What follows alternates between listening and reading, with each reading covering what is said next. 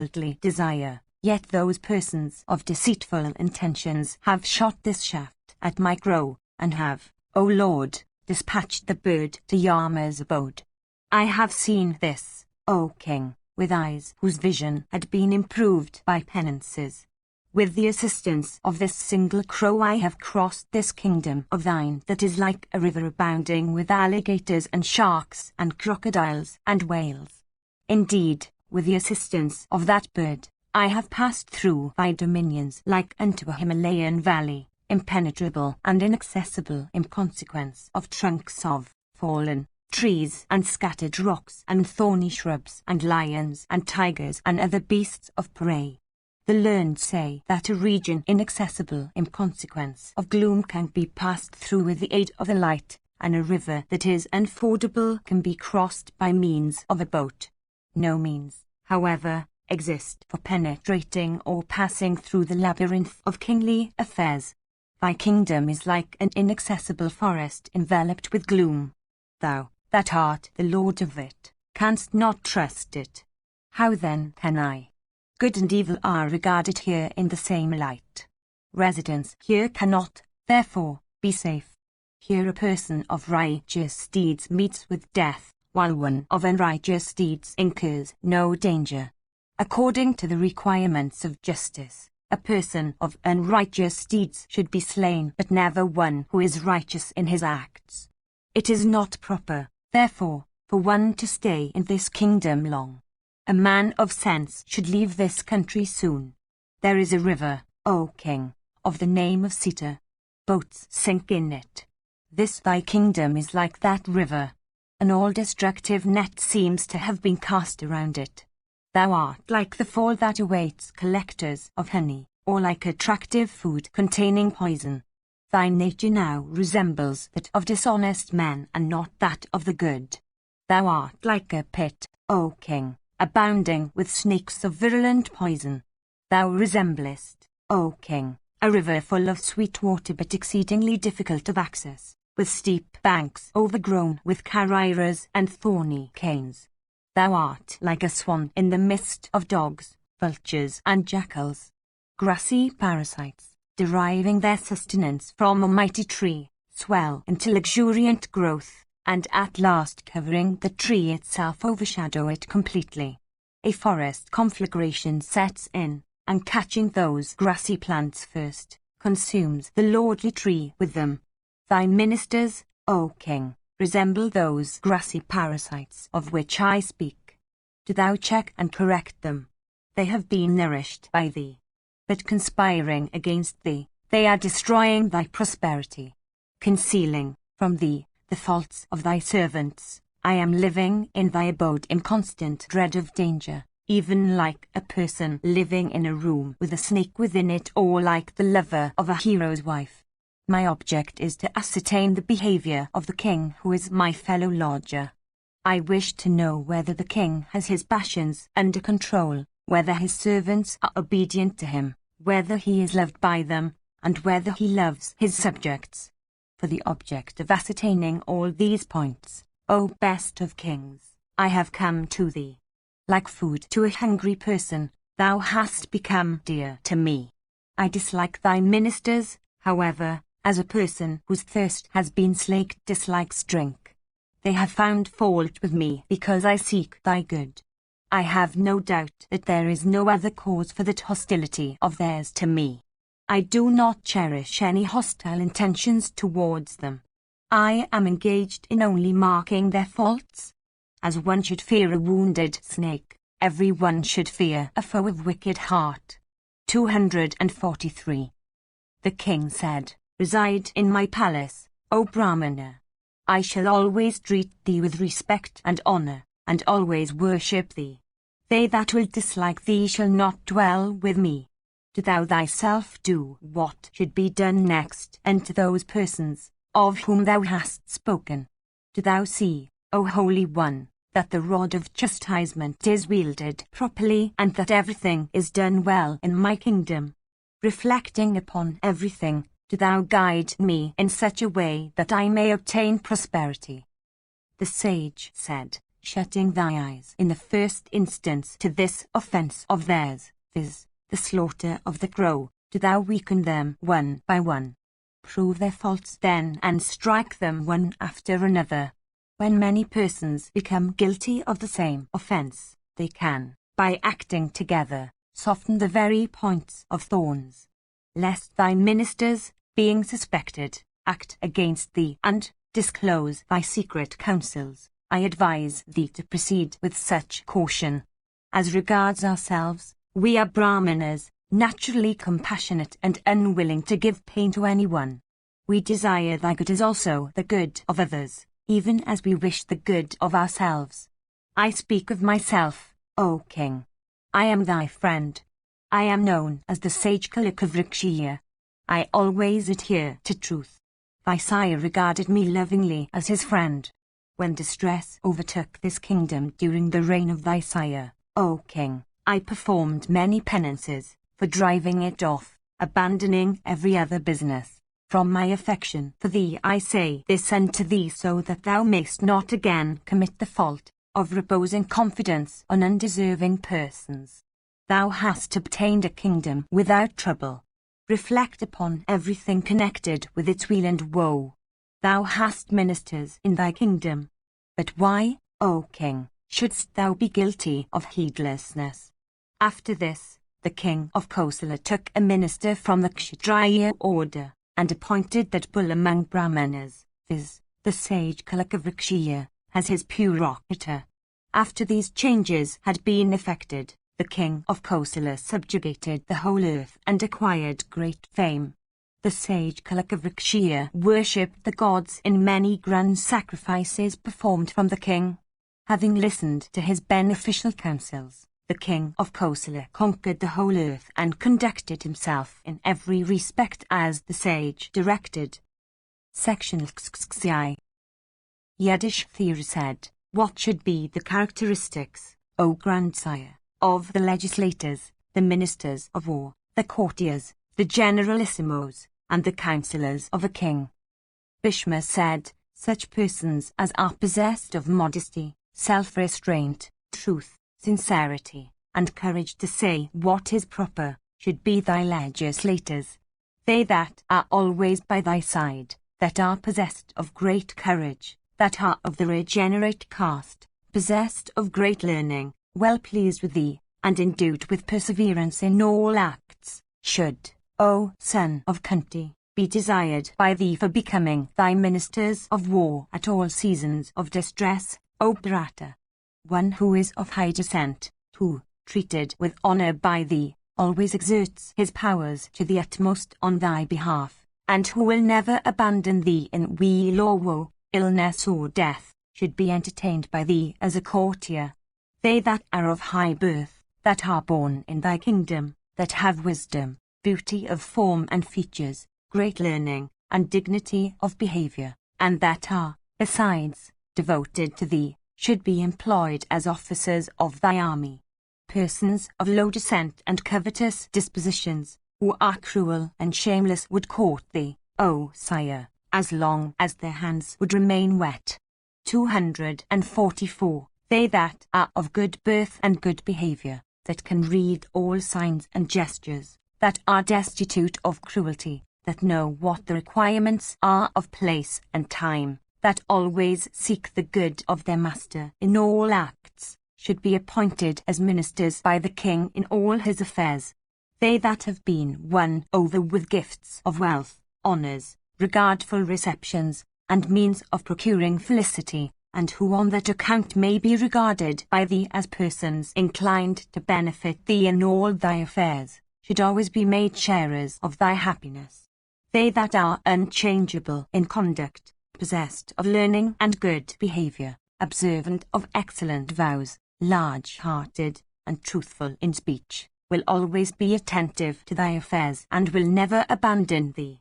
They, on the other hand, that are disrespectable, that are not observant of restraints, that are of wicked souls, and that have fallen away from good practices, should always be compelled by thee to observe all wholesome restraints. When the question is which of two sides should be adopted, Thou shouldst not abandon the many for adopting the side of one. When, however, that one person transcends the many in consequence of the possession of many accomplishments, then thou shouldst, for that one, abandon the many. These are regarded as marks of superiority, viz., prowess, devotion to pursuits that bring fame, and observance of wholesome restraints.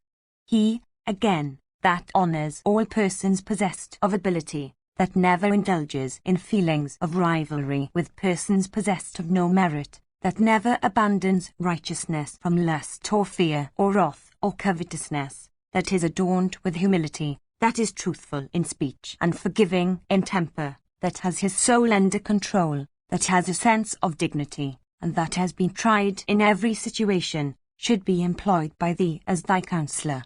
High descent, purity of blood, forgiveness, cleverness, and purity of soul, bravery, gratefulness, and truth, are, O son of Pritha, marks of superiority and goodness. A wise man who conducts himself in this way, 245, succeeds in disarming his very foes of their hostility and converting them into friends. A king that has his soul under restraint, that is possessed of wisdom, and that is desirous of prosperity, should carefully examine the merits and demerits of his ministers. A king desirous of prosperity and of shining in the midst of his contemporaries, should have for ministers persons connected with his trusted friends, possessed of high birth, born in his own kingdom, incapable of being corrupted, unstained by adultery and similar vices, well tested, belonging to good families, possessed of learning, sprung from sires and grandsires that held similar offices, and adorned with humility. The king should employ 5 such persons to look after his affairs as are possessed of intelligence unstained by pride, a disposition that is good, energy, patience, forgiveness, purity, loyalty, firmness, and courage, whose merits and faults have been well tested, who are of mature years, who are capable of bearing burthens, and who are free from deceit. Men that are wise in speech, that are possessed of heroism, that are full of resources under difficulties, that are of high birth, that are truthful, that can read signs, that are free from cruelty, that are conversant with the requirements of place and time, and that desire the good of their masters, should be employed by the king as his ministers in all affairs of the kingdom. One who is bereft of energy and who has been abandoned by friends can never work with perseverance. Such a man, if employed, fails in almost every business. A minister possessed of little learning, even if blessed with high birth and attentive to virtue, profit, and pleasure, becomes incompetent in choosing proper courses of action. Similarly, a person of low descent, even if possessed of great learning, always errs, like a blind man without a guide, in all acts requiring dexterity and foresight. A person, again, who is of infirm purposes, even if possessed of intelligence and learning, and even if conversant with means, cannot long act with success.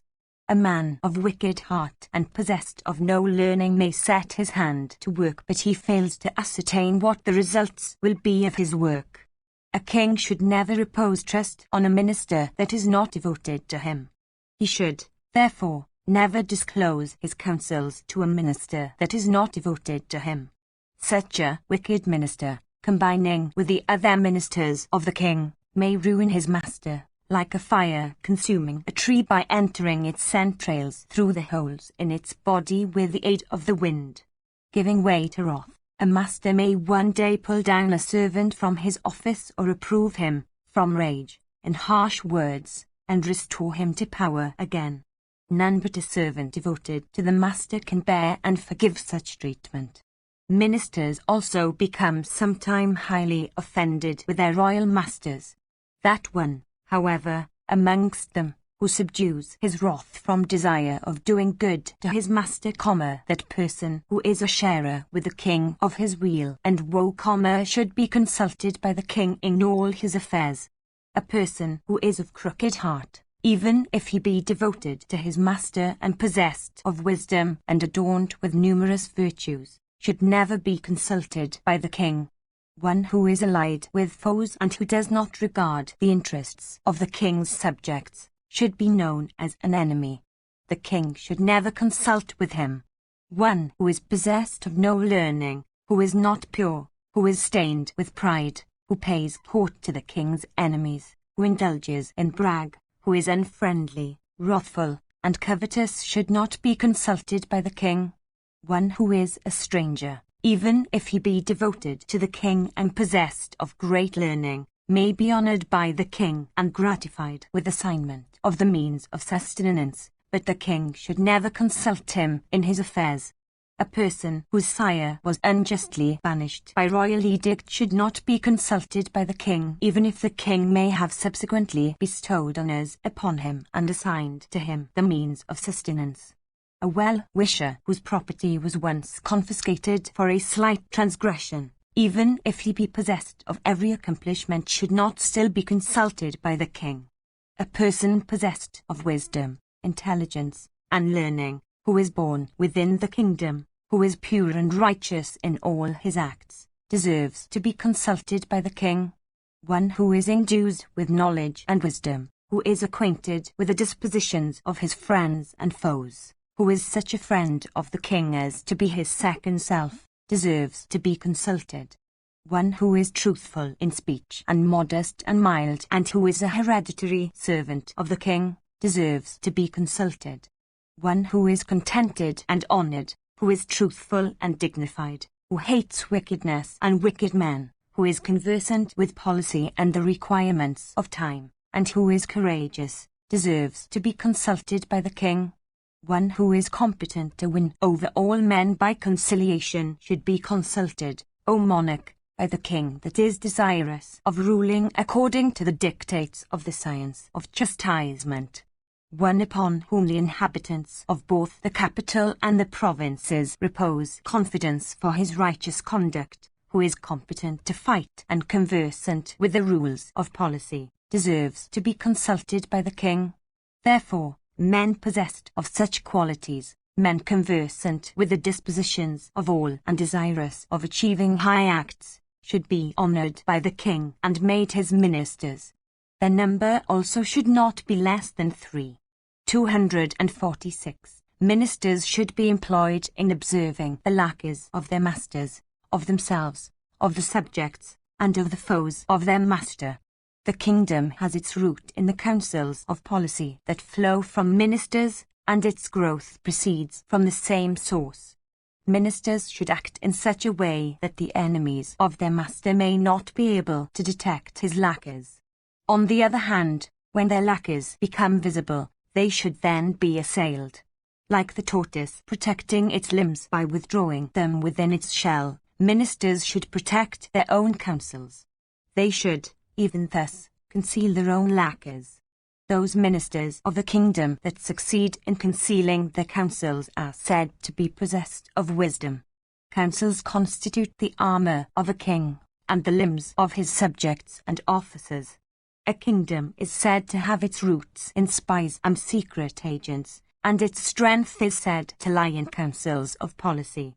If masters and ministers follow each other for deriving support from each other, subduing pride and wrath, and vanity and envy, they may then both become happy.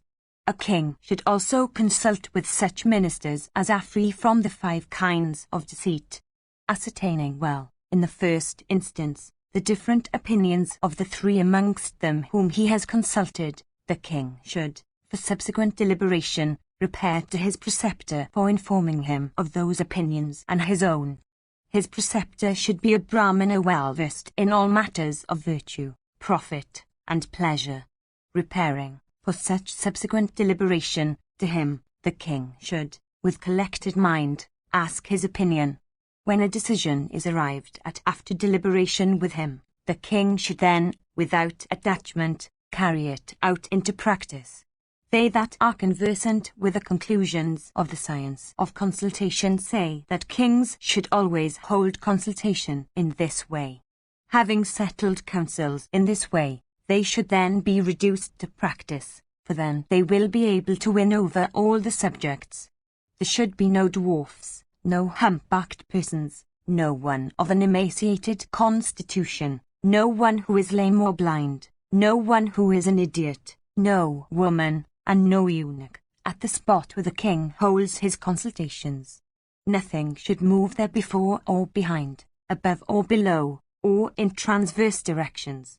Getting up on a boat, or repairing to an open space destitute of grass or grassy bushes, and whence the surrounding land may be clearly seen, the king should hold consultations at the proper time, avoiding faults of speech and gestures. Section Bishma said, in this connection, O Yudhishthira, the old account of a conversation between Vrihaspati and Sakra is cited. Sakra said, what is that one act, O regenerate one, by accomplishing which with care, a person may become the object of regard with all creatures and acquire great celebrity? Vrihaspati said, agreeableness of speech, O Sakra, is the one thing by practicing which a person may become an object of regard with all creatures and acquire great celebrity. This is the one thing, O Sakra, which gives happiness to all. By practicing it, one may always obtain the love of all creatures. The person who does not speak a word and whose face is always furrowed with frowns, becomes an object of hatred with all creatures. Abstention from agreeable speeches makes him so. That person who, upon beholding others, addresses them first and does so with smiles succeeds in making everyone gratified with him. Even gifts, if not made with agreeable speeches, do not delight the recipients, like rice without curry. If even the possessions of men, O Sakra, be taken away with sweet speeches, such sweetness of behavior succeeds in reconciling the robbed. A king, therefore, that is desirous of even inflicting chastisement should utter sweet words. Sweetness of speech never fails of its purpose, while, at the same time, it never pains any heart. A person of good acts and good, agreeable, and sweet speeches has no equal. Bhishma continued, thus addressed by his priest. Sakra began to act according to those instructions. Do thou also, O son of Kunti, practice this virtue. Section LXXXV. Yudhishthira said, O foremost of kings, what is that method by which a king ruling his subjects may, in consequence of it, obtain great blessedness and eternal fame? Bhishma said, a king of cleansed soul and attentive to the duty of protecting his subjects earns merit and fame, both here and hereafter, by conducting himself righteously. Yudhishthira said, with whom should the king behave in what way? Asked by me, O thou with great wisdom, it behoveth thee to tell me everything duly. Those virtues of which thou hast already spoken with respect to a person, cannot, it is my belief, be found to exist in any single individual. Bhishma said, thou art endued with great intelligence, O Yudhishthira. It is even so as thou sayest. The person is very rare who is possessed of all those good qualities. To be brief, conduct like this, viz., the presence of all the virtues spoken of, is very difficult to be met with even upon careful search. I shall, however, tell thee what kinds of ministers should be appointed by thee. 4 Brahmanas, learned in the Vedas, possessed of the sense of dignity, belonging to the Snataka order, and of pure behavior, and 8 Kshatriyas, all of whom should be possessed of physical strength and capable of wielding weapons, and 21 Vaisyas, all of whom should be possessed of wealth, and 3 Sudras, every one of whom should be humble and of pure conduct and devoted to his daily duties, and 1 man of the Sutta caste, possessed of a knowledge of the Puranas and the 8 cardinal virtues, should be thy ministers. Every one of them should be 50 years of age, possessed of a sense of dignity, free from envy, conversant with the Srutis and the Smritis, humble, impartial, competent to readily decide in the midst of dispute and surging different courses of action, free from covetousness, and from the 7 dreadful vices called vyasanas. The king should consult with those 8 ministers and hold the lead among them. He should then publish in his kingdom, for the information of his subjects, the results of such deliberation. Thou shouldst always, adopting such a conduct, watch over thy people. Thou shouldst never confiscate what is deposited with thee or appropriate as thine the thing about whose ownership 2 persons may dispute. Conduct such as this would spoil the administration of justice. If the administration of justice be thus injured, sin will afflict thee, and afflict thy kingdom as well, and inspire thy people with fear as little birds at the sight of the hawk. Thy kingdom will then melt away like a boat wrecked on the sea. If a king governs his subjects with unrighteousness, fear takes possession of his heart and the door of heaven is closed against him. A kingdom, O bull among men, has its root in righteousness. That minister, or king's son, who acts unrighteously, occupying the seat of justice, and those officers who, having accepted the charge of affairs, act unjustly, moved by self-interest, all sink in hell along with the king himself. Those helpless men who are oppressed by the powerful and who indulge on that account in piteous and copious lamentations, have their protector in the king.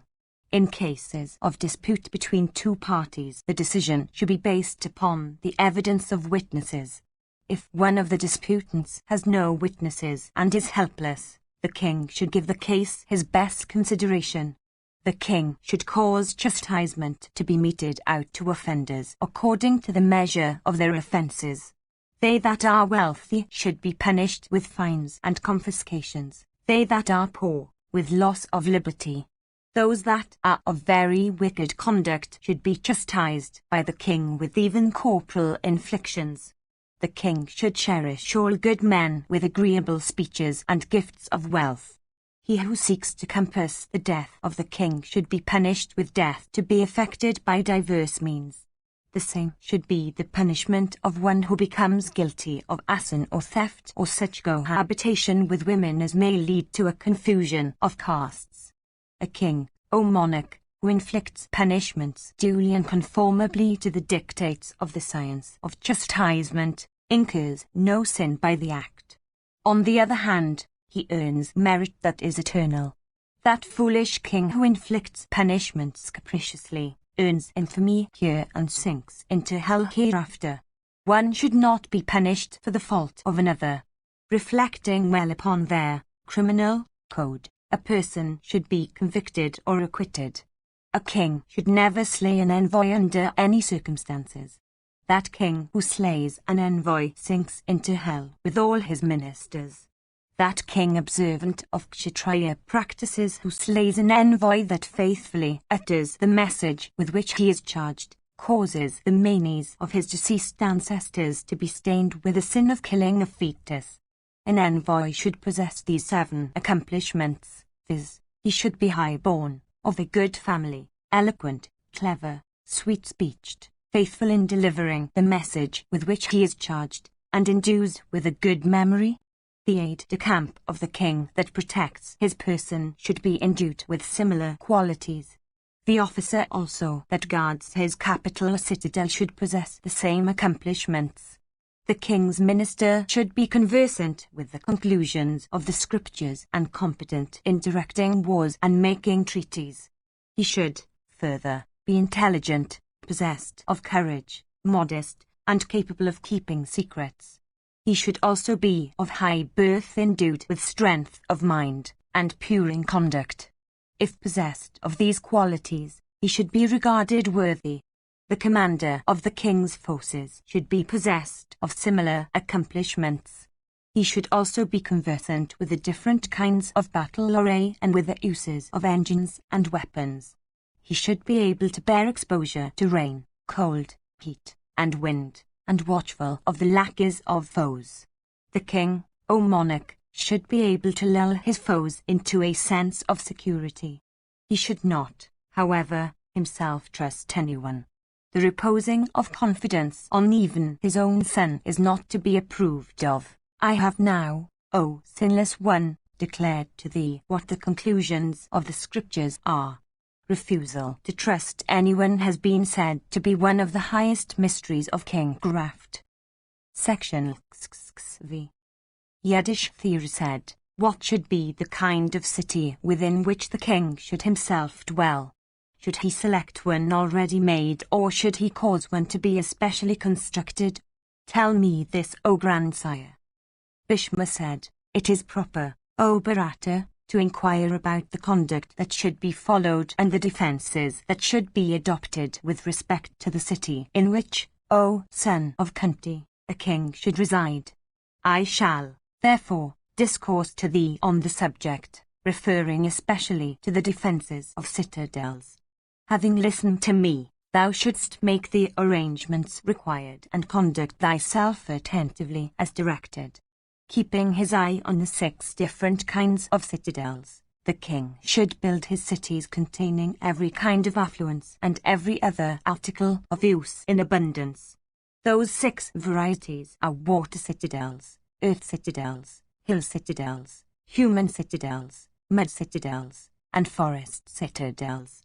247. The king, with his ministers and the army thoroughly loyal to him, should reside in that city which is defended by a citadel which contains an abundant stock of rice and weapons, which is protected with impenetrable walls, and a trench which teems with elephants and steeds and cars, which is inhabited by men possessed of learning and versed in the mechanical arts, where provisions of every kind have been well stored, whose population is virtuous in conduct and clever in business, and consists of strong and energetic men and animals, which is adorned with many open squares and rows of shops, where the behavior of all persons is righteous, where peace prevails, where no danger exists, which blazes with beauty and resounds with music and songs, where the houses are all spacious, where the residents number among them many brave and wealthy individuals, which echoes with the chant of Vedic hymns,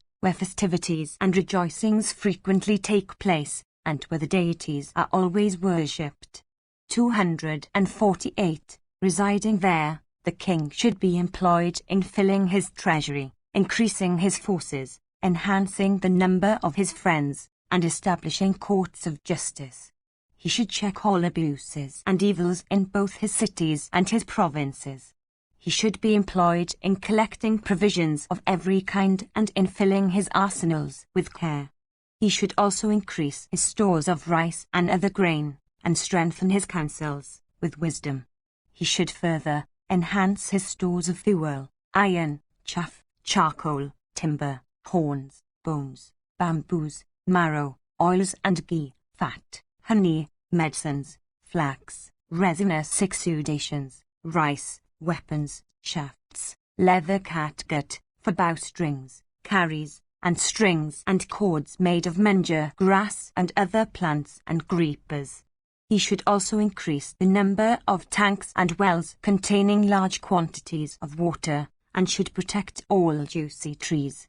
249. He should entertain with honor and attention preceptors of different sciences, ritwajas, and priests, mighty bowmen, persons skilled in architecture, astronomers and astrologers, and physicians, as also all men possessed of wisdom and intelligence and self-restraint and cleverness and courage and learning and high birth and energy of mind, and capable of close application to all kinds of work.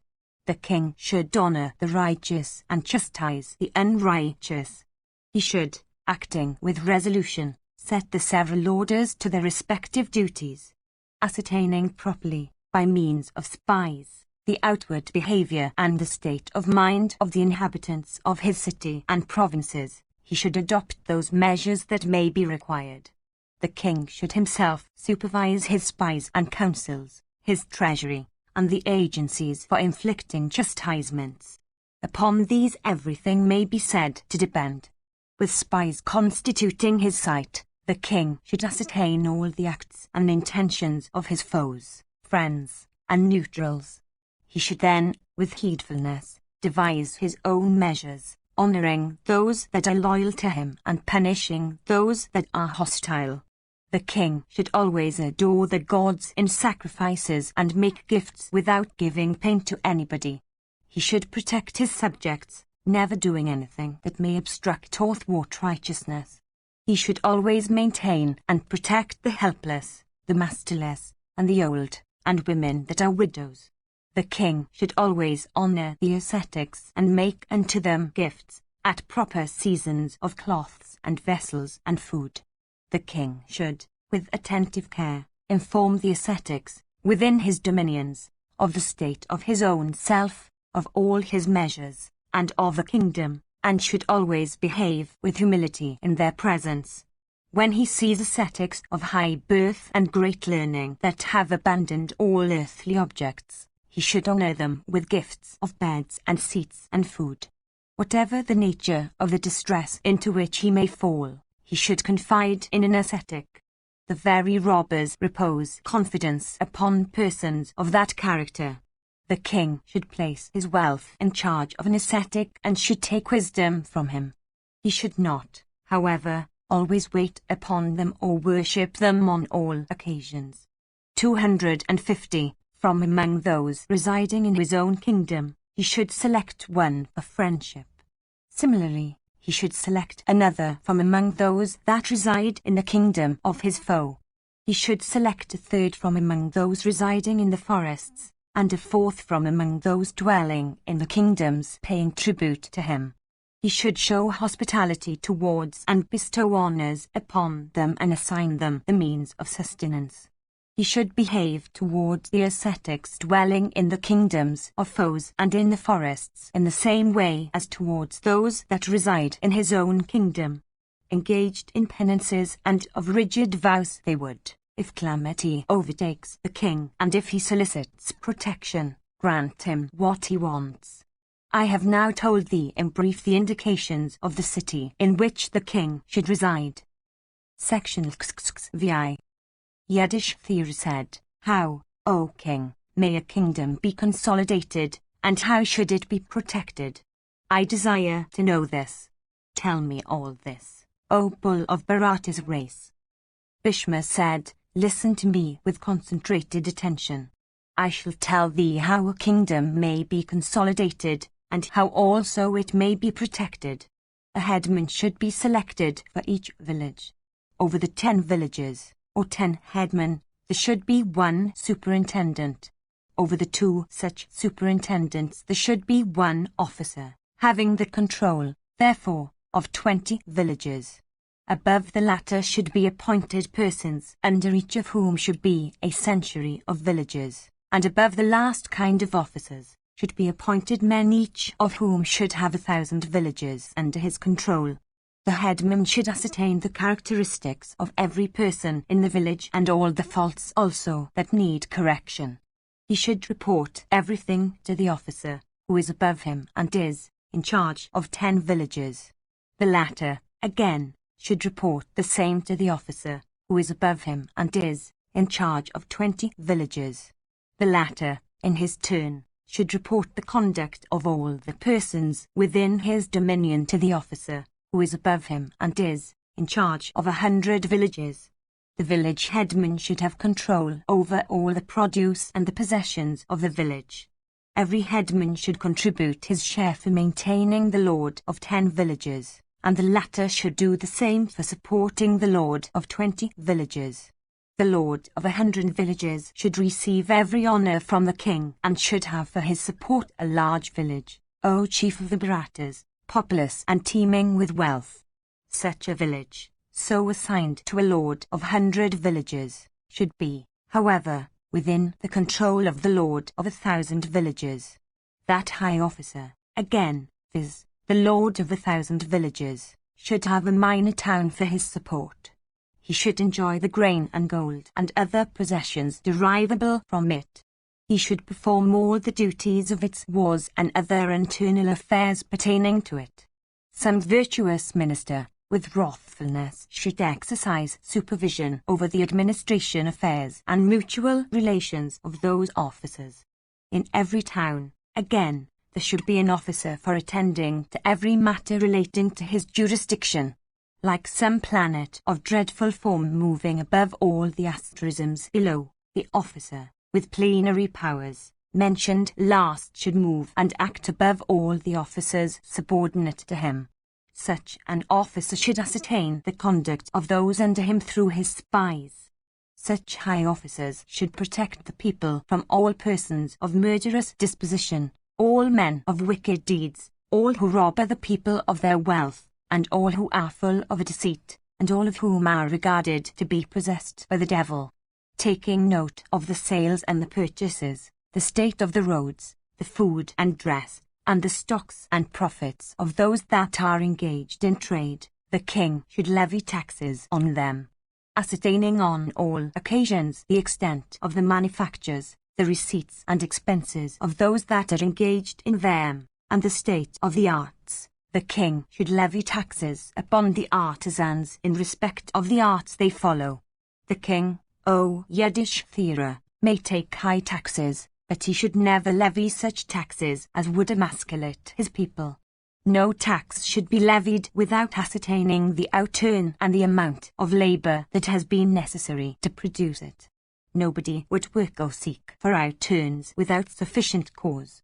251. The king should, after reflection, levy taxes in such a way that he and the person who labours to produce the article taxed may both share the value.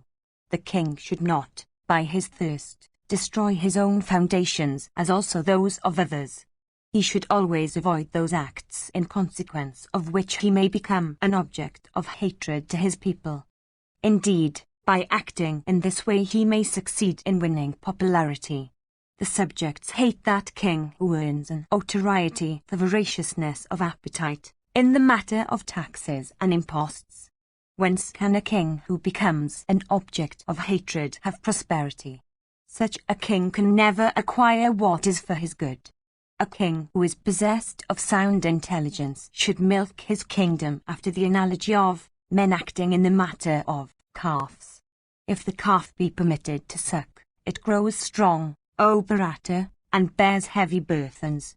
If, on the other hand, O Yudhishthira, the cow be milked too much, the calf becomes lean and fails to do much service to the owner. Similarly, if the kingdom be drained much, the subjects fail to achieve any act that is great. That king who protects his kingdom himself and shows favour to his subjects in the matter of taxes and imposts, and supports himself upon what is easily obtained, succeeds in earning many grand results. Does not the king then obtain wealth sufficient for enabling him to cope with his wants? 252. The entire kingdom, in that case, becomes to him his treasury, while that which is his treasury becomes his bedchamber. If the inhabitants of the cities and the provinces be poor, the king should, whether they depend upon him immediately or mediately, show them compassion to the best of his power. Chastising all robbers that infest the outskirts, the king should protect the people of his villages and make them happy. The subjects, in the case, becoming sharers of the king's weal and woe, feel exceedingly gratified with him. Thinking, in the first instance, of collecting wealth, the king should repair to the chief centres of his kingdom one after another and endeavour to inspire his people with fright. He should say unto them, Here, calamity threatens us. A great danger has arisen in consequence of the acts of the foe. There is every reason, however, to hope that the danger will pass away, for the enemy, like a bamboo that has flowered, will very soon meet with destruction. Many foes of mine, having risen up and combined with a large number of robbers, desire to put our kingdom into difficulties for meeting with destruction themselves. In view of this great calamity fraught with dreadful danger, I solicit your wealth for devising the means of your protection. When the danger passes away, I will give you what I now take. Our foes, however, will not give back what they, if unopposed, will take from you by force. On the other hand, if unopposed, they will even slay all your relatives, beginning with your very spouses. You certainly desire wealth for the sake of your children and wives. I am glad at your prosperity, and I beseech you as I would my own children. I shall take from you what it may be within your power to give me. I do not wish to give pain to anyone. In seasons of calamity, you should, like strong bulls, bear such burthens. In seasons of distress, wealth should not be so dear to you. A king conversant with the considerations relating to time should, with such agreeable, sweet, and complimentary words, send his agents and collect imposts from his people, pointing out to them the necessity of repairing his fortifications and of defraying the expenses of his establishment and other heads, inspiring them with the fear of foreign invasion, and impressing them with the necessity that exists for protecting them and enabling them to ensure the means of living in peace. The king should levy imposts upon the vassals of his realm. If the king disregards the vassals, they become lost to him, and abandoning his dominions remove themselves to the woods. The king should, therefore, behave with leniency towards them. The king, O son of Pritha, should always conciliate and protect the vassals, adopt measures for inspiring them with a sense of security and for ensuring them in the enjoyment of what they possess, and always do what is agreeable to them. The king, O Bharata, should always act in such a way towards the vassals that their productive powers may be enhanced. The vassals increase the strength of a kingdom, improve its agriculture, and develop its trade. A wise king, therefore, should always gratify them. Acting with heedfulness and leniency, he should levy mild imposts upon them. It is always easy to behave with goodness towards the vassals. There is nothing productive of greater good to a kingdom, O Yudhishthira, than the adoption of such behavior towards the vassals of the realm. Section VI. Yudhishthira said, Tell me, O grandsire, how should the king behave if, notwithstanding his great wealth, he desires for more? Bhishma said, A king, desirous of earning religious merit, should devote himself to the good of his subjects and protect them according to considerations of place and time and to the best of his intelligence and power. He should, in his dominions, adopt all such measures as would in his estimation secure their good as also his own. A king should milk his kingdom like a bee gathering honey from plants. 253. He should act like a keeper of the cow who draws milk from her without boring her udders and without starving the calf. The king should, in the matter of taxes, act like the leech drawing blood mildly. He should conduct himself towards his subjects like a tigress in the matter of carrying her cubs, touching them with her teeth but never piercing them therewith. He should behave like a mouse which, though possessed of sharp and pointed teeth, still cuts the feet of sleeping animals in such a manner that they do not at all become conscious of it. A little by little should be taken from a growing subject, and by this means should he be shorn. The demand should then be increased gradually till what is taken assumes a fair proportion. The king should enhance the burthens of his subjects gradually, like a person gradually increasing the burthens of a young bullock. Acting with care and mildness, he should at last put the reins on them. If the reins are thus put, they would not become intractable. Indeed, adequate measures should be employed for making them obedient. Mere entreaties to reduce them to subjection would not do. It is impossible to behave equally towards all men. Conciliating those that are foremost, the common people should be reduced to obedience. Producing disunion, through the agency of their leaders, among the common people who are to bear the burthens, the king should himself come forward to conciliate them and then enjoy in happiness what he will succeed in drawing from them. The king should never impose taxes unseasonably and on persons unable to bear them. He should impose them gradually and with conciliation, in proper season and according to due forms. These contrivances that I declare unto thee are legitimate means of king graft. They are not reckoned as methods fraught with deceit. One who seeks to govern steeds by improper methods only makes them furious.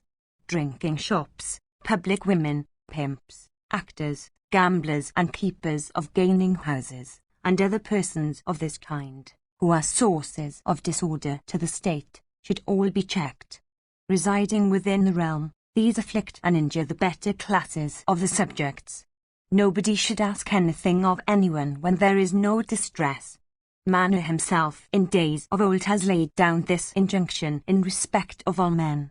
254. If all men were to live by asking or begging and abstain from work, the world would doubtless come to an end. The king alone is competent to restrain and check. That king who does not restrain his subjects from sin earns a fourth part of the sins committed by his people, in consequence of the absence of royal protection. This is the declaration of the Srutis. Since the king shares the sins of his subjects like their merits, he should, therefore, O monarch, restrain those subjects of his that are sinful. The king that neglects to restrain them becomes himself sinful. He earns, as already said, a fourth part of their sins as he does a fourth part of their merits. The following faults of which I speak should be checked. They are such as impoverish everyone. What wicked act is there that a person governed by passion would not do? A person governed by passion indulges in stimulants and meat, and appropriates the wives and the wealth of other people, and sets a bad example for imitation by others. They that do not live upon alms may beg in seasons of distress. The king should, observant of righteousness, make gifts unto them from compassion but not from fear. Let there be no beggars in thy kingdom, nor robbers. It is the robbers, and not virtuous men, that give unto beggars. Such givers are not real benefactors of men. Let such men reside in thy dominions as advance the interests of others and do them good, but not such as exterminate others. Those officers, O king, that take from the subjects more than what is due should be punished. Thou shouldst then appoint others so that these will take only what is due. Agriculture, rearing of cattle, trade and other acts of a similar nature should be caused to be carried on by many persons on the principle of division of labor. 255. If a person engaged in agriculture, cattle rearing, or trade, becomes inspired with a sense of insecurity, in consequence of thieves and tyrannical officers, the king, as a consequence, incurs infamy. The king should always honour those subjects of his that are rich and should say unto them, Do ye, with me, advance the interest of the people. In every kingdom, they that are wealthy constitute an estate in the realm. Without doubt, a wealthy person is the foremost of men. 256. He that is wise, or courageous, or wealthy, or influential, or righteous, or engaged in penances, or truthful in speech, or gifted with intelligence, assists in protecting his fellow subjects. For these reasons, O monarch, do thou love all creatures, and display the qualities of truth, sincerity, absence of wrath, and abstention from injury. Thou shouldst thus wield the rod of chastisement, and enhance thy treasury and support thy friends and consolidate thy kingdom thus, practicing the qualities of truthfulness and sincerity and supported by thy friends, treasury and forces. Section 6. Bhishma said, Let not such trees as yield edible fruits be cut down in thy dominions. Fruits and roots constitute the property of the Brahmanas. The sages have declared this to be an ordinance of religion. The surplus, after supporting the Brahmanas, should go to the support of other people. Nobody should take anything by doing an injury to the Brahmanas. 257. If a Brahmana, afflicted for want of support, desires to abandon a kingdom for obtaining livelihood elsewhere, the king, O monarch, should, with affection and respect, assign unto him the means of sustenance. If he does not still abstain from leaving the kingdom, the king should repair to an assembly of Brahmanas and say, Such a Brahmana is leaving the kingdom. In whom shall my people then find an authority for guiding them? 258. If after this, he does not give up his intention of leaving, and says anything, the king should say unto him, forget the past. This, O son of Kunti, is the eternal way of royal duty. 259. The king should further say unto him, indeed, O Brahmana, people say that only should be assigned to a Brahmana which would be just sufficient for maintaining him. I, however, do not accept that opinion. On the other hand, I think that if a Brahmana seeks to leave a kingdom for the king's neglect in providing him with means of support, such means should be assigned to him, and, further, if he intends to take that step for procuring the means of luxury, he should still be requested to stay unsupplied with ever those means. 260. Agriculture, cattle rearing, and trade provide all men with the means of living. A knowledge of the Vedas, however, provide them with the means of obtaining heaven. They, therefore, that obstruct the study of the Vedas and the cause of Vedic practices, are to be regarded as enemies of society. 261. It is for the extermination of these that Brahman created Kshatriyas. Subdue thy foes, protect thy subjects, worship the deities in sacrifices, and fight battles with courage, O delighter of the Kuras. A king should protect those that deserve protection.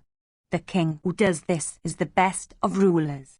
Those kings that do not exercise the duty of protection live a vain life.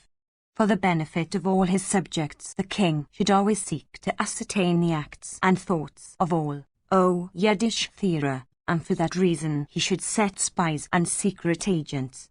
262. Protecting others from thy own, and thy own from others, as also others from others, and thy own from thy own, do thou always cherish thy people.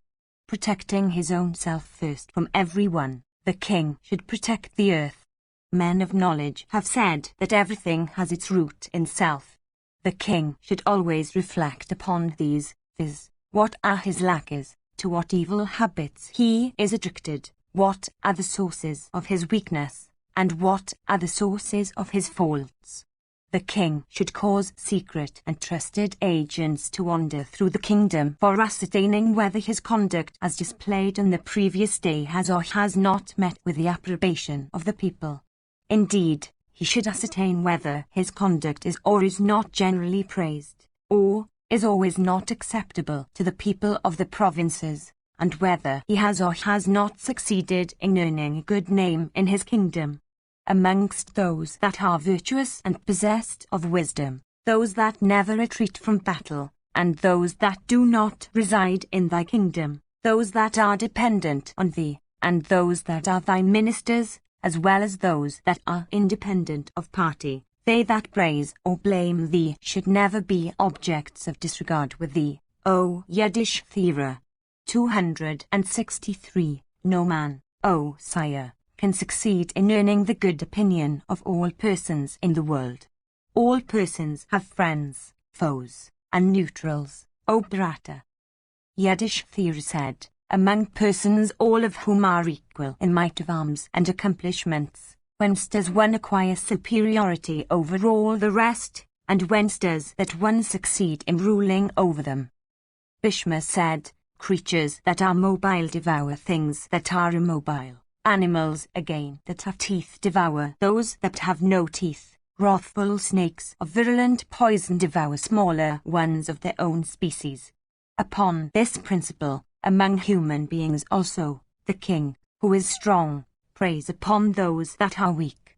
The king, O Yudhishthira, should always be heedful of his subjects as also of his foes.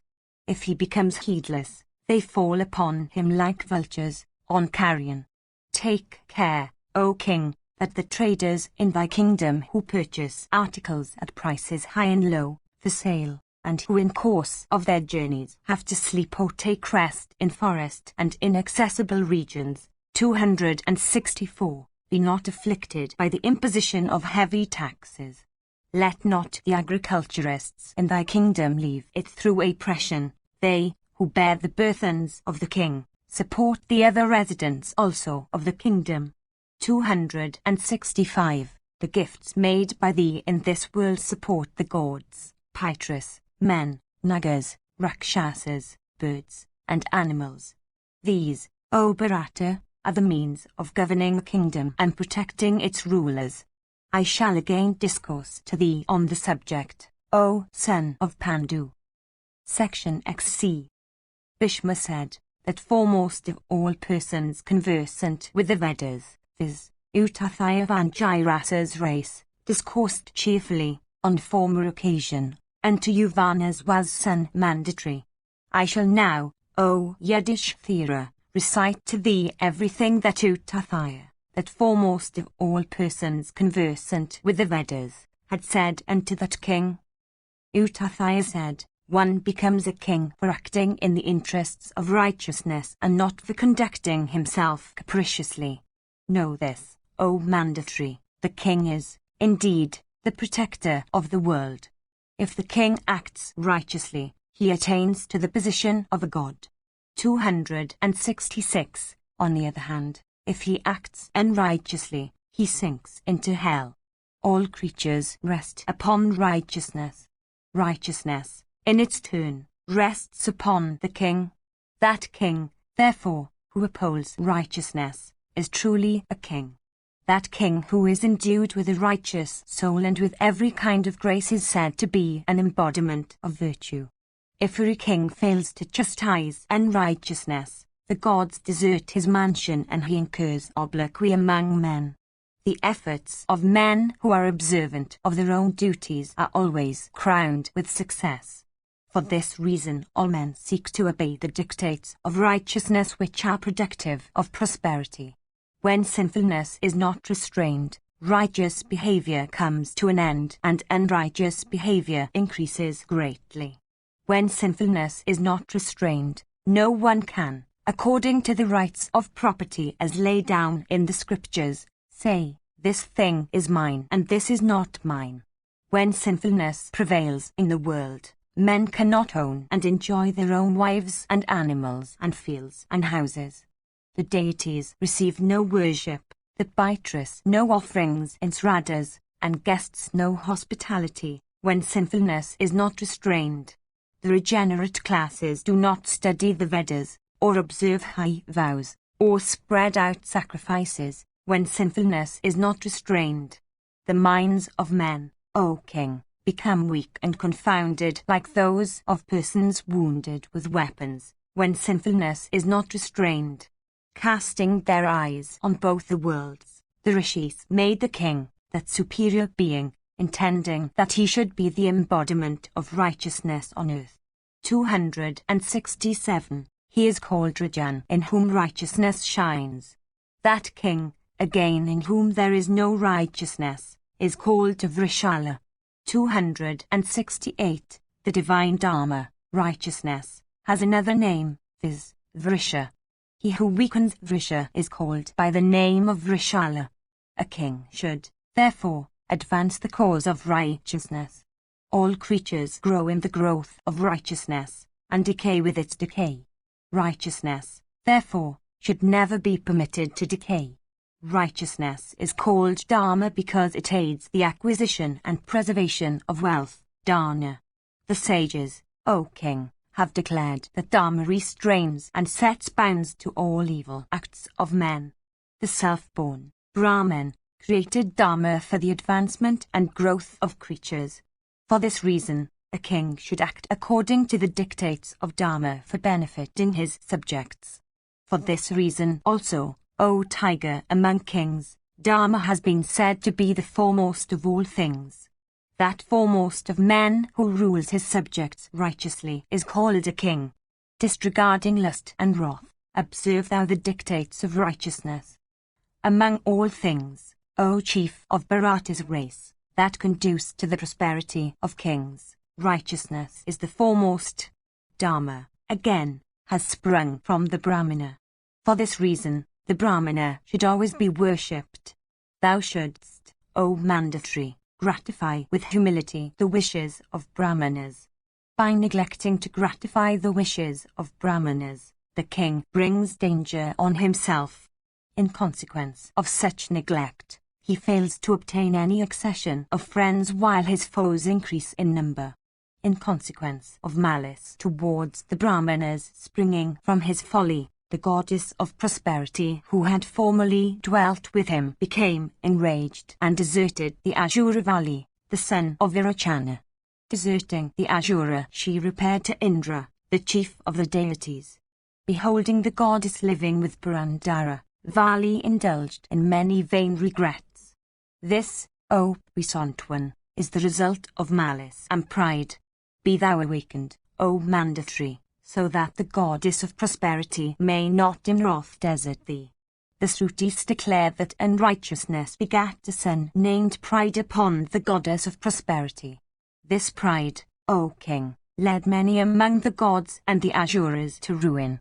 Many royal sages also have suffered destruction on his account. Do thou, therefore, awaken, O king. He who succeeds in conquering him becomes a king. He, on the other hand, who suffers himself to be conquered by him, becomes a slave. If, O Mandathri, thou wishest for an eternal life of felicity, live as a king should that does not indulge in these two, viz., pride and unrighteousness. Abstain from companionship with him that is intoxicated with pride, him that is heedless of the dictates of honesty, him that is a scoffer of religion, him that is insensate, and forbear to pay court to all of them when united. Keep thyself aloof from the company of ministers whom thou hast once punished, and especially of women, as also from mountains and uneven lands and inaccessible fastnesses and elephants and horses and noxious reptiles. Thou shouldst also give up wandering in the night, and avoid the faults of stinginess and vanity and boastfulness and wrath.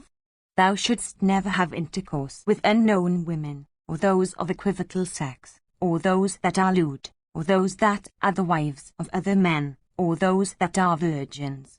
When the king does not restrain vice, a confusion of castes follows, and sinful rakshasas, and persons of neutral sex, and children destitute of limbs or possessed of thick tongues, and idiots, begin to take birth in even respectable families.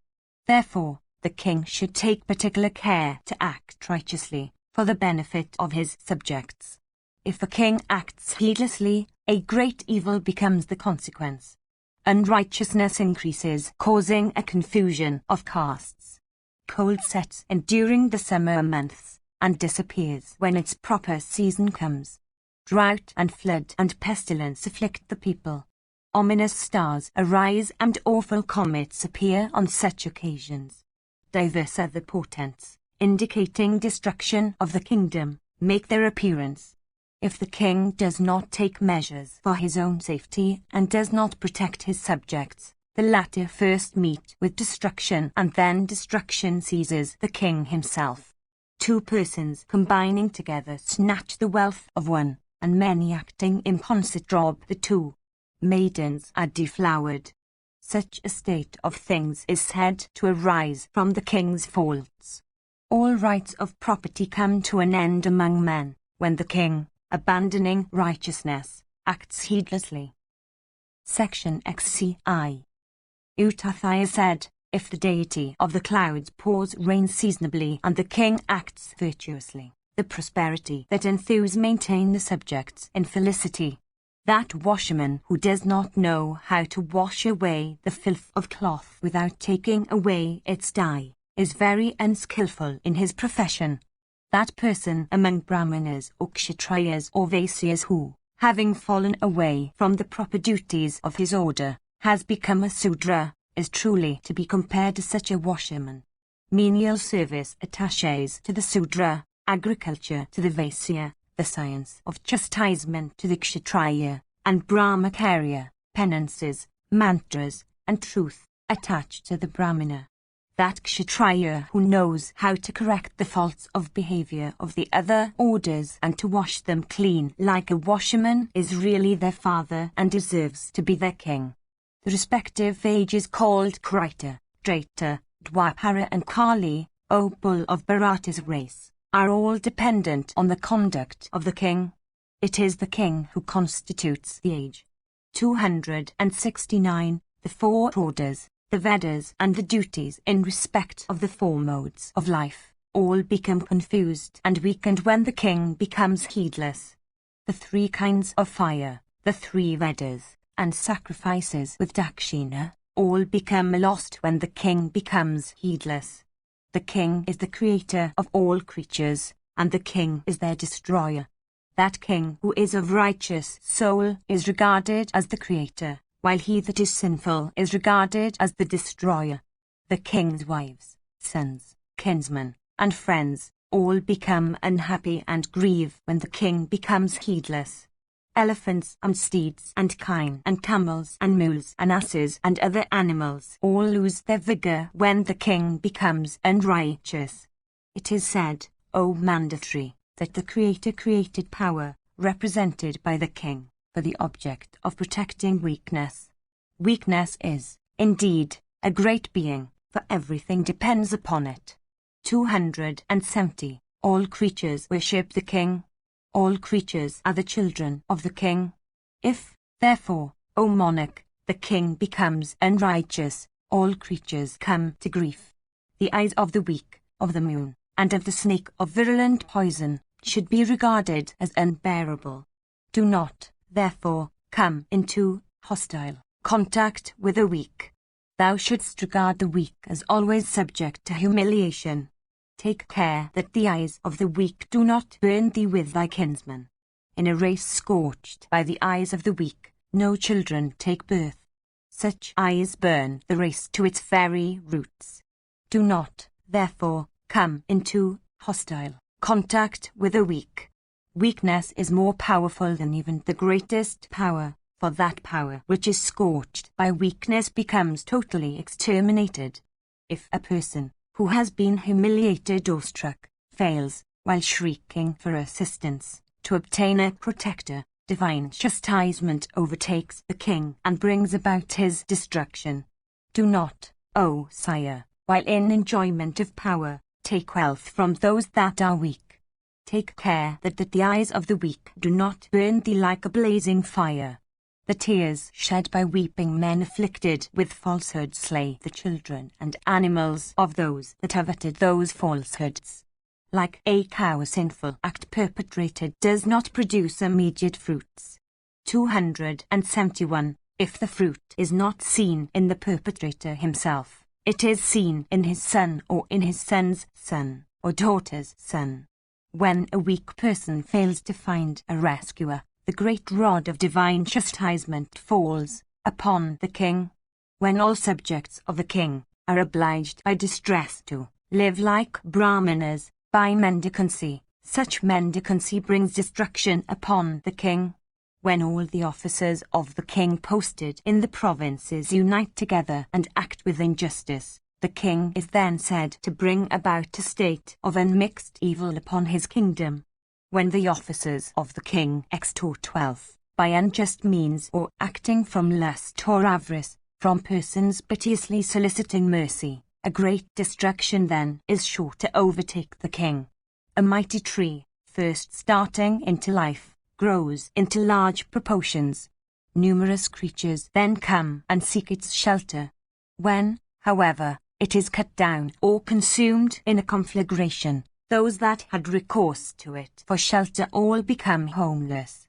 272. When the residents of the kingdom perform acts of righteousness and all religious rites, and applaud the good qualities of the king, the latter reaps an accession of affluence.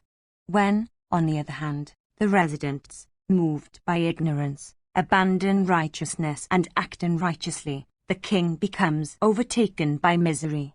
When sinful men whose acts are known are allowed to move among the righteous, without being punished for their misdeeds, Kali then overtakes the rulers of those realms. 273. When the king causes chastisement to overtake all wicked people, his kingdom thrives in prosperity. The kingdom of that king certainly thrives who pays proper honors to his ministers and employs them in measures of policy and in battles. Such a ruler enjoys the wide earth forever. That king who duly honors all good acts and good speeches succeeds in earning great merit. The enjoyment of good things after sharing them with others, paying proper honors to the ministers, and subjugation of persons intoxicated with strength, are said to constitute the great duty of a king. Protecting all men by words, body, and deeds, and never forgiving his son himself, if he has offended, constitute the great duty of the king. The maintenance of those that are weak by sharing with them the things he has, and thereby increasing their strength constitute the duty of the king. Protection of the kingdom, extermination of robbers, and conquering in battle, constitute the duty of the king. Never to forgive a person, however dear, if he has committed an offense by act or word, constitutes the duty of the king. Protecting those that solicit shelter, as he would protect his own children, and never depriving one of the honors to which he is entitled constitute the duty of the king. 274. Adoring the deities with a devoted heart, in sacrifices completed by presents, and subduing lust and envy, constitute the duty of the king. Wiping the tears of the distressed, the helpless, and the old, and inspiring them with joy, constitute the duty of the king. Aggrandizing friends, weakening foes, and honoring the good, constitute the duty of the king.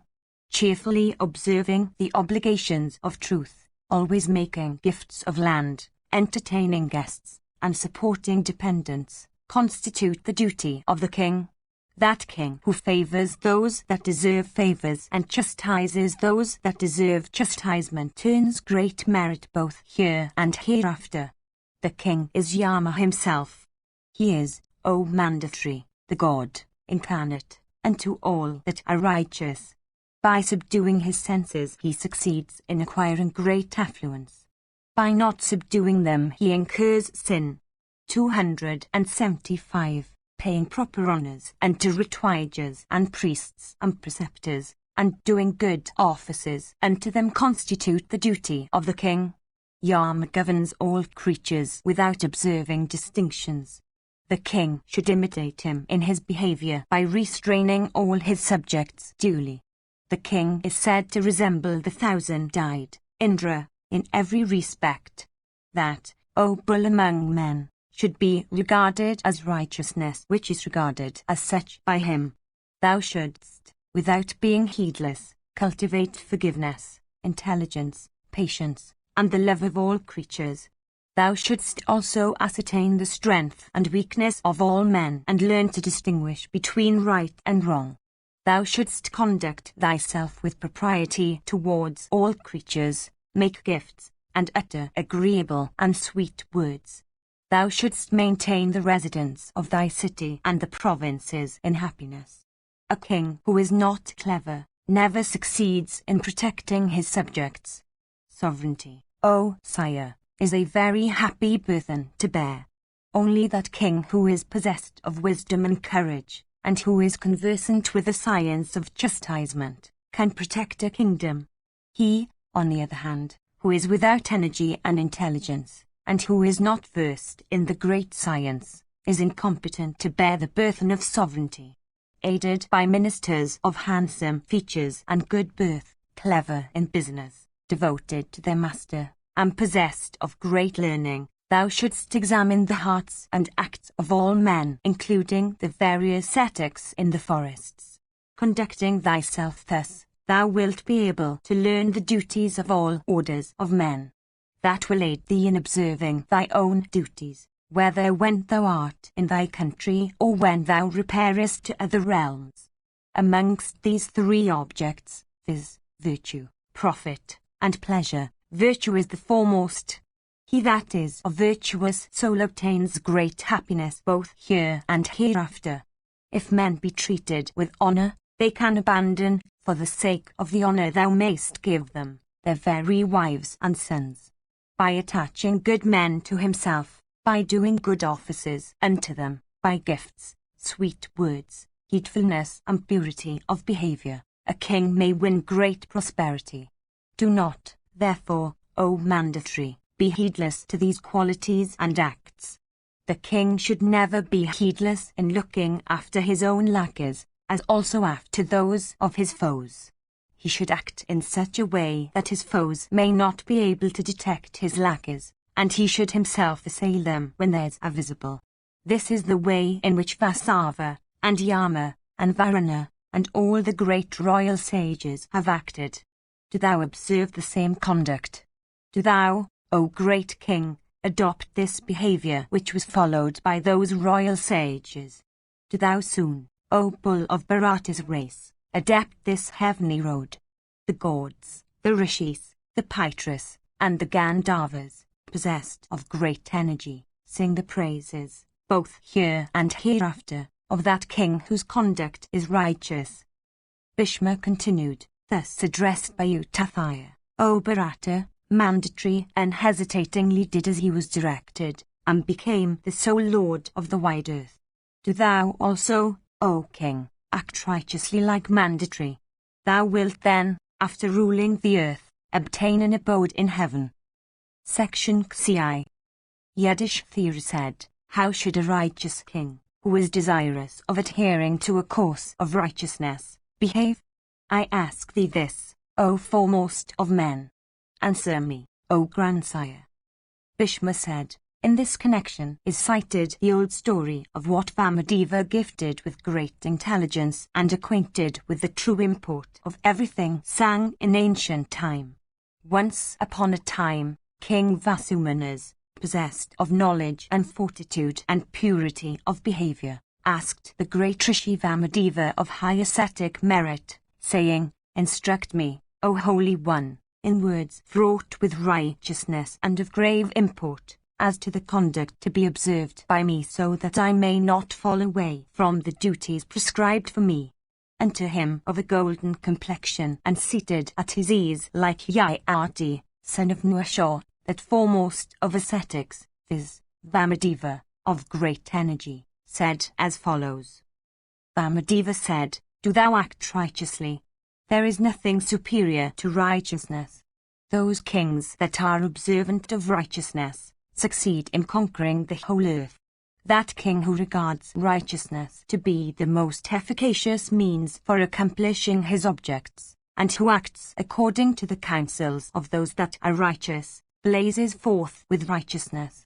That king who disregards righteousness and desires to act with brute force, soon falls away from righteousness and loses both righteousness and profit.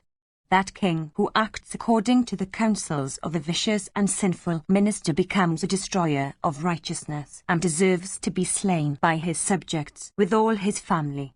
Indeed, he very soon meets with destruction. That king who is incompetent to discharge the duties of statecraft, who is governed by caprice in all his acts, and who indulges in brag, soon meets with destruction even if he happens to be ruler of the whole earth. That king, on the other hand, who is desirous of prosperity, who is free from malice, who has his senses under control, and who is gifted with intelligence, thrives in affluence like the ocean swelling with the waters discharged into it by 100 streams. He should never consider himself to have a sufficiency of virtue, enjoyments, wealth, intelligence, and friends. Upon these depends the conduct of the world. By listening to these counsels, a king obtains fame, achievements, prosperity, and subjects. Devoted to virtue, that king who seeks the acquisition of virtue and wealth by such means, and who begins all his measures after reflecting upon their objects, succeeds in obtaining great prosperity. That king who is illiberal, and without affection, who afflicts his subjects by undue chastisements, and who is rash in his acts, soon meets with destruction. That king who is not gifted with intelligence fails to see his own faults. Covered with infamy here, he sinks into hell hereafter. If the king gives proper honor to them that deserve it, makes gifts, and recognizes the value of sweet speeches by himself uttering them on all occasions, his subjects then dispel the calamities that overtake him, as if these had fallen upon themselves. That king who has no instructor in the ways of righteousness and who never asks others for counsels, and who seeks to acquire wealth by means that caprice suggests, never succeeds in enjoying happiness long. That king, on the other hand, who listens to the instructions of his preceptors in matters connected with virtue, who supervises the affairs of his kingdom himself, and who in all his acquisitions is guided by considerations of virtue, succeeds in enjoying happiness for a long time. 276. Section XI. Vamadeva continued, when the king, who is powerful, acts unrighteously towards the weak, they who take their birth in his race imitate the same conduct. Others, again, imitate that wretch who sets sin a-going. Such imitation of the man ungoverned by restraints soon brings destruction upon the kingdom. The conduct of a king who is observant of his proper duties is accepted by men in general as a model for imitation. The conduct, however, of a king who falls away from his duties is not tolerated by his very kinsfolk. That rash king who, disregarding the injunctions laid down in the scriptures, acts with high-handedness in his kingdom, very soon meets with destruction. That kshatriya who does not follow the conduct observed from days of old by other kshatriyas, conquered or unconquered, is said to fall away from kshatriya duties. Having seized in battle a royal foe that did some good to the conqueror on a former occasion, that king who does not, actuated by malice, pay him honors, is said to fall away from kshatriya duties. The king should display his power, live cheerfully, and do what is necessary in seasons of danger. Such ruler becomes the beloved of all creatures and never falls away from prosperity. If thou dost disservice to any person, thou shouldst, when the turn comes, do him service. One who is not loved becomes an object of love, if he does what is agreeable. Untruthful speeches should be avoided. Thou shouldst do good to others without being solicited. Thou shouldst never abandon righteousness from lust or wrath or malice. Do not give harsh answers when questioned by anybody. Do not utter undignified speeches. Never be in a hurry to do anything. Never indulge in malice. By such means is a foe won over. Do not give way to exclusive joy when anything agreeable occurs, nor suffer thyself to be overwhelmed with sorrow when anything disagreeable occurs. Never indulge in grief when thy pecuniary resources are exhausted, and always remember the duty of doing good to thy subjects. That king who always does what is agreeable by virtue of his disposition achieves success in all his measures and is never shorn of prosperity. The king should always, with heedfulness, cherish that devoted servant who abstains from doing what is injurious to his master and who always does what is for his good.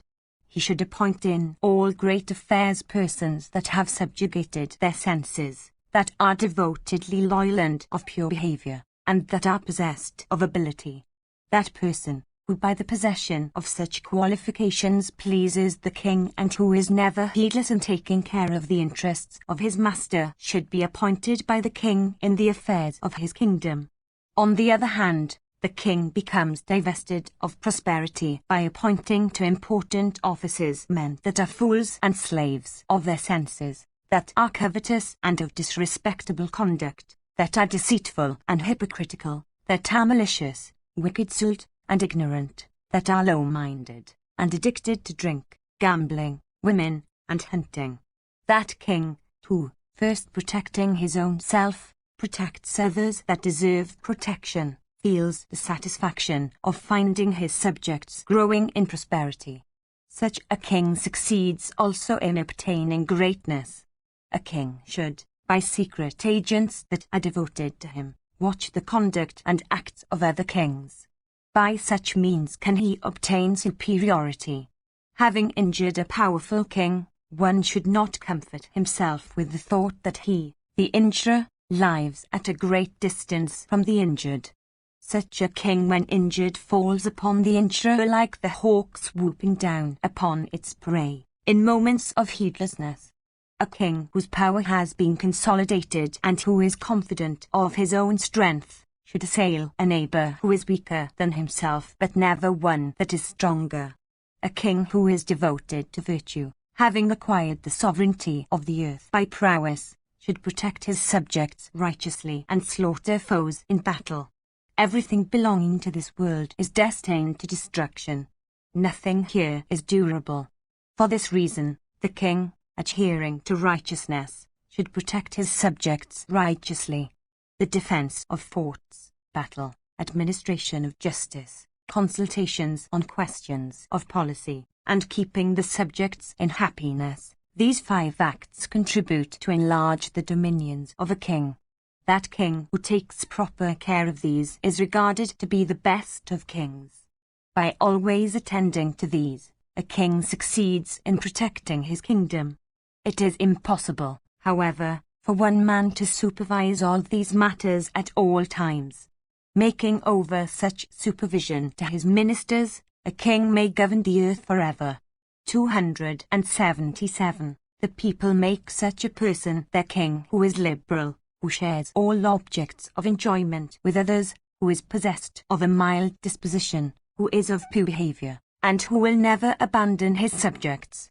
He is obeyed in the world who, having listened to counsels of wisdom, accepts them, abandoning his own opinions. That king who does not tolerate the counsels of a well-wisher in consequence of their opposition to his own views, who listens with inattention to what is said unto him in opposition to his views, and who does not always follow the conduct of high and noble persons conquered or unconquered, is said to fall away from the duties of kshatriyas. From ministers that have once been chastised, from women in especial, from mountains and inaccessible regions, from elephants and horses and reptiles, the king should always, with heedfulness, protect his own self. 278. That king who, abandoning his chief ministers, makes favourites of low persons, soon falls into distress, and never succeeds in compassing their intended ends of his measures. That king of infirm soul, who, yielding to the influence of wrath and malice, does not love and honour those amongst his kinsmen that are possessed of good qualities, is said to live on the very verge of destruction. That king, who attaches to himself accomplished persons by doing good to them even though he may not like them at heart, succeeds in enjoying fame forever. Thou shouldst never impose taxes unseasonably. Thou shouldst not be grieved at the occurrence of anything disagreeable, nor rejoice exceedingly at anything agreeable. Thou shouldst always set thyself to the accomplishment of good acts. Who amongst the dependent kings is truly devoted to thee, and who is loyal to thee from fear, and who amongst them has faults, should always be ascertained by thee. The king, even if he be powerful, should trust them that are weak, for in moments of heedlessness the weak may assail the powerful like a flock of vultures seizing their prey. A man of sinful soul seeks to injure his master even if the latter be sweet-speeched and possessed of every accomplishment. Do not, therefore, place thy confidence upon such men. Nuasho's son Yayati, in declaring the mysteries of kingcraft, said that a person engaged in ruling men should slay even foes that are contemptible. Section Ksif. Vamadeva said, the king should win victories without battles. Victories achieved by battles are not spoken of highly, O monarch, by the wise. When the sovereign's own power has not been confirmed, he should not seek to make new acquisitions. It is not proper that a king whose power has not been consolidated should seek to make such acquisitions. The power of that king whose dominions are wide and abound with wealth, whose subjects are loyal and contented, and who has a large number of officers, is said to be confirmed. That king whose soldiery are contented, gratified, with pay and prize, and competent to deceive foes can with even a small force subjugate the whole earth. The power of that king whose subjects, whether belonging to the cities or the provinces, have compassion for all creatures, and possessed of wealth and grain, is said to be confirmed. When the king thinks that his power is greater than that of a foe, he should then, aided by his intelligence, seek to acquire the latter's territories and wealth. A king whose resources are increasing, who is compassionate unto all creatures, who never loses any time by procrastination, and who is careful in protecting his own self, succeeds in earning advancement. That king who behaves deceitfully towards his own people that have not been guilty of any fault, shears his own self like a person cutting down a forest with an axe. If the king does not always attend to the task of slaying his foes, the latter do not diminish. That king, again, who knows how to kill his own temper finds no enemies. If the king be possessed of wisdom, he would never do any act that is disapproved by good men. He would, on the other hand, always engage himself in such acts as would lead to his own benefit and that of others. That king who, having accomplished all his duties, becomes happy in the approbation of his own conscience, has never to incur the reproach of others and indulge in regrets.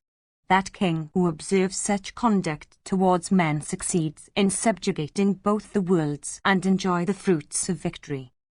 Bhishma continued, thus addressed by Vamadeva, King Vasumana did as he was directed. Without doubt, thyself also, following these counsels, shalt succeed in conquering both the worlds. Section XCV. Yudhishthira said, if a Kshatriya desires to subjugate another Kshatriya in battle, how should the former act in the matter of that victory?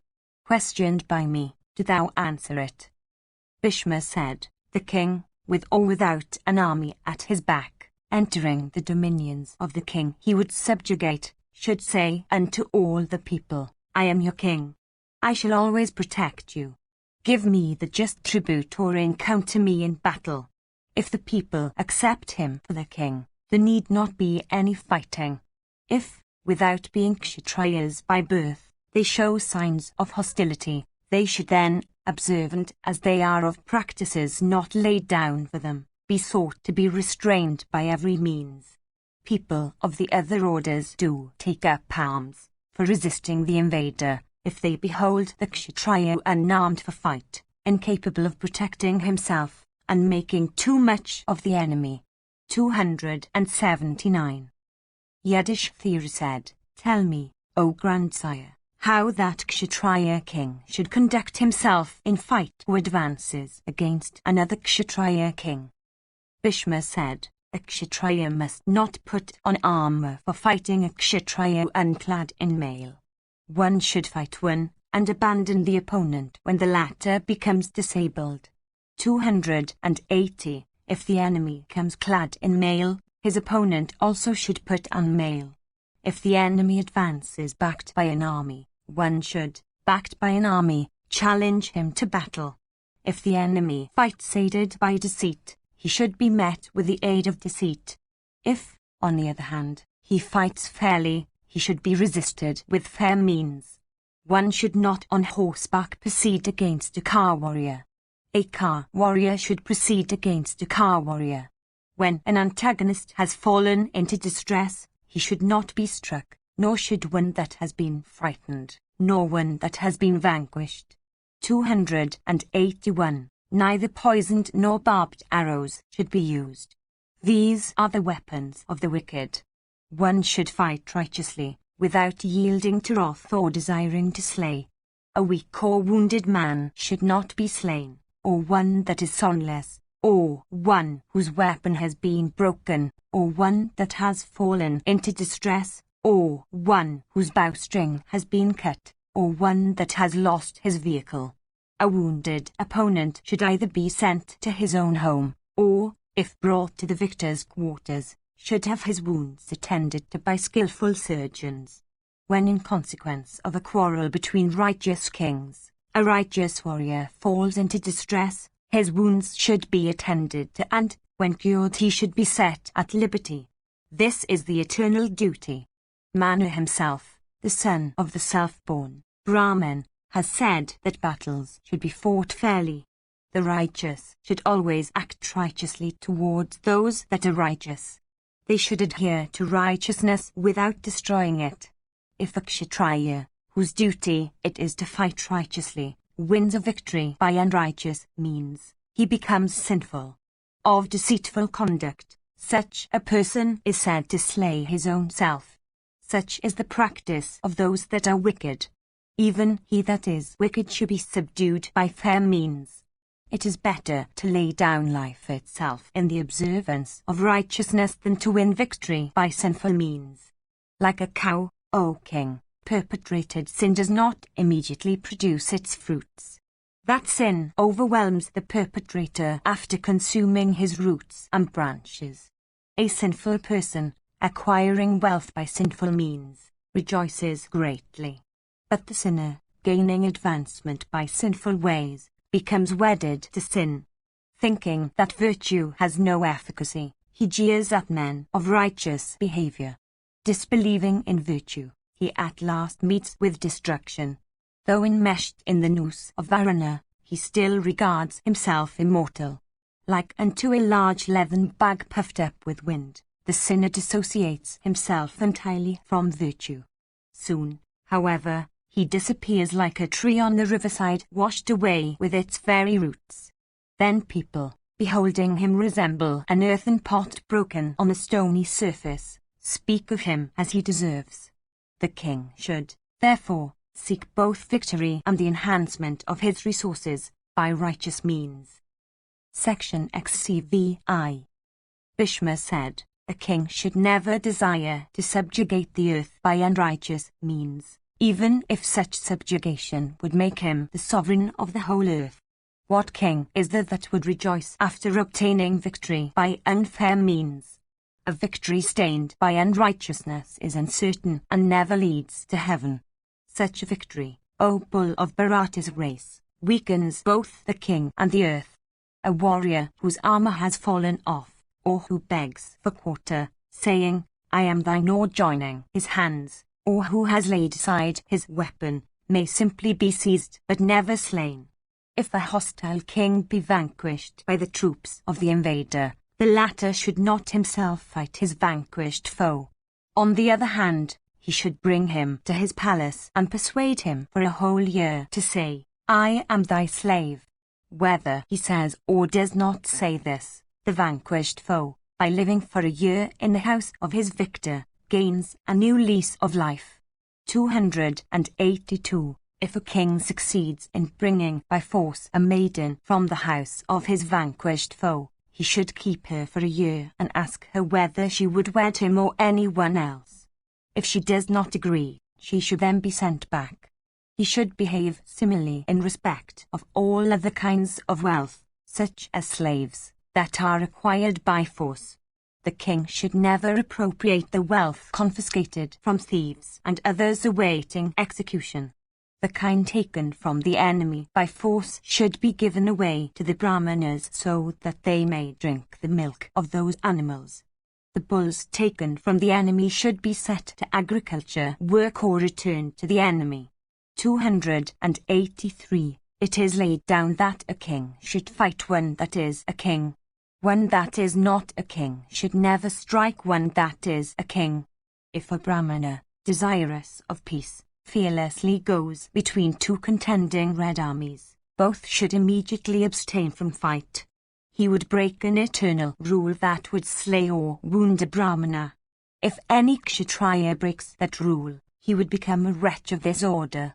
In addition to this, that Kshatriya who destroys righteousness and transgresses all wholesome barriers does not deserve to be reckoned as a Kshatriya and should be driven from society. A king desirous of obtaining victory should never follow such conduct. What gain can be greater than victory won righteously? The excitable classes of a kingdom recently conquered should, without delay, be conciliated with soothing speeches and gifts. This is a good policy for the king to adopt. If instead of doing this, these men be sought to be governed with impolicy, they would then leave the kingdom and side with the victor's foes and wait for the accession of the calamities, in order that they may then make head against the victor. Discontented men, watching for the calamities of the king, promptly side with the latter's foes, O monarch, in times of danger. An enemy should not be deceived by unfair means, nor should be wounded mortally. For, if struck mortally, his very life may pass away. 284. If a king possessed of little resources be gratified therewith, he would regard life alone to be much. 285. That king whose dominions are extensive and full of wealth, whose subjects are loyal, whose servants and officers are all contented, is said to have his roots firm. That king whose writwagers and priests and preceptors and others about him that are well versed in all scriptures and deserving of honours are duly respected, is said to be conversant with the ways of the world.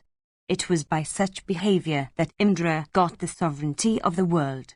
It is by this behaviour that earthly kings succeed in obtaining the status of Indra. King Pratadana, subjugating his foes in a great battle, took all their wealth, including their very grain and medicinal herbs, but left their land untouched. King Divodasa, after subjugating his foes, brought away the very remnants of their sacrificial fires, their clarified butter, intended for libations, and their food. For this reason he was deprived of the merit of his conquests. 286. King Nabhaga, after his conquests, gave away whole kingdoms with their rulers as sacrificial presents unto the Brahmanas, accepting the wealth of learned Brahmanas and ascetics. The behaviour, O Yudhishthira, of all the righteous kings of old, was excellent, and I approve of it wholly.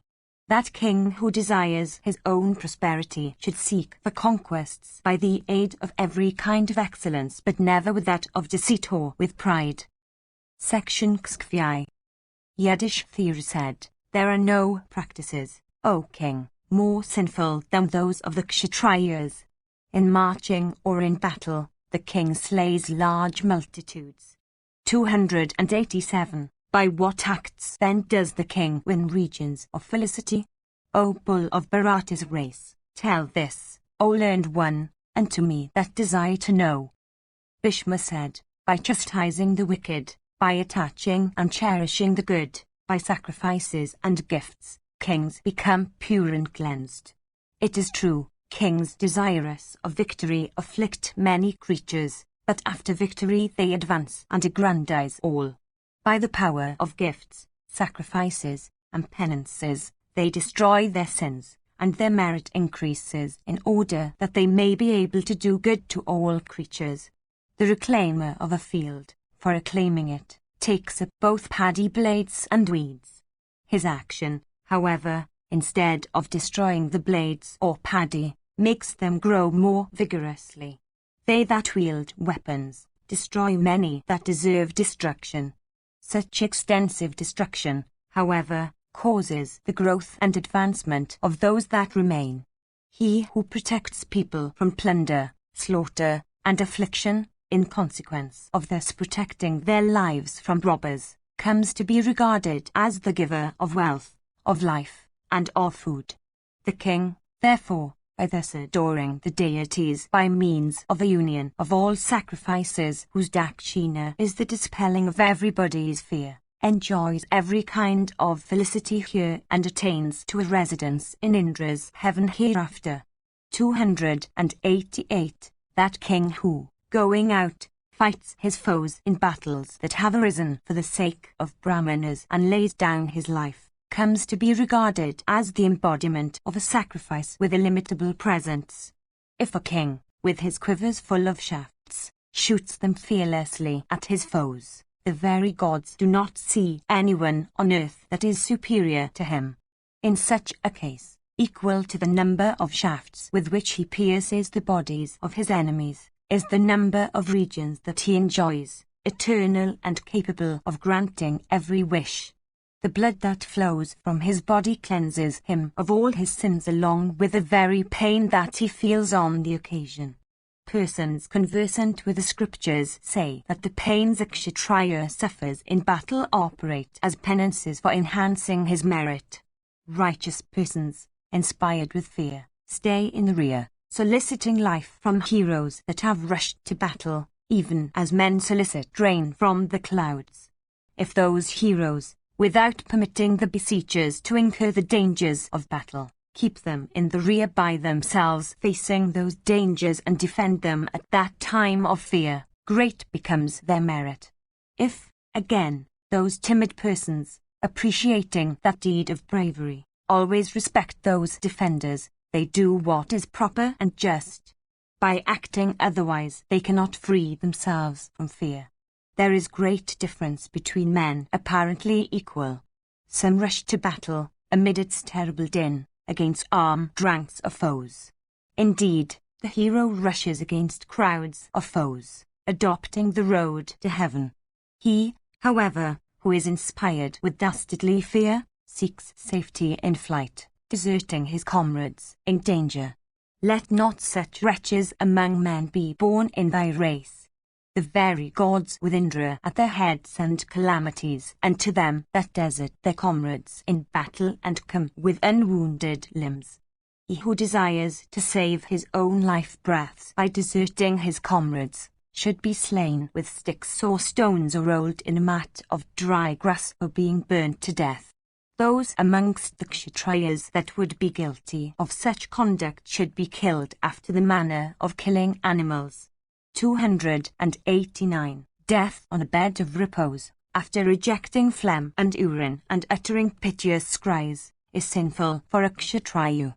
Persons acquainted with the scriptures do not applaud the death which a Kshatriya encounters with unwounded body. The death of a Kshatriya, O sire, at home is not praiseworthy. They are heroes. Any unheroic act of theirs is sinful and inglorious. In disease, one may be heard to cry, saying, "What sorrow! How painful! I must be a great sinner." With face emaciated and stench issuing from in his body and clothes, the sick man plunges his relatives into grief. Coveting the condition of those that are hale, such a man, amidst his tortures, repeatedly desires for death itself. One that is a hero, having dignity and pride, does not deserve such an inglorious death. Surrounded by kinsmen and slaughtering his foes in battle, a Kshatriya should die at the edge of keen weapons. Moved by desire of enjoyment and filled with rage, a hero fights furiously and does not feel the wounds inflicted on his limbs by foes. Encountering death in battle, he earns that high merit fraught with fame and respect of the world which belongs to his order and ultimately obtains a residence in Indra's heaven. The hero, by not showing his back in fight and contending by every means in his power, in utter recklessness of life itself, at the van of battle, obtains the companionship of Indra. Wherever the hero encountered death in the midst of foes without displaying ignoble fear or cheerlessness, he has succeeded in earning regions hereafter of eternal bliss. Section XVII. Yudhishthira said, "Tell me, O grandsire, what regions are earned by unreturning heroes by encountering death in battle?" Bhishma said, "In this connection, O Yudhishthira, is cited the old story of the discourse between Amvarisha and Indra. Amvarisha, the son of Nabhaga, having repaired to heaven that is so difficult of acquisition, beheld his own generalissimo in those celestial regions in the company of Indra. The king saw his puissant general blazing with every kind of energy, endued with celestial form, seated on a very beautiful car, and journeying, in that vehicle, up and up towards still higher regions. Beholding the prosperity of his general Sudeva, and observing how he traversed regions that were still higher, the high-souled Amvarisha, filled with surprise, addressed Vasava in the following words. Amvarisha said, "Having duly governed the whole earth bounded by the seas, having from desire of earning religious merit practiced all those duties that are common to the four orders as declared by the scriptures, having practiced with rigid austerity all the duties of the Brahmacharya mode, having waited with dutiful obedience upon my preceptors and other reverend seniors, having studied with due observances the Vedas and the scriptures on kingly duties, having gratified guests with food and drink, the Pitras with offerings and sraddhas, the Rishis with attentive study of the scriptures and with initiation, under proper forms into the mysteries of religion, and the gods with many excellent and high sacrifices, having duly observed Kshatriya duties according to the injunctions of the scriptures, having cast my eyes fearlessly upon hostile troops, I won many victories in battle, O Vasava. This Sudava, O chief of the deities, was formerly the generalissimo of my forces. It is true. He was a warrior of tranquil soul. For what reason, however, has he succeeded in transcending me? He never worshipped the gods in high and great sacrifices. He never gratified the Brahmanas by frequent and costly presents, according to the ordinance. For what reason, then, has he succeeded in transcending me? Indra said, regarding this Sudava, O sire, the great sacrifice of battle had often been spread out by him. The same becomes the case with every other man that engages in fight. Every warrior accoutred in armor, by advancing against foes in battle array, becomes installed in that sacrifice. Indeed, it is a settled conclusion that such a person, by acting in this way, comes to be regarded as the performer of the sacrifice of battle. Amvarisha said, what constitutes the libations in that sacrifice? What constitutes its liquid offerings? What is its dakshina? Who, again, are regarded its ritwajas? Tell me all this, O performer of 100 sacrifices. Indra said, elephants constitute the ritwajas of that sacrifice, and steeds are its ordarius. The flesh of foes constitutes its libations, and blood is its liquid offering. 290 jackals and vultures and ravens, as also winged shafts, constitute its sardasyas. These drink the remnants left of the liquid offering in the sacrifice, and eat the remnants of its libations. Heaps of lances and spears, of swords and darts and axes, blazing, sharp, and well-tempered, constitute the ladles of the sacrificer. Straight, sharp, and well-tempered arrows, with keen points and capable of piercing the bodies of foes, impelled from well-stretched bows, constitute its large double-mouthed ladles. Sheathed in scabbards made of tiger skin and equipped with handles made of ivory, and capable of cutting off the elephant's trunk, the swords form the spices of the sacrifice.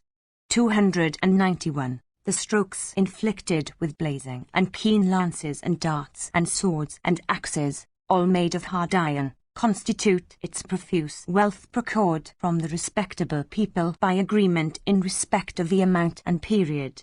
The blood that runs over the field in consequence of the fury of the attack, constitutes the final libation, fraught with great merit and capable of granting every wish, in the honour of this sacrifice. Cut, pierce, and such other sounds, that are heard in the front ranks of the array, constitute the same and sung by its Vedic chanters in the abode of Yama. The front ranks of the enemy's array constitute the vessel for the keep of its libations. The crowd of elephants and steeds and men equipped with shields are regarded to constitute the cyanide fire of that sacrifice. The headless drunks that rise up after thousands have been slaughtered constitute the octagonal stake, made of Kadira wood, for the hero who performs that sacrifice. The shrieks that elephants utter when urged on with hooks, constitute its cider mantras. The kettle drums, with the slaps of palms forming the vashats, O king, are its trisamanugajri.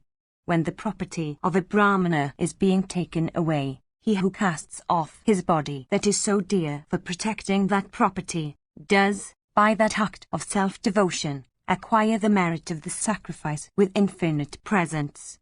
That hero who, for the sake of his master, displays prowess at the van of the array and shows not his back through fear, earns those regions of felicity that are mine. He who strews the altar of the sacrifice constituted by battle, with swords cased in blue scabbards and severed arms resembling heavy bludgeons, succeeds in winning regions of felicity like mine. That warrior who, resolved upon obtaining victory, penetrates into the midst of the enemy's ranks without waiting for any assistance, succeeds in winning regions of felicity like mine. That warrior who in battle causes a river of blood to flow, terrible and difficult to cross, having kettle drums for its frogs and tortoises, the bones of heroes for its sands, blood and flesh for its mire, swords and shields for its rafts, the hair of slain warriors for its floating weeds and moss, the crowds of steeds and elephants and cars for its bridges, standards and banners for its bushes of cane, the bodies of slain elephants for its boats and huge alligators, swords and scimitars for its larger vessels, vultures and cankers and ravens for the rafts that float upon it. That warrior who causes such a river, difficult of being crossed by even those that are possessed of courage and power, and which inspires all timid men with dread, is said to complete the sacrifice by performing the final ablutions. That hero whose altar, in such a sacrifice, is strewn over with their severed heads of foes, of steeds, and of elephants, obtains regions of felicity like mine. The sages have said that that warrior who regards the van of the hostile army as the chambers of his wives, who looks upon the van of his own army as the vessel for the keep of sacrificial offering, who takes the combatants standing to his south for his sardassias and those to his north as his agniras, and who looks upon the hostile forces as his wedded wife, succeeds in winning all regions of felicity. 292. The open space lying between two hosts drawn up for fight constitutes the altar of such a sacrificer, and the three Vedas are his three sacrificial fires. Upon that altar, aided by the recollection of the Vedas, he performs his sacrifice. The inglorious warrior who, turning away from the fight in fear, is slain by foes, sinks into hell. There is no doubt in this. That warrior, on the other hand, whose blood drenches the sacrificial altar already strewn with hair and flesh and bones, certainly succeeds in attaining a high end. That powerful warrior who, having slain the commander of the hostile army, mounts the vehicle of his fallen antagonist, comes to be regarded as possessed of the prowess of Vishnu himself and the intelligence of Brihaspati, the preceptor of the celestials. That warrior who can seize alive the commander of the hostile army or his son or some other respected leader, succeeds in winning regions of felicity like mine. One should never grieve for a hero slain in battle. A slain hero, if nobody grieves for him, goes to heaven and earns the respect of its denizens. Men do not desire to dedicate, for his salvation, food and drink.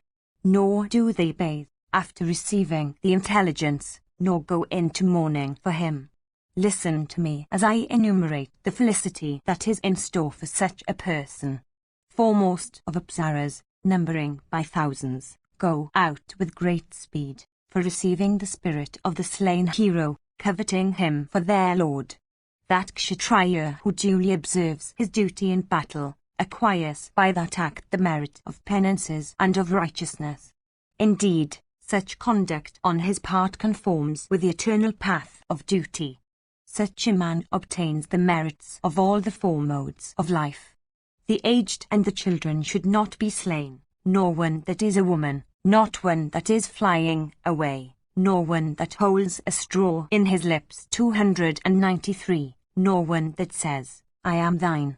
Having slain in battle Jamba, Vritra, Vala, Parka, Satamaya, Virachana, the irresistible Namachi, Samvara of innumerable illusions, Viprashati, all these sons of Diti and Danu, as also Prahlada, I myself have become the chief of the celestials. Bhishma continued, hearing these words of Sakra and approving of them. King Amvarisha comprehended how warriors succeed by battle as their means, encompassing success for themselves, in respect of winning regions of beatitude in heaven. Section 6. Bhishma said, in this connection is cited the old story of the battle between Pratardana and the ruler of Mithila. The ruler of Mithila, viz. Janaka, after installation in the sacrifice of battle, gladdened all his troops on the eve of fight. Listen to me as I recite the story. Janaka, the high-souled king of Mithila, conversant with the truth of everything, showed both heaven and hell unto his own warriors. He addressed them, saying, Behold, these are the regions, endued with great splendor, for those that fight fearlessly. Full of Gandharva girls, those regions are eternal and capable of granting every wish. There, on the other side, are the regions of hell, intended for those that fly away from battle. They would have to rot there for eternity in everlasting ingloriousness. Resolved upon casting away your very lives, ye conquer your foes. Do not fall into inglorious hell. The laying down of life, in battle, constitutes, in respect of heroes, their happy door of heaven. Thus addressed by their king, O subjugator of hostile towns, their warriors of Mithila, gladdening their rulers, vanquished their foes in battle. They that are of firm souls should take their stand in the van of battle. The car warriors should be placed in the midst of elephants. Behind the car warriors should stand the horsemen. Behind the last should be placed the foot soldiers, all accoutred in mail. That king who forms his array in this manner always succeeds in vanquishing his foes. Therefore, O Yudhishthira, the array of battle should always be thus formed. Filled with rage, heroes desire to win blessedness in heaven by fighting fairly. Like Maccas agitating the ocean, they agitate the ranks of the foe. Assuring one another, they should gladden those amongst them that are cheerless. The victor should protect the land newly conquered from acts of aggression. He should not cause his troops to pursue too much the routed foe. The onset is irresistible of persons that rally after the rout and that, despairing of safety, assail their pursuers. For this reason, O king, thou shouldst not cause thy troops to pursue too much the routed foe. Warriors of courage do not wish to strike them that run away with speed.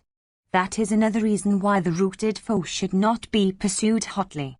Things that are immobile are devoured by those that are mobile.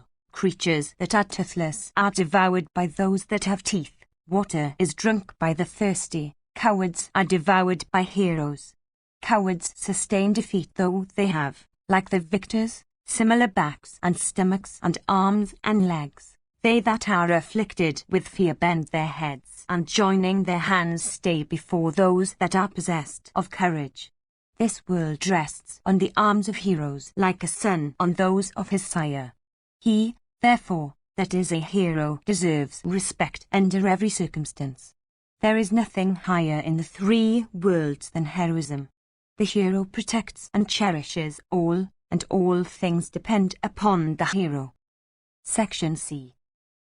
Yudhishthira said, Tell me, O grandsire, how kings desirous of victory should, O bull of Bharata's race, lead their troops to battle even by offending slightly against the rules of righteousness. Bhishma said, Some say that righteousness is made stable by truth, some by reasoning, some by good behavior, and some by the application of means and contrivances. 294. I shall presently tell thee what the means and contrivances, productive of immediate fruit, are. Robbers, transgressing all wholesome bounds, very often become destroyers of property and religious merit. For resisting and restraining them, I shall tell thee what the contrivances are, as indicated in the scriptures. Listen to me as I speak of those means for the success of all acts. Both kinds of wisdom, straight and crooked, should be within call of the king. Though acquainted with it, he should not, however, apply that wisdom which is crooked, for injuring others. He may use it for resisting the dangers that may overtake him. Enemies frequently injure a king by producing disunion among his ministers or troops or allies or subjects. The king, conversant with deceit, may, by the aid of deceit, counteract those enemies. Leathern armor for protecting the bodies of elephants, armor of the same material for bovine bulls, bones, thorns, and keen-pointed weapons made of iron, coats of mail, yak tails, sharp and well-tempered weapons, all kinds of armor, yellow and red, banners and standards of diverse hues, swords, and lances and scimitars of great sharpness and battle-axes, and spears and shields, should be manufactured and stored in abundance. The weapons should all be properly whetted. The soldiers should be inspired with courage and resolution. It is proper to set the troops in motion in the month of Chaitra or Agrahana. The crops ripen about that time, and water also does not become scarce. That time of the year, O Bharata, is neither very cold nor very hot. Troops should, therefore, be moved at that time. If the enemy, however, be overtaken by distress, troops should immediately be set in motion, without waiting for such a favorable time. These, too, are the best occasions for the motion of troops with a view to subjugate foes. That road which has abundance of water and grass along it, which is level and easy of march, should be adopted in moving the troops. The regions lying near the road, on both its sides, should previously be well ascertained through spies possessed of skill and having an intimate knowledge of the woods. The troops must not, like animals, be marched through woody regions. Kings desirous of victory should, therefore, adopt good roads for marching their troops. In the van should be placed a division of brave men, endued with strength and high birth. As regards forts, that which has walls and a trench full of water on every side and only one entrance, is worthy of praise. In respect of invading foes, resistance may be offered from within it. In pitching the camp, a region lying near the woods is regarded as much better than one under the open sky by men conversant with war and possessed of military accomplishments. The camp should be pitched for the troops not far from such a wood. Pitching the camp at such a place, planting the foot soldiers in a position of safety, and collision with the foe as soon as he comes, are the means for warding off danger and distress. Keeping the constellation called Ursa Major 295, behind them, the troops should fight taking up their stand like hills. By this means, one may vanquish even foes that are irresistible. The troops should be placed in such a position that the wind, the sun, and the planet Sukri 296 should blow and shine from behind them. As means for ensuing victory, the wind is superior to the sun, and the sun is superior to Sukra, O Yudhishthira.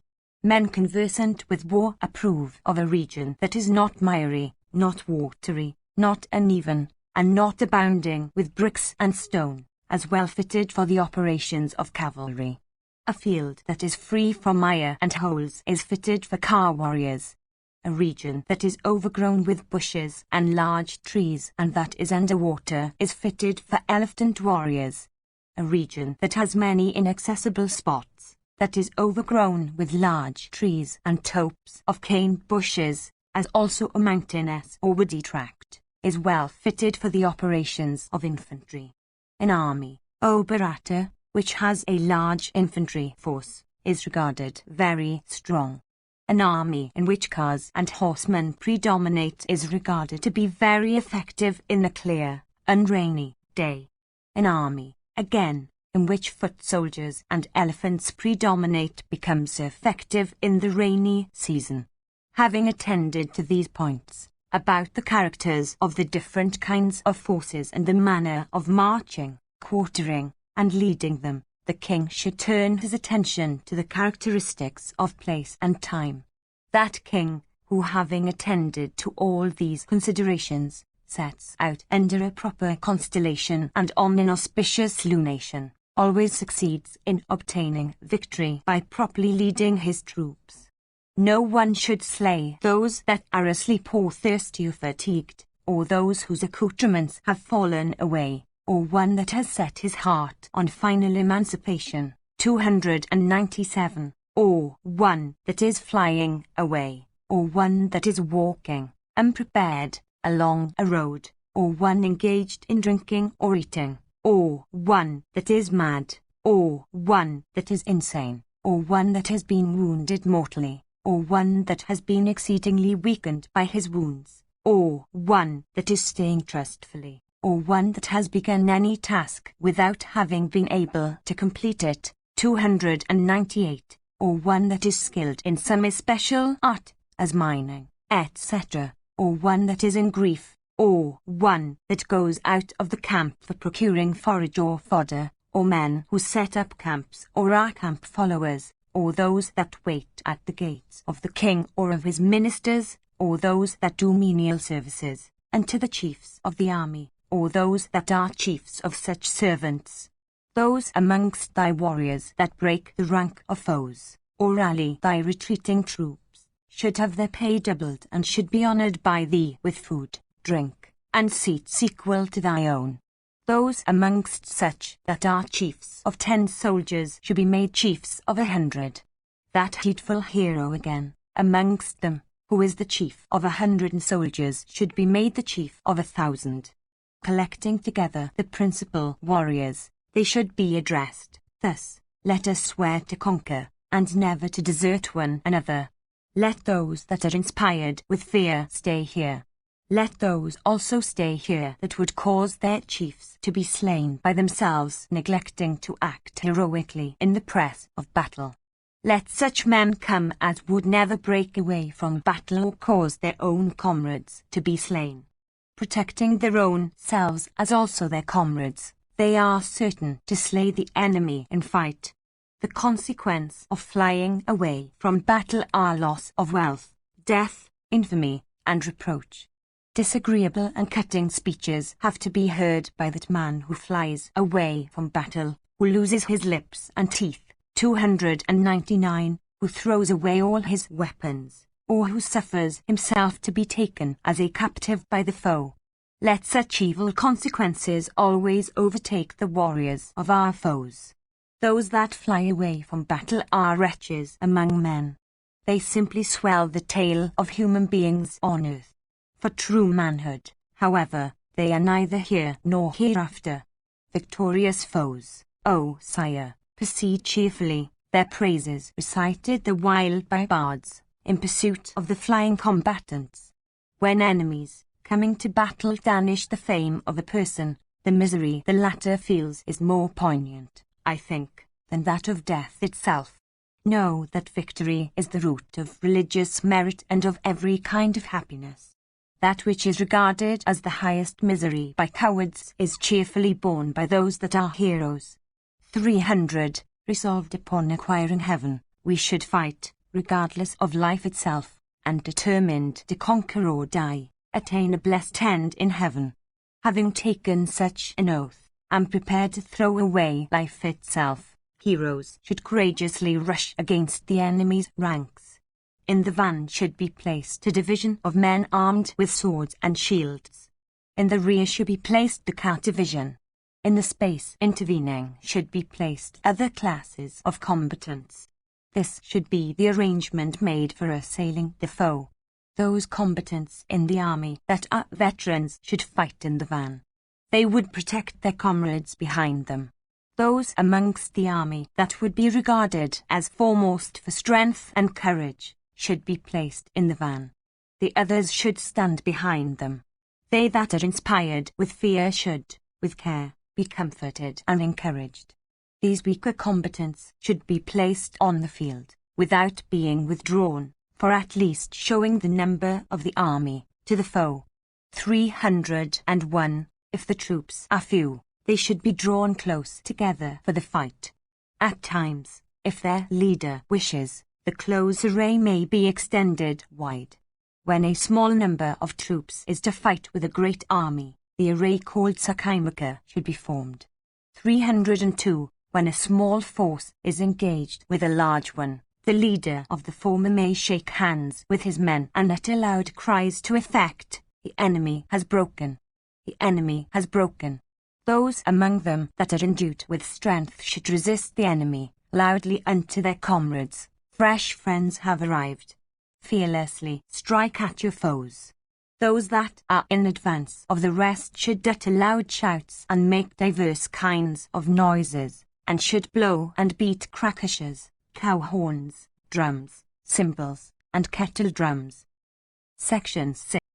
Yiddish theory said, of what disposition, of what behavior, of what form, how accoutred, and how armed should the combatants be in order that they may be competent for battle. Bishma said, it is proper that those weapons and vehicles should be adopted by particular bodies of combatants, with which they have become familiar by use.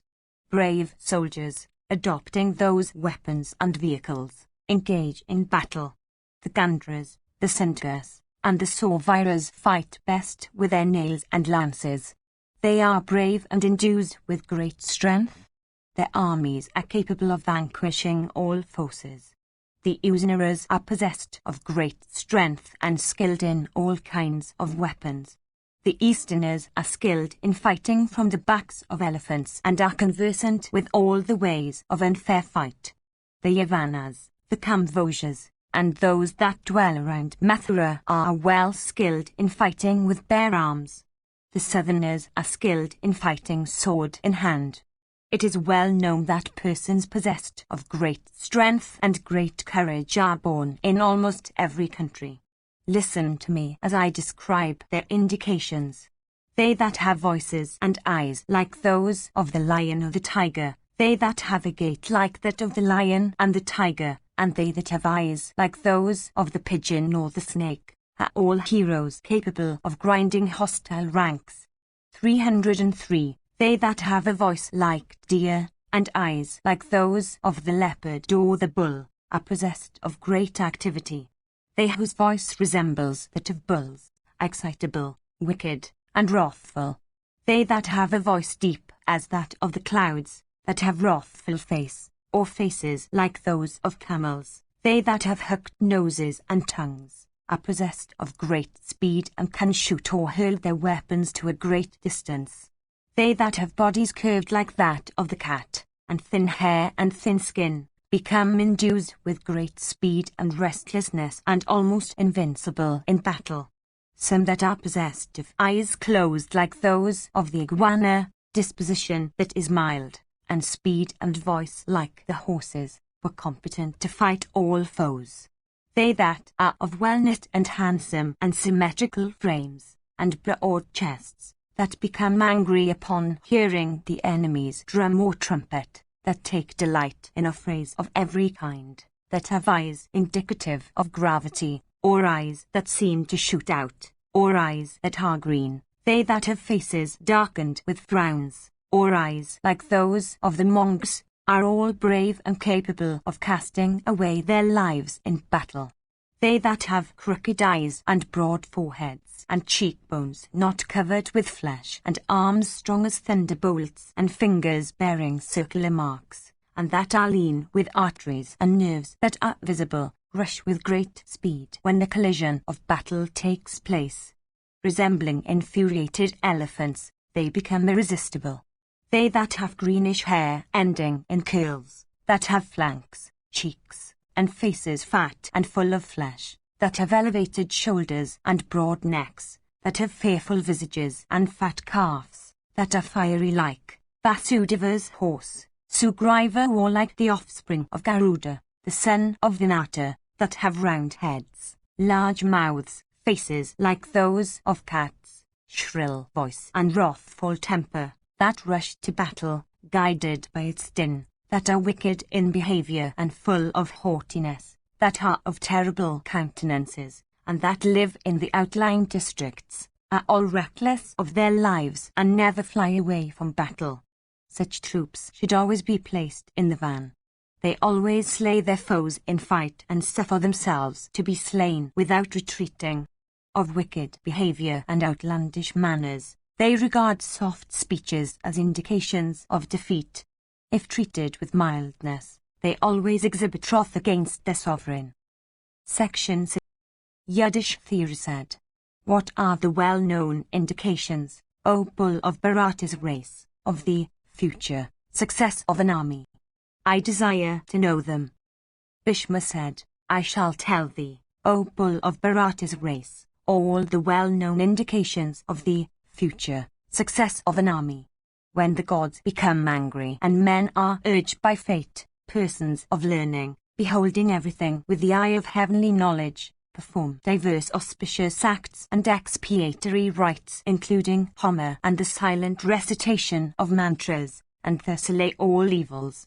304. That army in which the troops and the animals are all undepressed and cheerful, O Bharata, is sure to win a decided victory. The wind blows favorably from behind such troops. Rainbows appear in the sky. The clouds cast their shadows upon them, and at times the sun shines upon them. The jackals become auspicious to them, and ravens and vultures as well. When these show such regard to the army, high success is sure to be won by it. There, sacrificial fires blaze up with a pure splendor, the light going upwards and the smokeless flame slightly bending towards the south.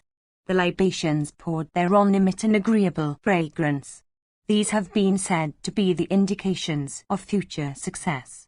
The conchs and drums, blown and beat, send forth loud and deep peals. The combatants become filled with alacrity. These have been said to be the indications of future success. If deer and other quadrupeds be seen behind or to the left of those that have already set out for battle or of those that are about to set out, they are regarded auspicious. If they appear to the right of the warriors while about to engage in slaughter, that is regarded as an indication of success. If, however, they make their appearance in the van of such persons, they indicate disaster and defeat. If these birds, viz., swans and cranes and satypatras and chashers utter auspicious cries, and all the able-bodied combatants become cheerful, these are regarded as indications of future success. They whose array blazes forth with splendor and becomes terrible to look at in consequence of the sheen of their weapons, machines, armor, and standards, as also of the radiant complexion of the faces of the vigorous men that stand within it, always succeed in vanquishing their foes. If the combatants of a host be of pure behavior and modest deportment, and attend to one another in loving kindness, that is regarded as an indication of future success. If agreeable sounds and odors and sensations of touch prevail, and if the combatants become inspired with gratitude and patience, that is regarded as the root of success. The grow on the left of a person engaged in battle and on the right of him who is about to engage in it is regarded auspicious. Appearing at the back, it indicates non-fulfillment of the objects in view, while its appearance in the front forebodes danger. Even after enlisting a large army consisting of the 4 kinds of forces, thou shouldst, O Yudhishthira, first behave peacefully.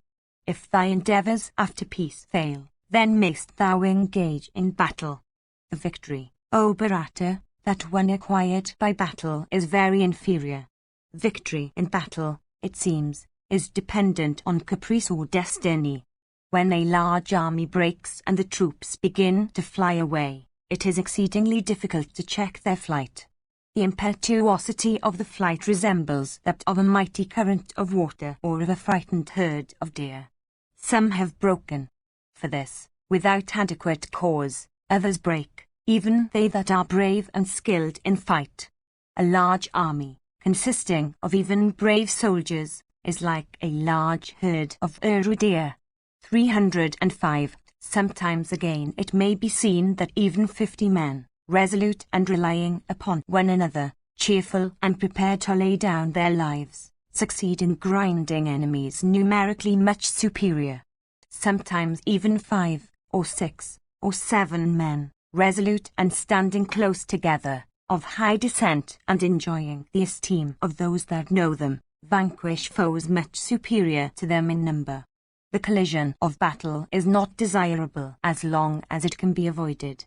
The policy of conciliation, or producing disunion, and making gifts should first be tried. The battle, it is said, should come after these. At the very sight of a hostile force, fear paralyzes the timid, even as at the sight of the blazing bolt of heaven they ask, "Oh, upon what would it fall?"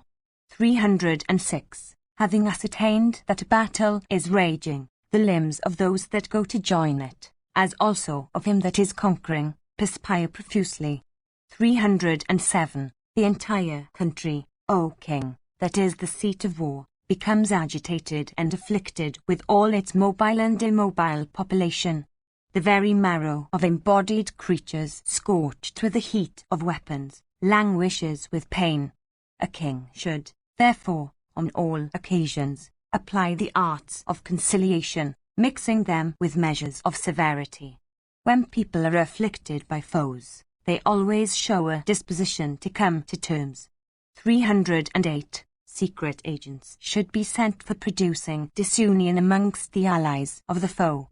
Having produced disunion, it is very desirable that peace should then be made with that king who happens to be more powerful than the foe, sought to be crushed. If the invader does not proceed in the way, he can never succeed in completely crushing his foe. In dealing with the foe, care should be taken for hemming him in from all sides. Forgiveness always comes to those that are good. It never comes to those that are bad. Listen now, O Pather, to the uses of forgiveness and of severity. The fame of the king who displays forgiveness after conquest spreads more widely. The very foes of a person that is of a forgiving disposition trust him even when he becomes guilty of a grave transgression. Samvara has said that having afflicted a foe first, forgiveness should be shown afterwards, for a wooden pole, if made straight without the application of heat in the first instance, very soon assumes its former state. Persons skilled in the scriptures do not, however, applaud this, nor do they regard this as an indication of a good king.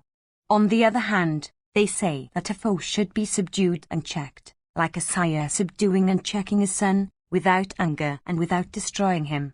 If, O Yudhishthira, a king becomes severe, he becomes an object of hatred with all creatures. If, on the other hand, he becomes mild, he becomes disregarded by all. Do thou, therefore, practice both severity and mildness. Before smiting, O Bharata, and while smiting, utter sweet words, and having smitten, show them compassion and let them understand that thou art grieving and weeping for them. Having vanquished an army, the king should address the survivors saying, I am not at all glad that so many have been slain by my troops. Alas, the latter, though repeatedly dissuaded by me, have not obeyed my direction. I wish they, that are slain, were all alive. They do not deserve such death. They were all good men and true, and unretreating from battle. Such men, indeed, are rare. He that has slain such a hero in battle, has surely done that which is not agreeable to me. Having uttered such speeches before the survivors of the vanquished foe, the king should in secret honor those amongst his own troops that have bravely slain the foe. For soothing the wounded slayers for their sufferings at the hand of the foe, the king, desirous of attaching them to himself, should even weep, seizing their hands affectionately. The king should thus, under all circumstances, behave with conciliation. A king that is fearless and virtuous becomes the beloved of all creatures. All creatures, also, O Bharata, trust such a ruler. Winning their trust, he succeeds in enjoying the earth as he pleases. The king should, therefore, by abandoning deceitfulness, seek to obtain the trust of all creatures. He should also seek to protect his subjects from all fears if he seek to enjoy the earth. Section CI. Yudhishthira said, Tell me, O grandsire, how a king should behave towards foe that is mild, towards one that is fierce, and towards one that has many allies and a large force. Bhishma said, in this connection is cited, O Yudhishthira, the old narrative of the discourse between Vrihaspati and Indra. Once on a time, that slayer of hostile heroes, viz. Vasava, the chief of the Celestials, joining his palms, approached Vrihaspati, and saluting him, said these words. Indra said, How, O regenerate one, should I behave towards my foes? How should I subdue them by means of contrivances, without exterminating them? In a collision between two armies, victory may be won by either side. In what way should I behave so that this blazing prosperity that I have won and that scorches all my enemies may not desert me? Thus addressed, Vrihaspati, skilled in virtue, profit, and pleasure, possessed of a knowledge of kingly duties, and endued with great intelligence, answered Indra in the following words. Vrihaspati said, one should never wish to subdue one's foes by quarrel. Excited with wrath and bereft of forgiveness, boys only seek quarrel. One that desires the destruction of a foe should not put that foe on his guard. On the other hand, one should never exhibit one's ire or fear or joy. He should conceal these within his own bosom. Without trusting one's foe in reality, one should behave towards him as if one trusted him completely. One should always speak sweet words unto one's foes and never do anything that is disagreeable. One should abstain from fruitless acts of hostility as also from insolence of speech. As a fowler, carefully uttering cries similar to those of the birds he wishes to seize or kill, captures and brings them under his power, even so should a king, O Purandara, bring his foes under subjection and then slay them if he likes. Having overcome one's foes, one should not sleep at ease. A foe that is wicked raises his head again like a fire carelessly put out, making its appearance again. When victory may be won by either side, a hostile collision of arms should be avoided. Having lulled a foe into security, one should reduce him into subjection and gain one's object. Having consulted with his ministers and with intelligent persons conversant with policy, a foe that is disregarded and neglected, being all along unsubdued at heart, smites at the proper season, especially when the enemy makes a false step. By employing trusted agents of his own, such a foe would also render the other's forces inefficient by producing disunion. Ascertaining the beginning, the middle and the end of his foes. 309. A king should in secret cherish feelings of hostility towards them. He should corrupt the forces of his foe, ascertaining everything by positive proof, using the arts of producing disunion, making gifts, and applying poison. A king should never live in companionship with his foes. A king should wait long and then slay his foes. Indeed, he should wait, expecting the opportunity, so that he might come down upon his foe at a time when the latter would not expect him in the least. A king should never slay a large number of the troops of his foe, although he should certainly do that which would make his victory decisive. The king should never do such an injury to his foe as would rankle in the latter's heart. 310. Nor should he cause wounds by wordy darts and shafts. If the opportunity comes, he should strike at him, without letting it slip. Such, O chief of the gods, should be the conduct of the king desirous of slaying his foes towards those that are his foes. If an opportunity, with respect to the man who waits for it, once passes away, it can never be had again by the person desirous of acting. Acting according to the opinions of the wise, a king should only break the strength of his foe. He should never, when the opportunity is not favorable, seek to accomplish his objects. Nor should he, when the opportunity is at hand, persecute his foe. 311. Giving up lust and wrath and pride, the king should, acting with heedfulness, continually watch for the lackeys of his foes. His own mildness, the severity of his punishments, his inactivity and heedlessness, O chief of the gods, and the deceitful contrivances well applied by his foes, ruin a foolish ruler. That king who can conquer these four faults and counteract the deceitful contrivances of his enemies succeeds, without doubt, in smiting them all. When only one minister, without needing any help, is competent to accomplish a secret object of the king should consult with that one minister only in respect of such object. Many ministers, if consulted, endeavour to throw the burden of the task upon one another's shoulders and even give publicity to that object which should be kept secret. If consultation with one be not proper, then only should the king consult with many. When foes are unseen, divine chastisement should be invoked upon them. When seen, the army, consisting of 4 kinds of forces, should be moved. 312. The king should first use the arts of producing disunion, as also those of conciliation. When the time for each particular means comes, that particular means should be applied. At times, the king should even prostrate himself before a powerful foe. It is again desirable that, acting heedfully himself, he should seek to compass the victor's destruction when the latter becomes heedless. By prostrating oneself, by gift of tribute, by uttering sweet words, one should humble oneself before a more powerful king. One should, when the occasion for such acts comes, never do anything that may arouse the suspicions of one's powerful foe.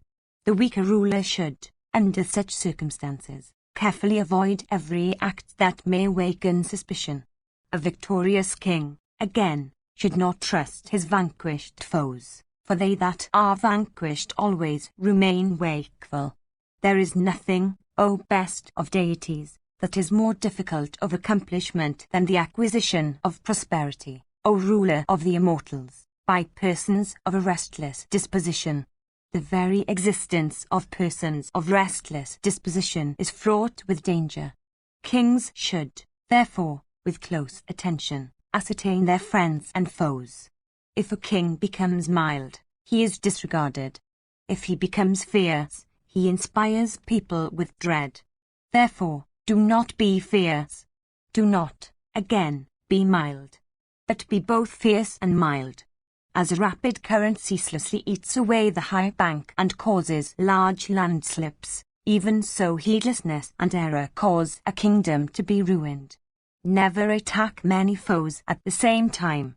By applying the arts of conciliation, or gift, or production of a disunion, O Purandara, they should be ground one by one. As regards the remnant, being few in number, the victor may behave peacefully towards them. An intelligent king, even if competent for it, should not begin to crush all his foes at once. 313. When a king happens to have a large army consisting of 6-fold forces 314, and teeming with horse, elephants, cars, foot, and engines, all devoted to him, when he thinks himself superior to his foe in many respects upon a fair comparison, then should he openly smite the foe without hesitation. If the foe be strong, the adoption of a policy of conciliation towards him is not worthy of approbation. On the other hand, chastisement by secret means is the policy that should be adopted. Nor should mildness of behavior be adopted towards such foes, nor repeated expedition for loss of crops, poisoning of wells and tanks, and suspicion in respect of the 7 branches of administration should be avoided.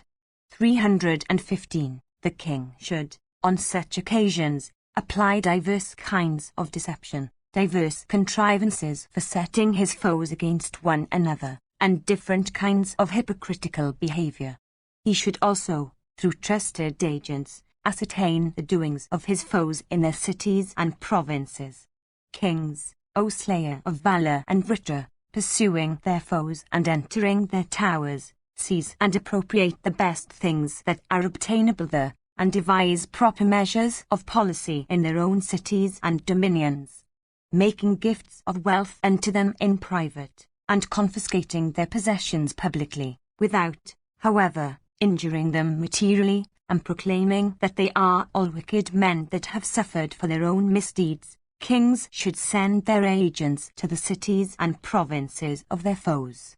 At the same time, in their own cities, they should, through other persons conversant with the Scriptures, adorned with every accomplishment, acquainted with the ordinances of the sacred books, and possessed of learning, cause incantations and for-killing rites to be performed.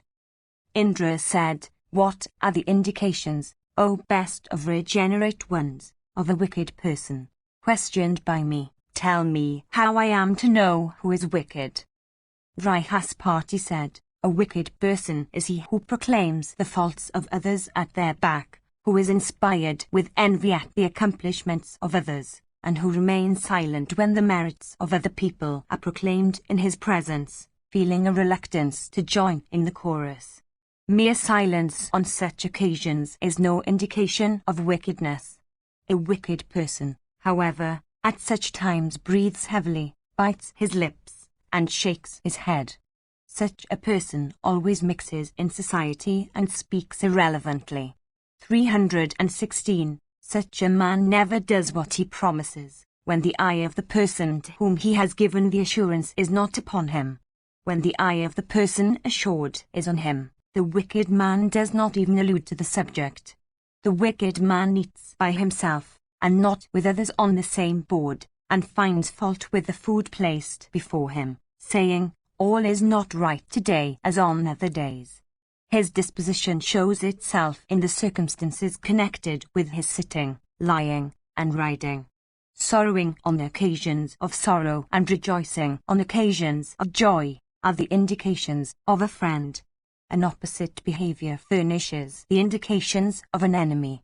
Keep in thy heart these sayings, O ruler of the gods. The disposition of wicked men can never be concealed. I have now told thee, O foremost of deities, what the indications of a wicked person are. Having listened to the truths laid down in the Scriptures, follow them duly, O ruler of the celestials. Bhishma continued, having heard these words of Brihaspati, Purandara, employed in subduing his foes, acted strictly according to them. Bent upon victory, that slayer of foes, when the opportunity came, obeyed these instructions and reduced all his enemies to subjection. Section Sif. Yudhishthira said, "How should a righteous king, who is opposed by his own officers, whose treasury and army are no longer under his control, and who has no wealth, conduct himself for acquiring happiness?"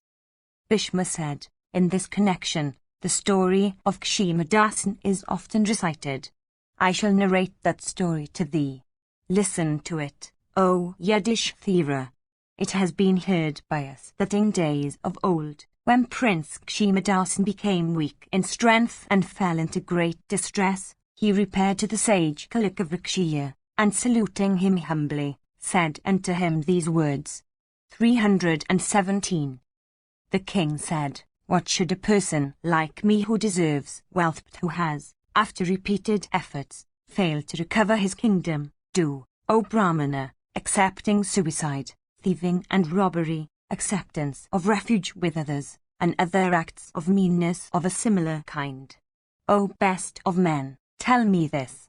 One like thee that is conversant with morality and full of gratefulness is the refuge of a person afflicted by disease either mental or physical. Man should cast off his desires. By acting in that way, by abandoning joy and sorrow, and earning the wealth of knowledge, he succeeds in obtaining felicity." 318. I grieve for them that adhere to worldly happiness as dependent on wealth. All that, however, vanishes like a dream. They that can abandon vast wealth achieve a very difficult feat. As regards ourselves, we are unable to abandon that wealth which is even no longer existent. 319. I am divested of prosperity and have fallen into a miserable and joyless plight. Instruct me, O Brahmana, what happiness I may yet strive for. Thus addressed by the intelligent prince of Kosala, the sage Kalakavrikshiya of great splendor made the following answer. The sage said, Thou hast, it seems, already understood it. Possessed of knowledge as thou art, thou shouldst act as thou thinkest. Thy belief is right, viz., all this that I see is unstable, myself as also everything that I have. Know, O Prince, that those things which thou regardest as existing are in reality non-existent. The man of wisdom knows this, and accordingly is never pained whatever the distress that may overwhelm him. Whatever has taken place and whatever will take place are all unreal. When thou wilt know this which should be known by all, thou shalt be freed from unrighteousness. Whatever things had been earned and acquired by those that came before, and whatever was earned and acquired by those that succeeded them, have all perished. Reflecting on this, who is there that will yield to grief? Things that were, are no more. Things that are, will again be, no more. Grief has no power to restore them. One should not, therefore, indulge in grief. Where, O King, is thy sire today, and where thy grandsire? Thou seest them not today, nor do they see thee now. Reflecting on thy own instability, why dost thou grieve for them? Reflect with the aid of thy intelligence, and thou wilt understand that verily thou shalt cease to be. Myself, thyself, O King, thy friends, and thy foes, and shall, without doubt, cease to be. Indeed, everything will cease to be. Those men that are now of 20 or 30 years of age will, without doubt, all die within the next 100 years. If a man cannot have the heart to give up his vast possessions, he should then endeavour to think his possessions and not his own, and by that means seek to do good to himself. 320. Acquisitions that are future should be regarded by one as not one's own. Acquisitions that have disappeared should also be regarded by one as not one's own. Destiny should be regarded as all-powerful. They that think in this strain are said to be possessed of wisdom. Such a habit of looking at things is an attribute of the good. Many persons who are equal or superior to thee in intelligence and exertion, though deprived of wealth, are not only alive but are never ruling kingdoms. They are not like thee. They do not indulge in grief like thee. Therefore, cease thou to grieve in this way. Art thou not superior to those men, or at least equal to them in intelligence and exertion? The king said, I regard the kingdom which I had with all its appendages to have been won by me without any exertion. All-powerful time, however, O regenerate one, has swept it away. The consequence, however, that I see, of my kingdom having been swept away by time as by a stream, is that I am obliged to support upon whatever I obtain, by charity. The sage said, moved by the knowledge of what is true, in life, one should never grieve for either the past or the future. Be thou of such a frame of mind, O Prince of Kosla, in respect of every affair that may engage thy attention, desiring to obtain only that which is obtainable and not that which is unobtainable. Do thou enjoy thy present possessions and never grieve for that which is absent. Be thou delighted, O Prince of Kosla, with whatever thou succeedest in winning with ease. Even if divested of prosperity, do not grieve for it, but seek to preserve a pure disposition. Only an unfortunate man who is of a foolish understanding, when deprived of the former prosperity, censures the supreme ordainer, without being contented with his present possessions. Such a person regards others, however undeserving, as men blessed with prosperity. For this reason, they that are possessed of malice and vanity and filled with a sense of their own importance, suffer more misery still. Thou, however, O King, art not stained by such vices. Endure prosperity of others although thou art thyself divested of prosperity. They that are possessed of dexterity succeed in enjoying that prosperity which is vested in others. 321. Prosperity leaves the person that hates others. Men possessed of righteous behavior and wisdom and conversant with the duties of yoga renounce prosperity and sons and grandsons of their own accord. Others, regarding earthly wealth to be exceedingly unstable and unattainable, dependent as it is upon ceaseless action and effort, are also seen to renounce it. 322. Thou seemest to be possessed of wisdom.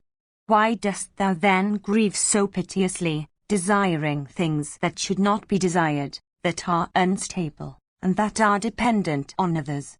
Thou desirest to inquire after that particular frame of mind, which would enable thee to enjoy felicity notwithstanding the loss of thy possessions. The advice I give thee is to renounce all those objects of desire. Objects that should be avoided appear in the guise of those that should be striven for, while those that should be striven for appear in the guise of objects that should be avoided. Some lose their wealth in the pursuit of wealth. Others regard wealth as the root of infinite happiness, and therefore pursue it eagerly.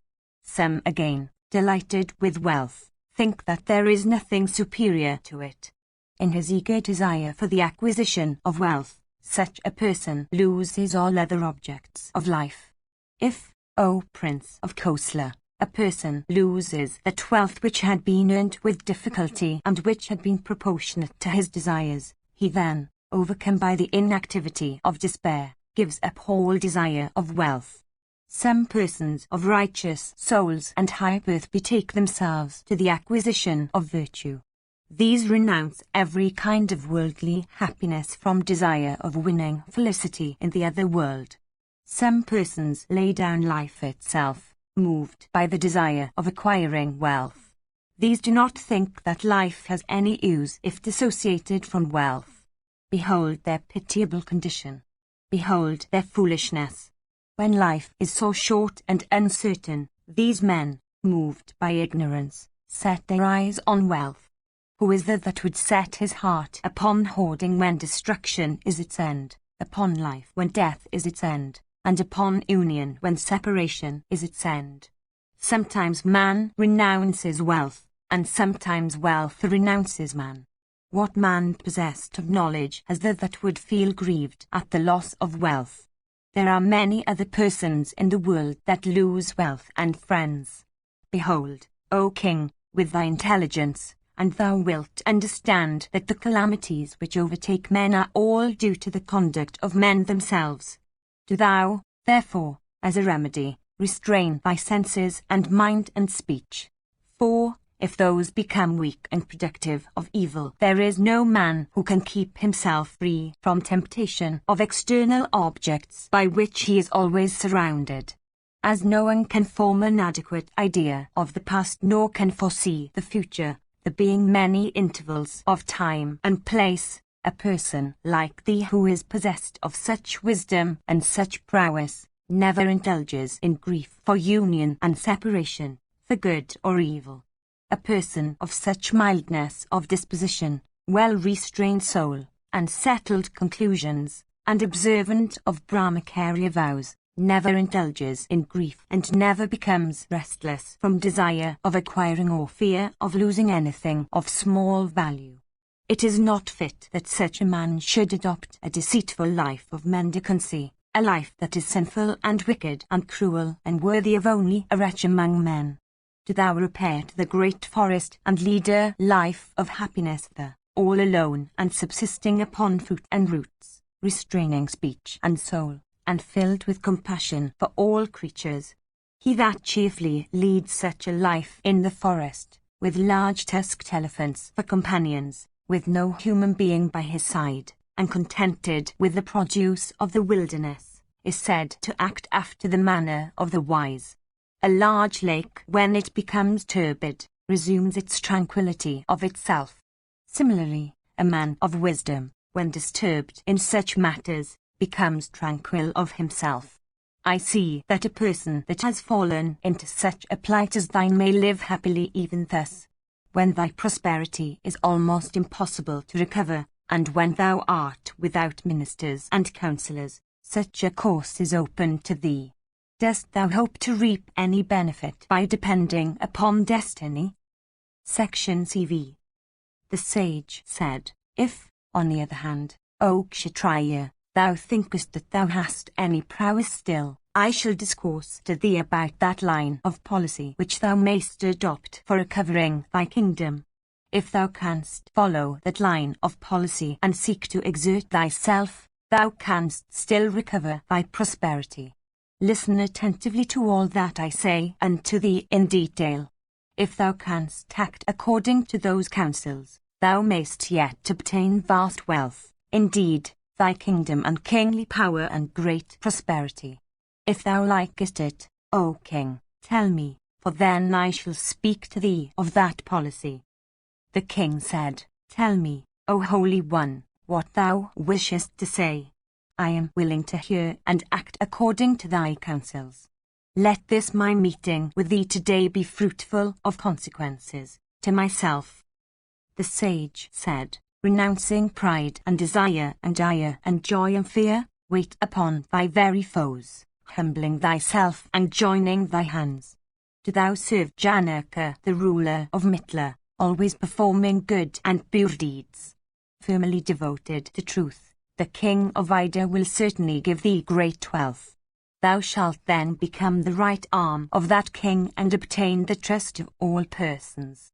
As a consequence of this, thou shalt then succeed in obtaining many allies possessed of courage and perseverance, pure in behavior, and free from the 7 principal faults. A person of restrained soul and having his senses under control, by adhering to his duties, succeeds in raising himself and gladdening others. Honored by Janaka, possessed of intelligence and prosperity, thou shalt certainly become the right arm of that ruler and enjoy the confidence of all. Having then mustered a large force and held consultations with good ministers, do thou cause disunion among thy foes and, setting them against one another, break them all like a person breaking a Valois with a Valois. Or, making peace with the foes of thy foe, destroy the latter's power. 323. Thou shalt then cause thy foe to be attached to such good things as are not easily attainable, to beautiful women and cloths, beds and seats and vehicles, all of very costly kinds, and houses, and birds and animals of diverse species, and juices and perfumes and fruits, so that thy foe may be ruined of himself. 324. If one's foe be thus managed, or if indifference is to be shown towards him, one that is desirous of acting according to good policy should never suffer that foe to know it at all. Following the behavior that is approved by the wise, do thou enjoy every kind of pleasure in the dominions of thy foe, and imitating the conduct of the dog, the deer, and the crow, behave with apparent friendship towards thy enemies. Cause them to undertake achievements that are mighty and difficult to accomplish. See also that they engage in hostilities with powerful enemies, drawing their attention to pleasant gardens and costly beds and seats. Do thou, by offering such objects of enjoyment, drain thy enemy's treasury. Advising thy enemy to perform sacrifices and make gifts, do thou gratify the Brahmanas. The latter, having received those presents through thy hands, will do good to thee in return, by performing penances and Vedic rites, and devour thy enemy like wolves.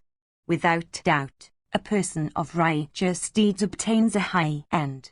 By such deeds men succeed in earning regions of the most felicity in heaven. If the treasury of thy foes be exhausted, by either righteous or unrighteous deeds, every one of them, O Prince of Kosla, may be reduced to subjection. The treasury is the root of felicity in heaven and victory on earth. It is in consequence of their treasuries that the foes enjoy such happiness. The treasury, therefore, should by every means be drained. Do not applaud exertion in the presence of thy foe, but speak highly of destiny. Without doubt, the man who relies too much on acts appertaining to the worship of the gods soon meets with destruction. Cause thy enemy to perform the great sacrifice called Viswajit and divest him by that means of all his possessions. Through this thy object will be fulfilled. Thou mayst then inform thy enemy of the fact that the best men in his kingdom are being oppressed with exactions for refilling the exhausted treasury, and indicate some eminent ascetic conversant with the duties of yoga, who will wean thy foe from all earthly possessions. The enemy will then desire to adopt renunciation and retire into the woods, solicitous of salvation. Thou shalt then, with the aid of drugs prepared by boiling highly efficacious herbs and plants, and of artificial salts, destroy the elephants and steeds and men of thy enemies' dominions. These and many other well-devised schemes are available, all connected with fraud. An intelligent person can thus destroy the population of a hostile kingdom with poison. Section CVI. The king said, I do not desire, O Brahmana, to support life by deceit or fraud. I do not desire wealth, however great, which is to be earned by unrighteous means. At the very outset of our present discourse I accepted these means. By the adoption of only such means as would not lead to censure, of such means as would benefit me in every respect, by practicing only such acts as are not harmful in their consequences, I desire to live in this world. I am incapable of adopting these ways that thou pointest out to me. Indeed, these instructions do not become thee. The sage said, These words, O Kshatriya, that thou speakest indicate thee to be possessed of righteous feelings. Indeed, thou art righteous in disposition and understanding, O thou of great experience. I shall strive for the good of you both, viz., for thyself and him. 325. I shall cause a union, eternal and incapable of breach, to be brought about between thee and that king. Who is there that would not like to have a minister like thee, that art born of noble race, that abstainest from all acts of unrighteousness and cruelty, that art possessed of great learning, and that art well versed in the art of government and of conciliating all persons? I say this because, O Kshatriya, though divested of kingdom and plunged into great misery, thou still desirest to live adopting a behavior that is righteous. The ruler of the Vedas, firmly adhering to truth, will come to my abode soon. Without doubt, he will do what I will urge to do. Bhishma continued. The sage, after this, inviting the ruler of the Vedas, said these words unto him, This personage is of royal birth. I know his very heart. His soul is as pure as the surface of mirror or the disk of the autumnal moon. He has been examined by me in every way. I do not see any fault in him. Let there be friendship between him and thee. Do thou repose confidence on him as on myself. A king who is without a competent minister cannot govern his kingdom even for 3 days. The minister should be courageous as also possessed of great intelligence. By these 2 qualities one may conquer both the worlds. Behold, O king, these 2 qualities are necessary for ruling a kingdom. Righteous kings have no such refuge as a minister possessed of such attributes. The high-souled person is of royal descent. He walketh along the path of the righteous. This one who always keeps righteousness in view has been a valuable acquisition. If treated by thee with honor, he will reduce all thy foes to subjection. If he engages in battle with thee, he will do what as a Kshatriya he should do. Indeed, if after the manner of his sires and grandsires he fights for conquering thee, it will be thy duty to fight him, observant as thou art of the Kshatriya duty of conquering antagonists. Without engaging in battle, however, do thou, at my command, employ him under thee from desire of benefiting thyself. Cast thy eyes on righteousness, giving up covetousness that is improper. It behoveth thee not to abandon the duties of thy order from lust or desire of battle. Victory, O sire, is not certain. Defeat also is not certain. Remembering this, peace should be made with an enemy by giving him food and other articles of enjoyment. One may see victory and defeat in his own case. They that seek to exterminate a foe are sometimes exterminated themselves in course of their efforts. Thus addressed, King Janaka, properly saluting and honoring that bull among Brahmanas who deserved every honor, replied unto him, saying, Thou art of great learning and great wisdom. That which thou hast said from desire of benefiting us is certainly advantageous for both of us. Such a course of conduct is highly beneficial to us. I have no hesitation in saying this. The ruler of Vida then, addressing the prince of Kosala, said these words, in observance of Kshatriya duties as also with aid of policy. I have conquered the world. I have, however, O best of kings, been conquered by thee with thy good qualities. Without cherishing any sense of humiliation, if thou remainest by my side, live thou with me as a victor. 326. I honor thy intelligence, and I honor thy prowess. I do not disregard thee, saying that I have conquered thee. On the other hand, live thou with me as a victor. Honor duly by me, O king, thou wilt go to my abode. Both the kings then worshipped that Brahmana, and trusting each other, proceeded to the capital of Mithila. The ruler of the Vidas, causing the prince of Kosala to enter his abode, honored him, who deserved every honor, with offerings of water to wash his feet, honey and curds and the usual articles. King Janak also bestowed upon his guest his own daughter and diverse kinds of gems and jewels. This, the establishment of peace, is the high duty of kings. Victory and defeat are both uncertain. Section Kvi. Yudhishthira said, Thou hast, O scorcher of foes, described the course of duties, the general conduct, the means of livelihood, with the results of Brahmanas and Kshatriyas and Vaisyas and Sudras. Thou hast discoursed also on the duties of kings, the subject of their treasuries, the means of filling them, and the topic of conquest and victory. Thou hast spoken also of the characteristics of ministers, the measures that lead to the advancement of the subjects, the characteristics of the sixfold limbs of a kingdom, the qualities of armies, the means of distinguishing the wicked, and the marks of those that are good, the attributes of those that are equal, those that are inferior, and those that are superior, the behavior which a king desirous of advancement should adopt towards the masses, and the manner in which the weak should be protected and cherished. Thou hast discoursed on all these subjects, O Bharata, laying down instructions that are plain according to what has been inculcated in sacred treatises. Thou hast spoken also of the behavior that should be adopted by kings desirous of conquering their foes. I desire now, O foremost of intelligent men, to listen to the behavior that one should observe towards the multitude of courageous men that assemble round a king. 327. I desire to hear how these may grow, how they may be attached to the king, O Bharata, how may they succeed in subjugating their foes and in acquiring friends. It seems to me that disunion alone can bring about their destruction. I think it is always difficult to keep counsels secret when many are concerned. I desire to hear all this in detail, O scorcher of foes. Tell me also, O king, the means by which they may be prevented from falling out with a king.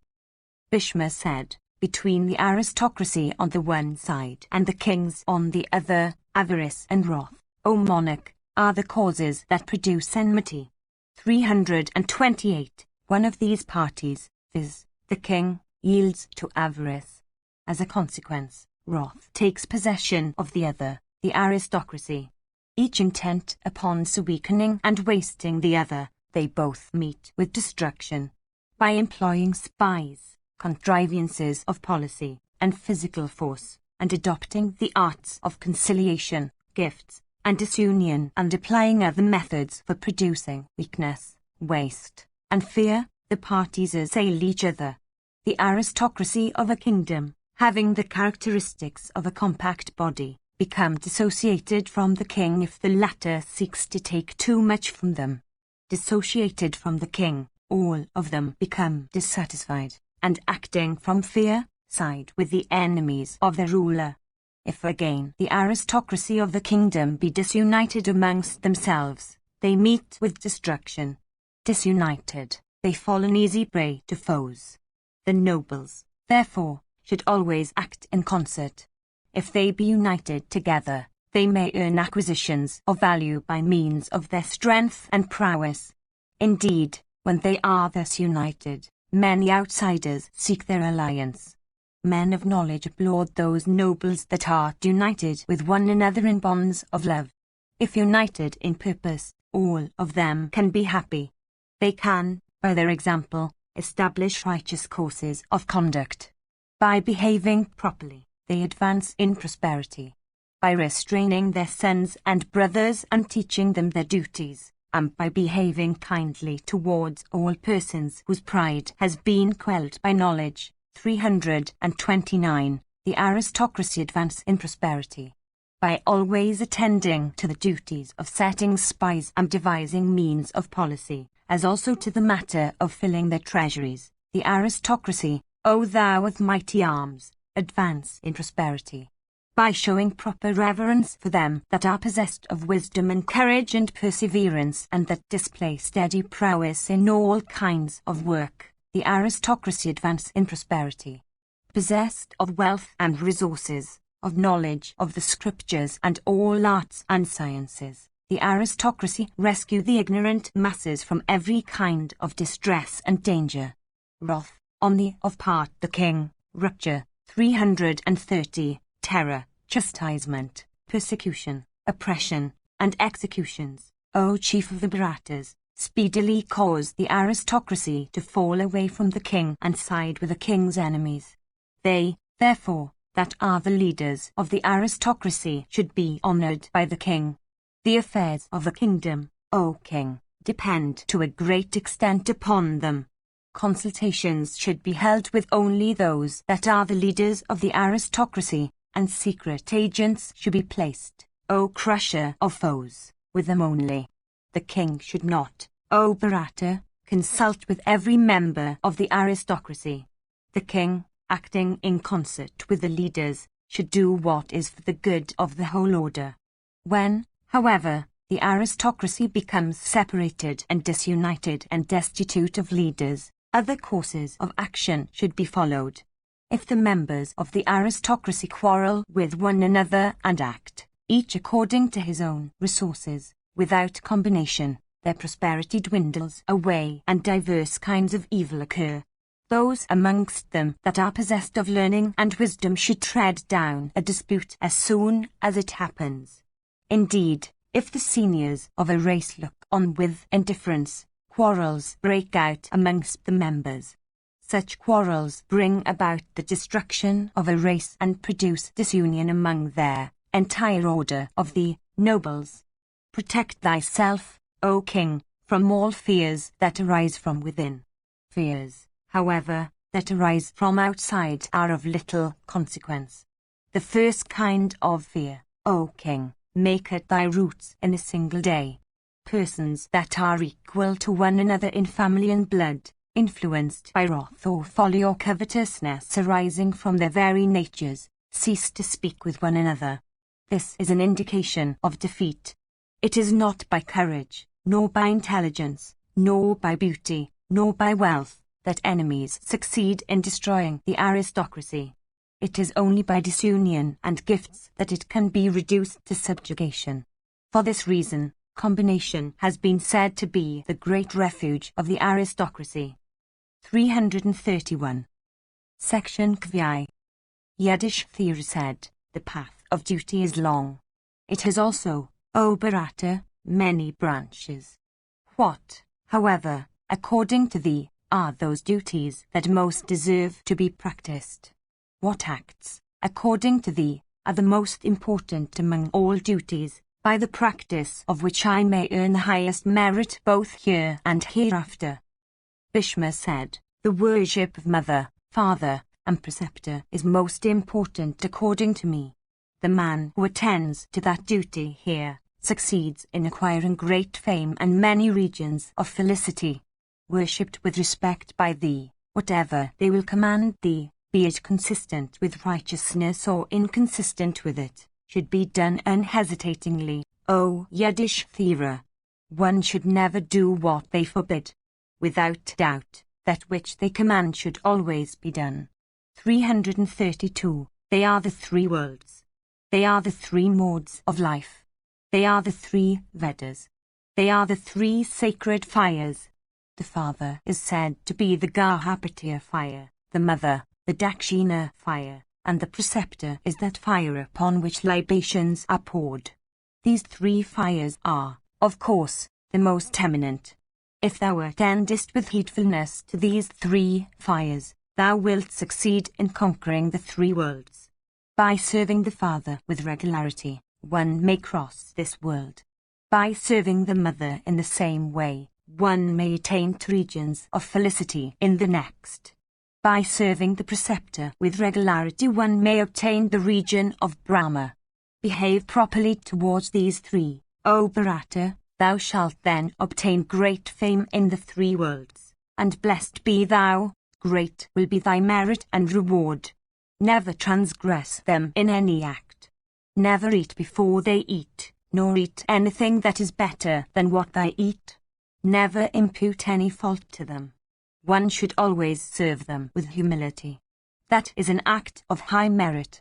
By acting in that way, O best of kings, thou mayst obtain fame, merit, honor, and regions of felicity hereafter. He who honors these three is honored in all the worlds. He, on the other hand, who disregards these three, fails to obtain any merit from any of his acts. Such a man, O scorcher of foes, acquires merit neither in this world nor in the next. He who always disregards these three seniors never obtains fame either here or hereafter. Such a man never earns any good in the next world. All that I have given away in honor of those three has become 100-fold or 1,000-fold of its actual measure. It is in consequence of that merit that even now, O Yudhishthira, the three worlds are clearly before my eyes. One Acharya is superior to 10 Brahmanas learned in the Vedas. One Upadhyaya is again superior to 10 Acharyas. The father, again, is superior to 10 Upadhyayas. The mother again, is superior to 10 fathers, or perhaps, the whole world, in importance. There is no one that deserves such reverence as the mother. In my opinion, however, the preceptor is worthy of greater reverence than the father or even the mother. The father and the mother are authors of one's being. The father and the mother, O Bharata, only create the body. The life, on the other hand, that one obtains from one's preceptor, is heavenly. That life is subject to no decay and is immortal. The father and the mother, however much they may offend, should never be slain. By not punishing a father and a mother, even if they deserve punishment, one does not incur sin. Indeed, such reverend persons, by enjoying impunity, do not stain the king.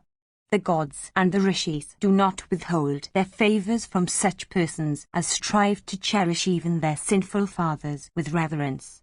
He who favors a person by imparting to him true instruction, by communicating the Vedas, and giving knowledge which is immortal, should be regarded as both a father and a mother.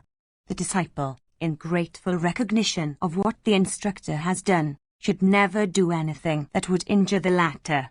They that do not reverence their preceptors after receiving instruction from them by obeying them dutifully in thought and deed, incur the sin of killing a fetus.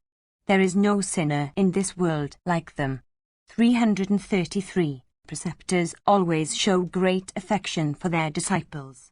The latter should, therefore, show their preceptors commensurate reverence.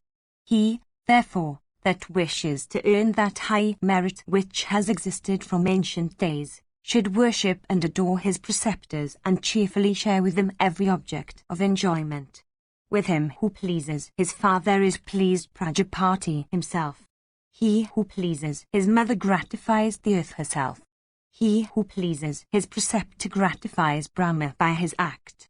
For this reason, The preceptor is worthy of greater reverence than either the father or the mother.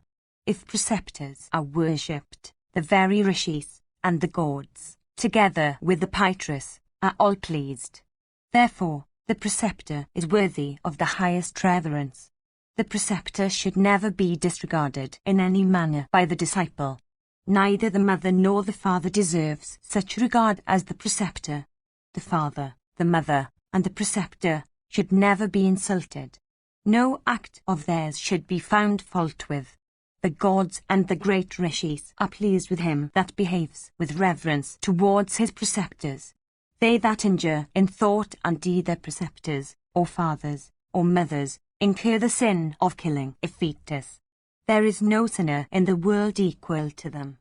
That son of the sire's loins and the mother's womb, who, being brought up by them and when he comes to age, does not support them in his turn, incurs the sin of killing a fetus. There is no sinner in the world like unto him. We have never heard that these four, viz., he who injures a friend, he who is ungrateful, he who slays a woman, and he who slays a preceptor, ever succeed in cleansing themselves. I have now told thee generally all that a person should do in this world. Besides those duties that I have indicated, there is nothing productive of greater felicity. Thinking of all duties, I have told thee their essence. Section 6. Yudhishthira said, How, O Bharata, should a person act who desires to adhere to virtue? O bull of Bharata's race, possessed as thou art of learning, tell me this, questioned by me. Truth and falsehood exist, covering all the worlds. Which of these two, O king, should a person adopt that is firm in virtue? What again is truth? What is falsehood? What, again, is eternal virtue? On what occasions should a person tell the truth, and on what occasions should he tell an untruth? Bhishma said, to tell the truth is consistent with righteousness. There is nothing higher than truth. I shall now, O Bharata, say unto thee that which is not generally known to men. There where falsehood would assume the aspect of truth, truth should not be said. There, again, where truth would assume the aspect of falsehood, even falsehood should be said. That ignorant person incurs sin who says truth which is dissociated from righteousness. That person is said to be conversant with duties who can distinguish truth from falsehood. 334. Even a person that is disrespectable, that is of uncleansed soul, and that is very cruel, may succeed in earning great merit as the Huntivalaka by slaying the blind beast that threatened to destroy all creatures. 335. How extraordinary it is that a person of foolish understanding, though desirous of acquiring merit by austere penances, still committed a sinful act. 336. An owl again, on the banks of the Ganges, by doing an unrighteous deed, obtained great merit. 337. The question thou hast asked me is a difficult one, since it is difficult to say what righteousness is. It is not easy to indicate it. No one, in discoursing upon righteousness, can indicate it accurately. Righteousness was declared, by Brahman, for the advancement and growth of all creatures.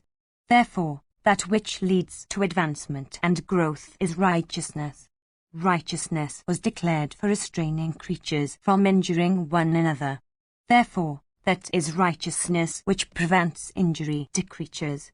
Righteousness, Dharma, is so called because it upholds all creatures. In fact, all creatures are upheld by righteousness. Therefore, that is righteousness which is capable of upholding all creatures. Some say that righteousness consists in what has been inculcated in the Srutis. Others do not agree to this. I would not censure them that say so. Everything, again, has not been laid down in the Srutis. 338. Sometimes men, robbers, desirous of obtaining the wealth of some one, make inquiries for facilitating the act of plunder. One should never answer such inquiries. That is a settled duty. If by maintaining silence, one succeeds in escaping, one should remain silent. If, on the other hand, one silence at a time when one must speak rouses suspicion, it would be better on such an occasion to say what is untrue than what is true. This is a settled conclusion. If one can escape from sinful men by even a false oath, one may take it without incurring sin. One should not, even if one be able, give away his wealth to sinful men. Wealth given to sinful men afflicts even the giver. If a creditor desires to make his debtor pay off the loan by rendering bodily service, the witnesses would all be liars. If, summoned by the creditor for establishing the truth of the contract, they did not say what should be said. When life is at risk, or on occasion of marriage, one may say an untruth. One that seeks for virtue does not commit a sin by saying an untruth, if that untruth be said to save the wealth and prosperity of others or for the religious purposes. Having promised to pay, one becomes bound to fulfill his promise. Upon failure, let the self-appropriator be forcibly enslaved.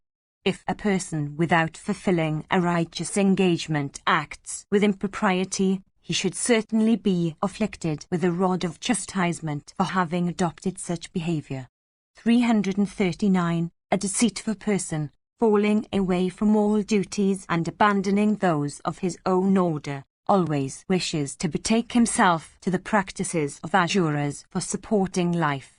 Such a sinful wretch living by deceit should be slain by every means. Such sinful men think that there is nothing in this world higher than wealth. Such men should never be tolerated. No one should eat with them. They should be regarded to have fallen down in consequence of their sins. Indeed, fallen away from the condition of humanity and shut out from the grace of the gods. They are even like evil genii. Without sacrifices and without penances as they are, forbear from their companionship. If their wealth be lost, they commit even suicide, which is exceedingly pitiable. Among those sinful men there is no one to whom thou canst say, "This is thy duty." Let thy heart turn to it. Their settled convictions are that there is nothing in this world that is equal to wealth. The person that would slay such a creature would incur no sin. He who kills him kills one that has been already killed by his own acts. If slain, it is the dead that is slain. He who vows to destroy those persons of lost senses should keep his vows. 340. Such sinners are, like the crow and the vulture, dependent on deceit for their living. After the dissolution of their human bodies, they take rebirth as crows and vultures. One should, in any matter, behave towards another as that other behaves in that matter. He who practices deceit should be resisted with deceit, while one that is honest should be treated with honesty. Section CX. Yiddish theory said, creatures are seen to be afflicted by diverse means and almost continually. Tell me, O grandsire, in what way can one overcome all those difficulties? Bishma said, those members of the regenerate class that duly practice, with restrained souls, the duties that have been laid down in the scriptures for the several modes of life, succeed in overcoming all these difficulties. They that never practice deceit, they whose behavior is restrained by salutary restrictions, and they that control all worldly desires, succeed in overcoming all difficulties. They that do not speak when addressed in evil language, they that do not injure others when themselves injured, they that give but do not take, succeed in overcoming all difficulties. They that always give hospitable shelter to guests, they that do not indulge in malice, they that are constantly engaged in the study of the Vedas, succeed in overcoming all difficulties.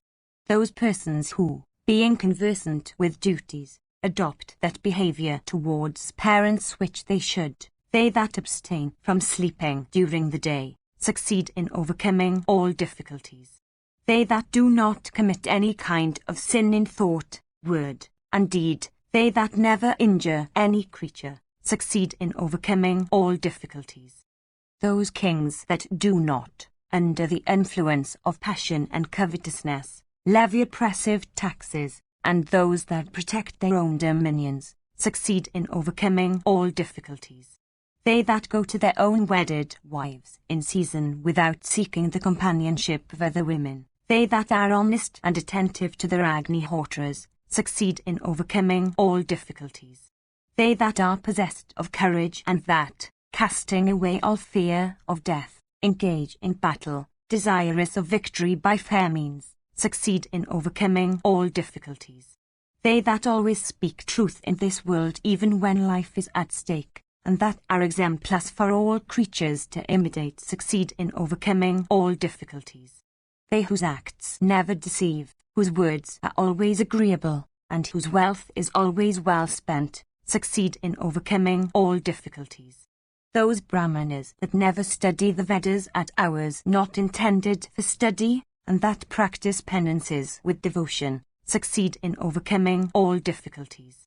Those Brahmanas that betake themselves to a life of celibacy and brahmacharya, that perform penances, and that are cleansed by learning, Vedic knowledge, and proper vows, succeed in overcoming all difficulties. They that have checked all the qualities that appertain to passion and darkness, that are possessed of high souls, and that practice the qualities that are called good, succeed in overcoming all difficulties. They of whom no creature stands in fear, and those that do not fear any creature themselves, they that look upon all creatures as their own selves, succeed in overcoming all difficulties. Those bulls among men that are good, that are never inspired with grief at the sight of other people's prosperity, and that abstain from all kinds of ignoble behavior, succeed in overcoming all difficulties. They that bow to all the gods, that listen to the doctrines of all creeds, that have faith, and that are endued with tranquil souls, succeed in overcoming all difficulties. They that do not desire honor for themselves, that give honors unto others, that bow down unto those that deserve their worship, succeed in overcoming all difficulties. They that perform saradas on the popular days, with beminds, from desire of offspring, succeed in overcoming all difficulties. They that restrain their own wrath and pacify the wrath of others, and that never get angry with any creature, succeed in overcoming all difficulties. They that abstain from their birth, from honey and meat and intoxicating drinks, succeed in overcoming all difficulties. They that eat for only supporting life, that seek a companionship of women for the sake only of offspring, and that open their lips for only speaking what is true, succeed in overcoming all difficulties. They that worship with devotion the god Narayana, that supreme lord of all creatures, that origin and destruction of the universe, succeed in overcoming all difficulties. This Krishna here, of eyes red as the lotus, clad in yellow robes, endues with mighty arms, this Krishna who is our well-wisher, brother, friend, and relative, is Narayana of unfading glory. He covers all the worlds like a leathern case, at his own pleasure. He is the puissant Lord, of inconceivable soul. He is Govinda, the foremost of all beings. This Krishna who is ever engaged in doing what is agreeable and beneficial to Jaishu, as also to thee, O King, is that foremost of all beings, that irresistible one, that abode of eternal felicity. They that with devotion seek the refuge of this Narayana, called also Hari, succeed in overcoming all difficulties. They that read these verses about the overcoming of difficulties, that recite them to others, and that speak of them unto Brahmanas, succeed in overcoming all difficulties. I have now, O sinless one, told thee all those acts by which men may overcome all difficulties both here and hereafter. Section CXI. Yudhishthira said, many persons here that are not really of tranquil souls appear in outward form as men of tranquil souls. There are again others that are really of tranquil souls but that appear to be otherwise. How, O sire, shall we succeed in knowing these people? Bhishma said, In this connection is recited the old story of the discourse between a tiger and a jackal. Listen to it, O Yudhishthira. In ancient times, in a city called Purika, full of affluence, there was a king named Purika. That worst of beings was exceedingly cruel and took delight in injuring others. On the expiry of the period of his life, he obtained an undesirable end. In fact, stained by the evil acts of his human life, he was reborn as a jackal. Remembering his former prosperity, he became filled with grief and abstained from meat even when brought before him by others. And he became compassionate unto all creatures, and truthful in speech, and firm in the observance of austere vows. At the appointed time he took food which consisted of fruit that had dropped from the trees. That jackal dwelt in a vast crematorium and liked to dwell there. And as it was his birthplace, he never wished to change it for a finer locality.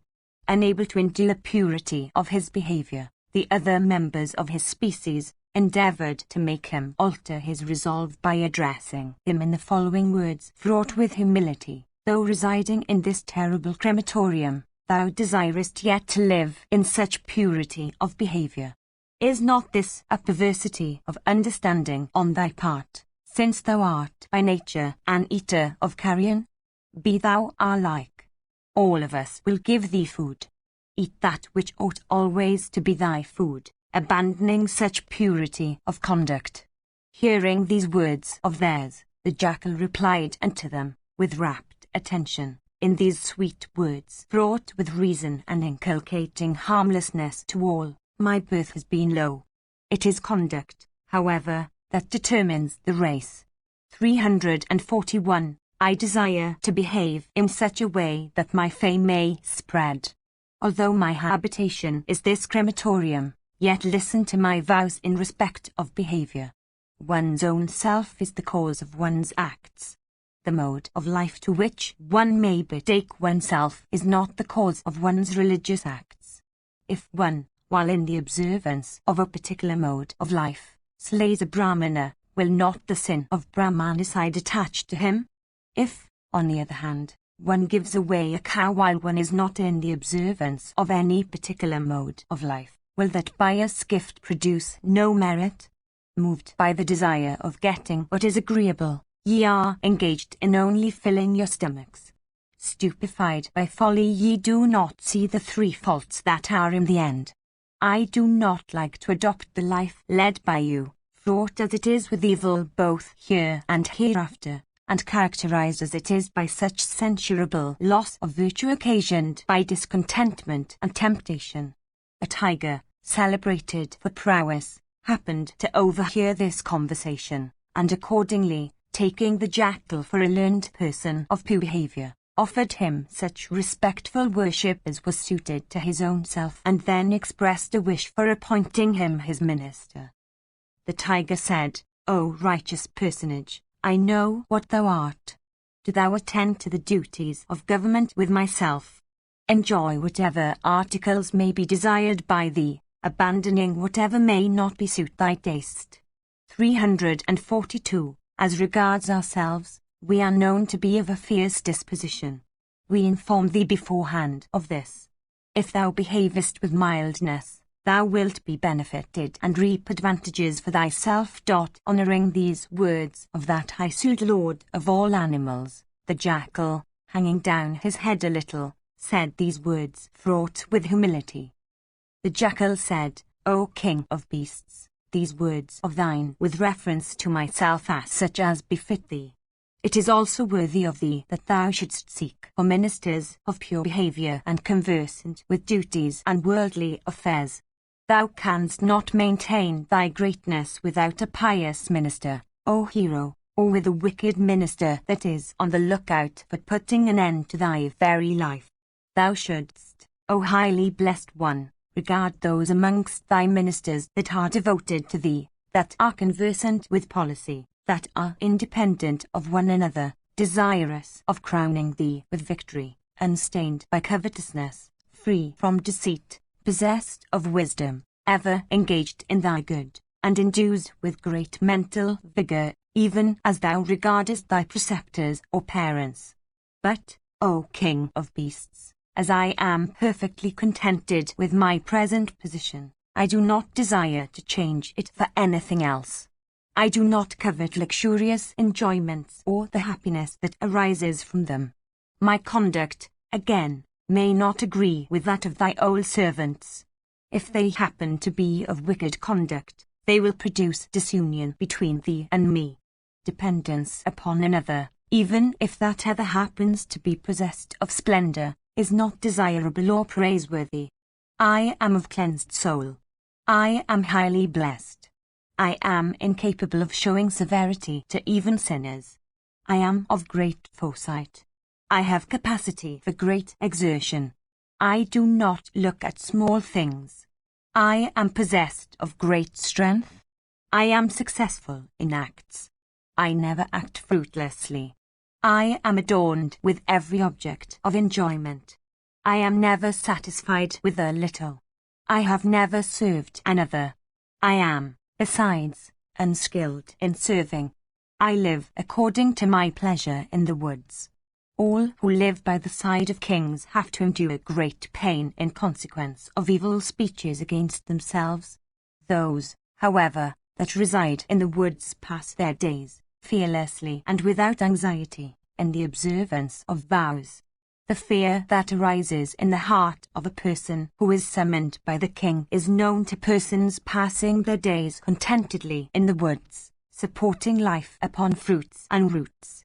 Simple food and drink obtained without effort, and luxurious food procured with fear, widely differ from each other. Reflecting upon these two, I am of opinion that there is happiness where there is no anxiety. A few only amongst those that serve kings are justly punished for their offences. A large number of them, however, suffer death under false accusations. If, notwithstanding all this, thou appointest me, O King of beasts, as thy minister, I wish to make a compact with thee in respect of the behaviour thou shouldst always adopt towards me. Those words that I shall speak for thy good should be listened to and regarded by thee. The provision which thou wilt make for me shall not be interfered with by thee. I shall never consult with thy other ministers. If I do, desirous of superiority as they are, they will then impute divers kinds of faults to me. Meeting with thee alone and in secret, I shall say what is for thy good. In all matters connected with thy kinsman, thou shalt not ask me what is for thy good or what is otherwise. Having consulted with me, thou shalt not punish thy other ministers afterwards. Yielding to rage, thou shalt not punish my followers and dependents. Thus addressed by the jackal, the king of beasts answered him, saying, Let it be so, and showed him every honour. The jackal then accepted the ministership of the tiger.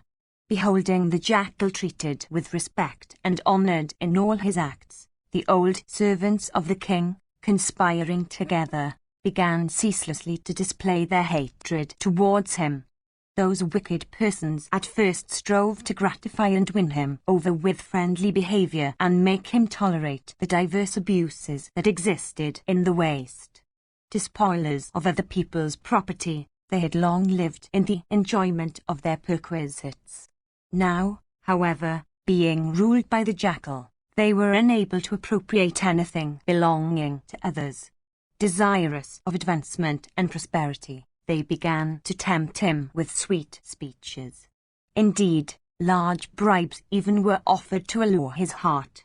Possessed of great wisdom, the jackal showed no signs of yielding to those temptations. Then some amongst them, making a compact amongst themselves for effecting his destruction, took away the well-dressed meat that was intended for and much desired by the king of beasts, and placed it secretly in the house of the jackal. The jackal knew who had stolen the meat and who had conspired to do it.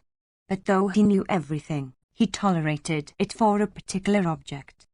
He had made a compact with the king at the time of his accepting the ministership, saying, Thou desirest my friendship, but thou shalt not, O monarch, mistrust me without cause.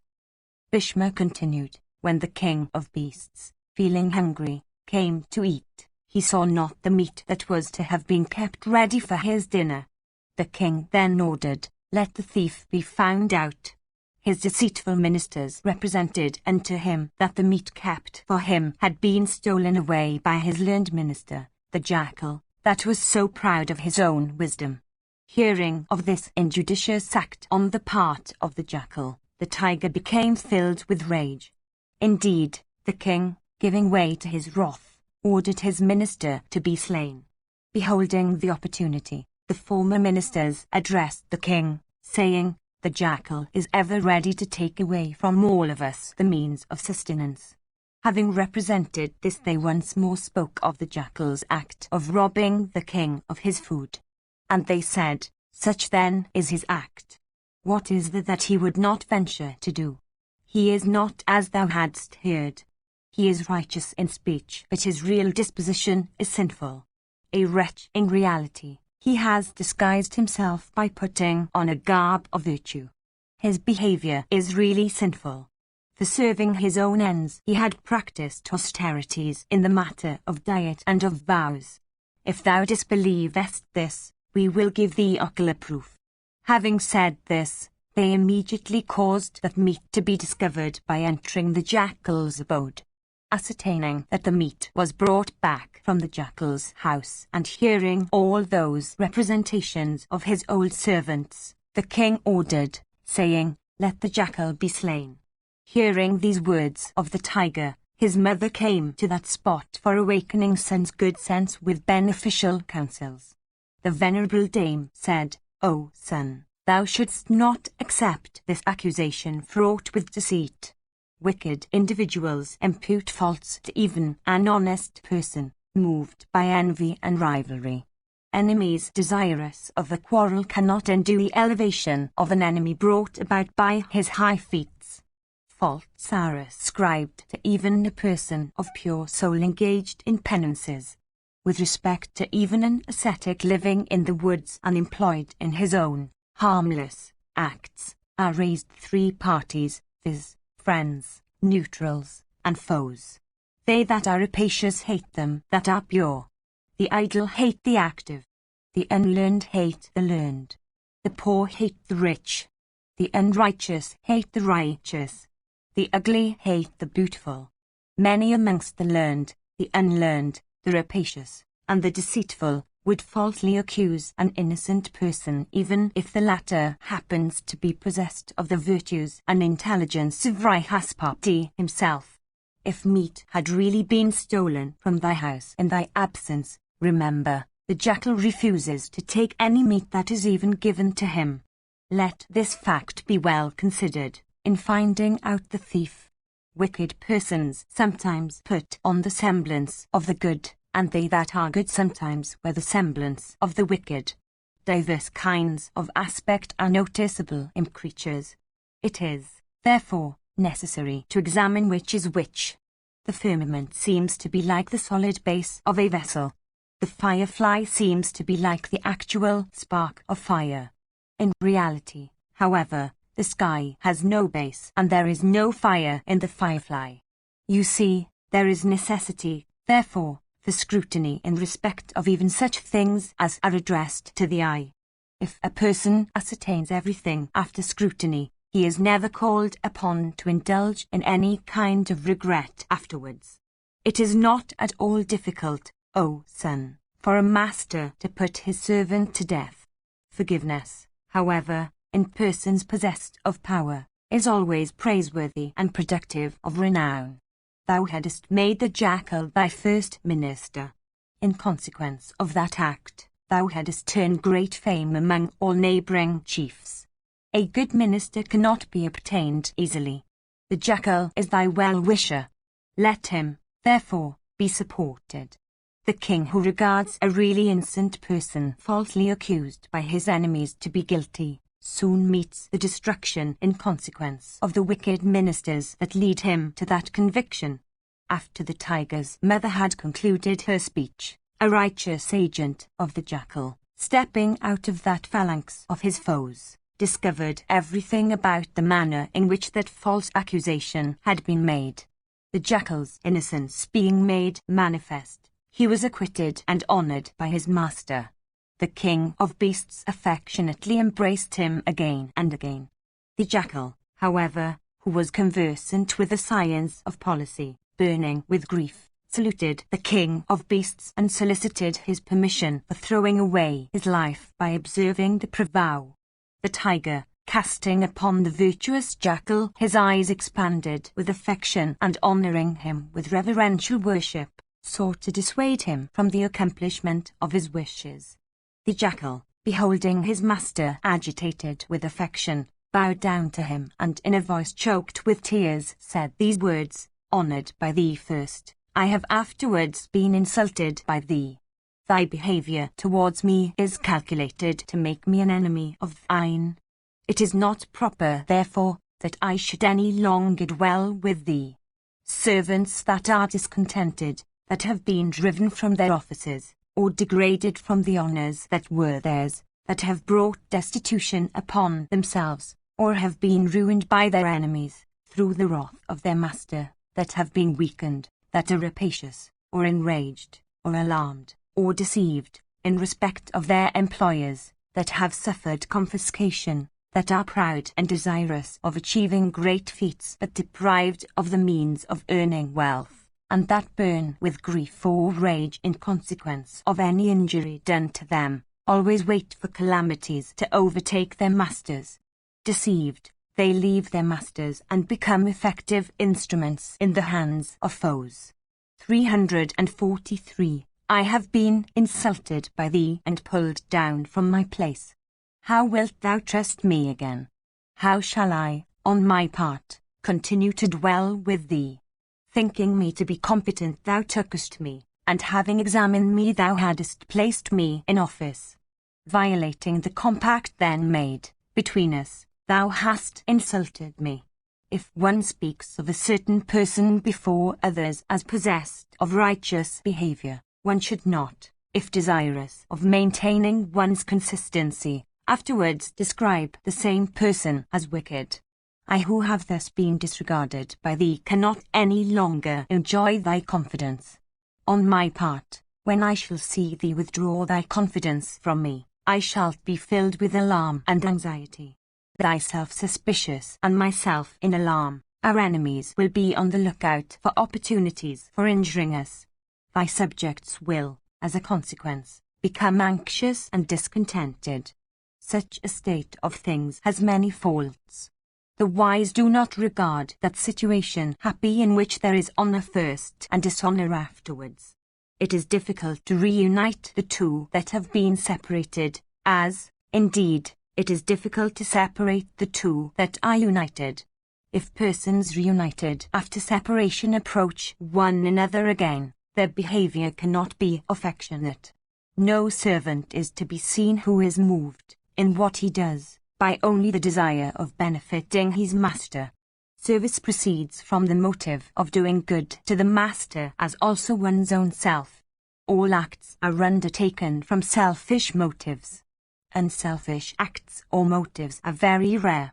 Those kings whose hearts are restless and unquiet cannot acquire a true knowledge of men. Only 1 in 100 can be found who is either able or fearless. The prosperity of men, as also their fall, comes of itself. Prosperity and adversity, and greatness, all proceed from weakness of understanding. 344. Bhishma continued, having said these conciliatory words fraught with virtue, pleasure, and profit, and having gratified the king, the jackal retired to the forest, without listening to the entreaties of the king of beasts. The intelligent jackal cast off his body by sitting in prayer and proceeded to heaven, as the reward of his good deeds on earth. Section XI. Yudhishthira said, what acts should be done by a king, and what are those acts by doing which a king may become happy? Tell me this in detail, O thou that art the foremost of all persons acquainted with duties. Bhishma said, I shall tell thee what thou wishest to know. Listen to the settled truth about what should be done in this world by a king, and what those acts are by doing which a king may become happy. A king should not behave after the manner disclosed in the high history of the camel of which we have heard. Listen to that history then, O Yudhishthira. There was, in the Krita age, a huge camel who had recollection of all the acts of his former life. Observing the most rigid vows, that camel practiced very severe austerities in the forest. Towards the conclusion of his penances, the puissant Brahman became gratified with him. The grandsire, therefore, desired to grant him boons. The camel said, "Let my neck, O Holy One, become long through thy grace, so that, O puissant Lord, I may be able to seize any food that may lie even at the end of even 100 yojanas." The high suit giver of boon said, "Let it be so." The camel then, having obtained the boon, returned to his own forest. The foolish animal, from the day of obtaining the boon, became idle. Indeed, the wretch, stupefied by fate, did not from that day go out for grazing. One day, while extending his long neck of 100 yojanas, the animal was engaged in picking his food without any labor. A great storm arose. The camel, placing his head and a portion of the neck within the cave of a mountain, resolved to wait till the storm would be over. Meanwhile it began to pour in torrents, deluging the whole earth. A jackal, with his wife, drenched by the rain and shivering with cold, dragged himself with difficulty towards that very cave and entered it quickly for shelter. Living as he did upon meat, and exceedingly hungry and tired as he was, O bull of Bharata's race, the jackal, seeing the camel's neck, began to eat as much of it as he could. The camel, when he perceived that his neck was being eaten, strove in sorrow to shorten it. But as he moved it up and down, the jackal and his wife, without losing their hold of it, continued to eat it away. Within a short time the camel was deprived of life. The jackal then, having, thus, slain and eaten the camel, came out of the cave after the storm and shower had ceased. Thus did that foolish camel meet with his death. Behold, what a great evil followed in the train of idleness. As regards thyself, avoiding idleness and restraining thy senses, do everything in the world with proper means. Manu himself has said that victory depends upon intelligence. All acts that are accomplished with the aid of intelligence are regarded as the foremost, those achieved with the aid of arms are middling, those achieved with the aid of feet are inferior, while those done by carrying loads are the lowest. If the king is clever in the transaction of business and restrains his senses, his kingdom endures. Manu himself has said that it is with the aid of the intelligence that an ambitious person succeeds in achieving victories. In this world, O Yudhishthira, they who listen to wise counsels that are not generally known, that are, O sinless one, possessed of allies, and that act after proper scrutiny, succeed in achieving all their objects. A person possessed of such aids succeeds in ruling the entire earth. O thou that art possessed of prowess like that of Indra himself, this has been said by wise men of ancient times conversant with the ordinances laid down in the scriptures. I, also, with sight directed to the scriptures, have said the same to thee. Exercising thy intelligence, do thou act in this world, O king. Section XI. Yudhishthira said, Tell me, O bull of Bharata's race, how a king, without the usual aids, having obtained a kingdom that is so precious a possession, behave himself towards a powerful foe.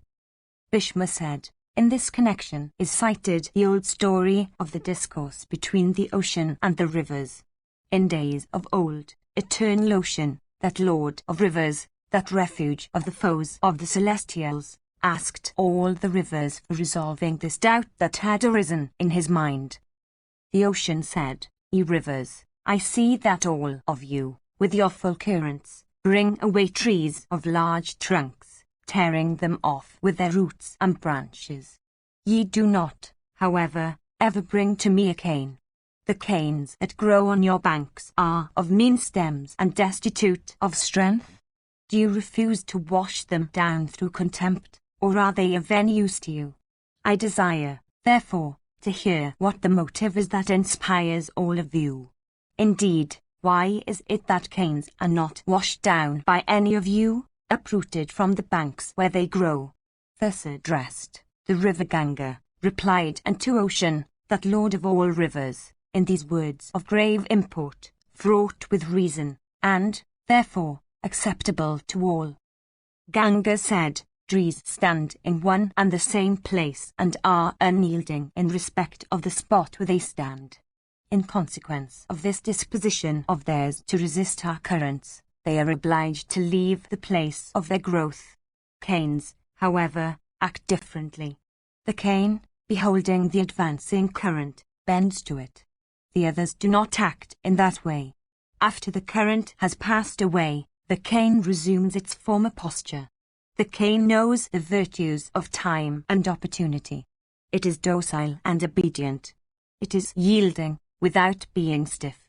For these reasons, it stands where it grows, without having to come with us. Those plants, trees, and creepers that bend and rise before the force of wind and water, have never to suffer discomfiture by being taken up by the roots.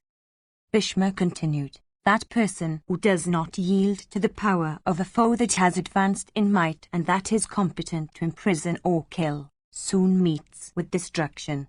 345. That man of wisdom who acts after ascertaining fully the strength and weakness, the might and energy, of himself and his foe, has never to suffer discomfiture.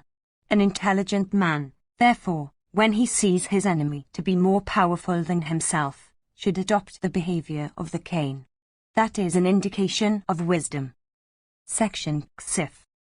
Yudhishthira said, how, O Bharata, should a learned man adorned with modesty behave, O chastiser of foes, when assailed with harsh speeches in the midst of assemblies by an ignorant person swelling with conceit? 346. Bhishma said, listen, O Lord of Earth, how the subject has been treated of, in the scriptures, how a person of good soul should endure in this world the abusive speeches of persons of little intelligence. If a person, when abused by another, do not yield to wrath, he is then sure to take away the merit of all the good deeds that have been done by the abuser. The endurer, in such a case, communicates the demerit of all his own bad acts to the person who under the influence of wrath indulges in abuse. An intelligent man should disregard an abusive language who resembles, after all, only a tittle-uttering dissonant cries. 347. One who yields to hate is said to live in vain. A fool may often be heard to say, such a respectable man was addressed by me in such words amid such an assembly of men, and to even boast of that wicked act. He would add, abused by me, the man remained silent as if dead with shame. Even thus does a shameless man boast of an act about which no one should boast. Such a wretch among men should carefully be disregarded. The man of wisdom should endure everything that such a person of little intelligence may say. What can a vulgar fellow do by either his praise or his blame? He is even like a crow that caws uselessly in the woods. If those who accuse others by only their words could establish those accusations by such means, then, perhaps, their words would have been regarded to be of some value. As a fact, however, these words are as effective as those uttered by fools invoking death upon them with whom they quarrel. 348. That man simply proclaims his bastardy who indulges in such conduct and words.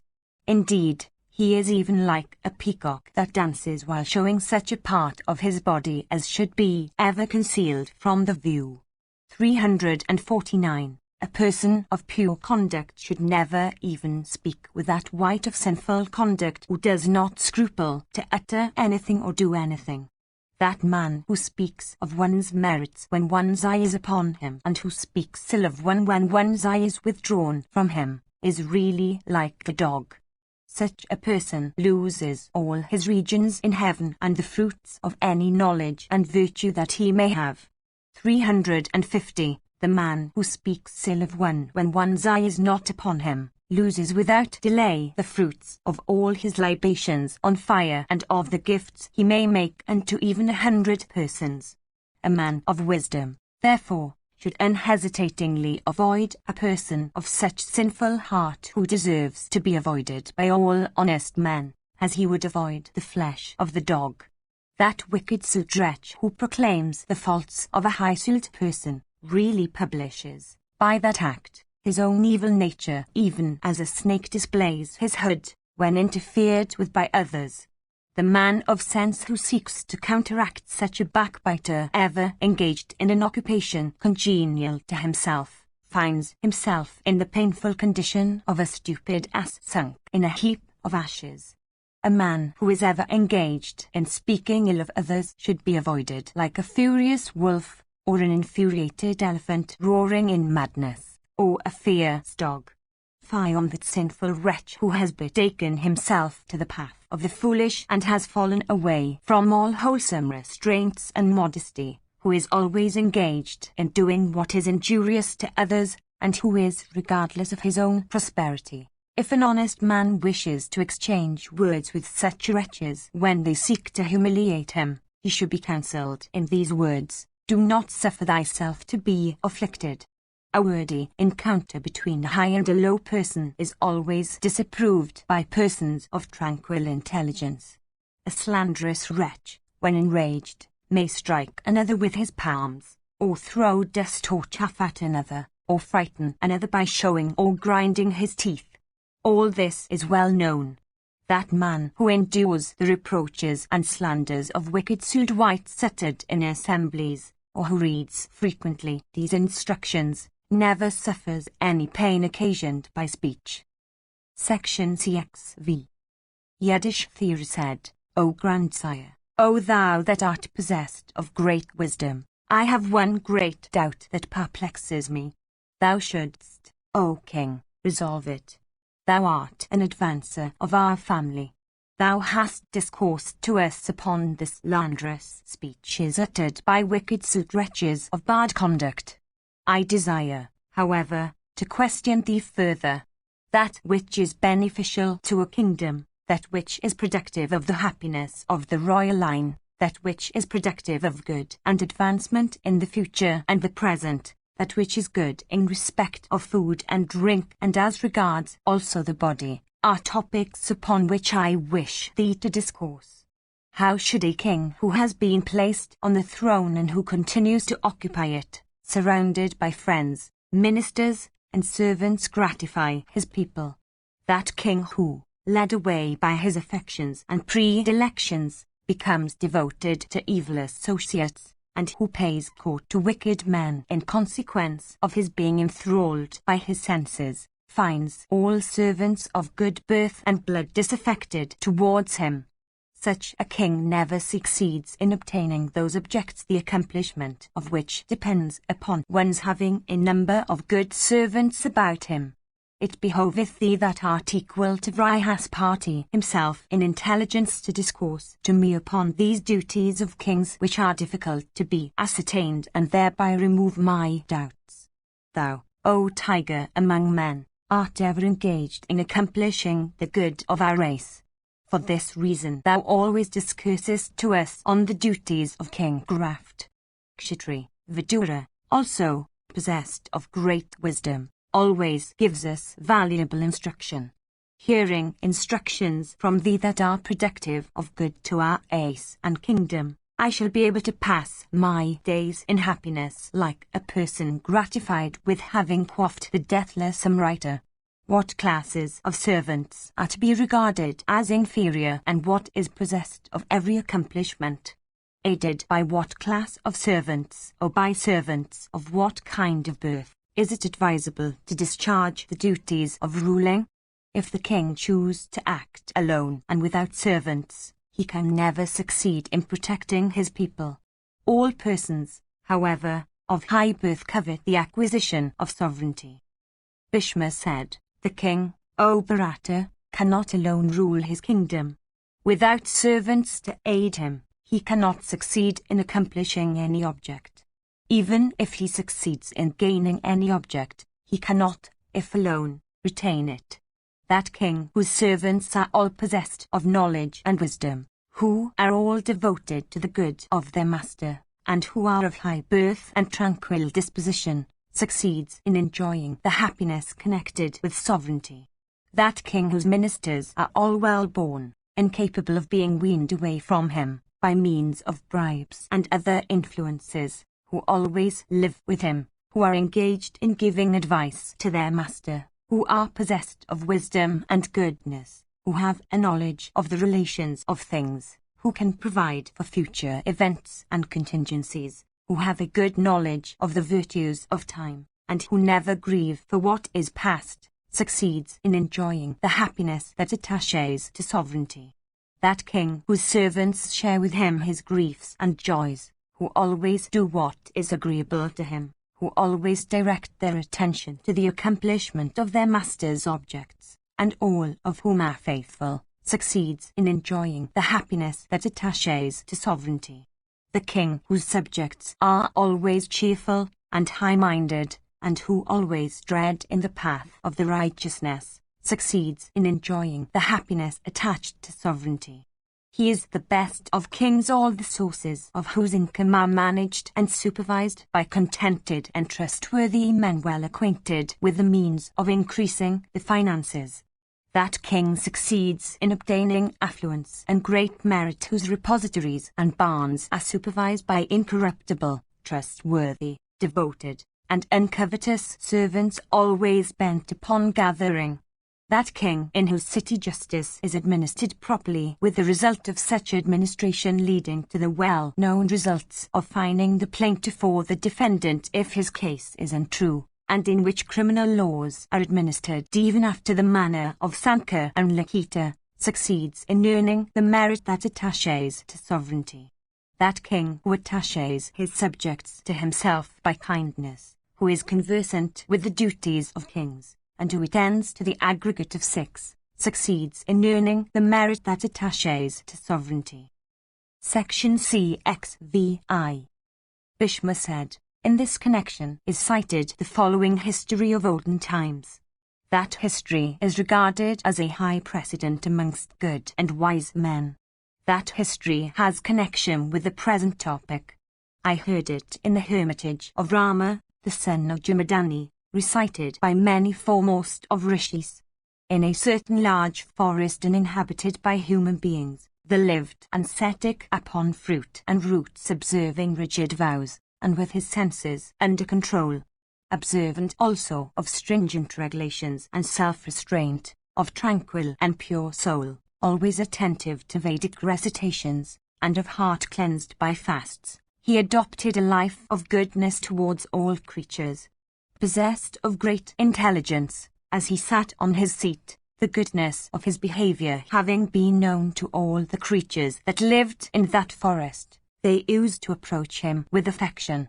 Fierce lions and tigers, infuriated elephants of huge size, leopards, rhinoceroses, bears, and other animals of fierce aspect, subsisting upon blood, used to come to the rishi and address him the usual questions of polite inquiry.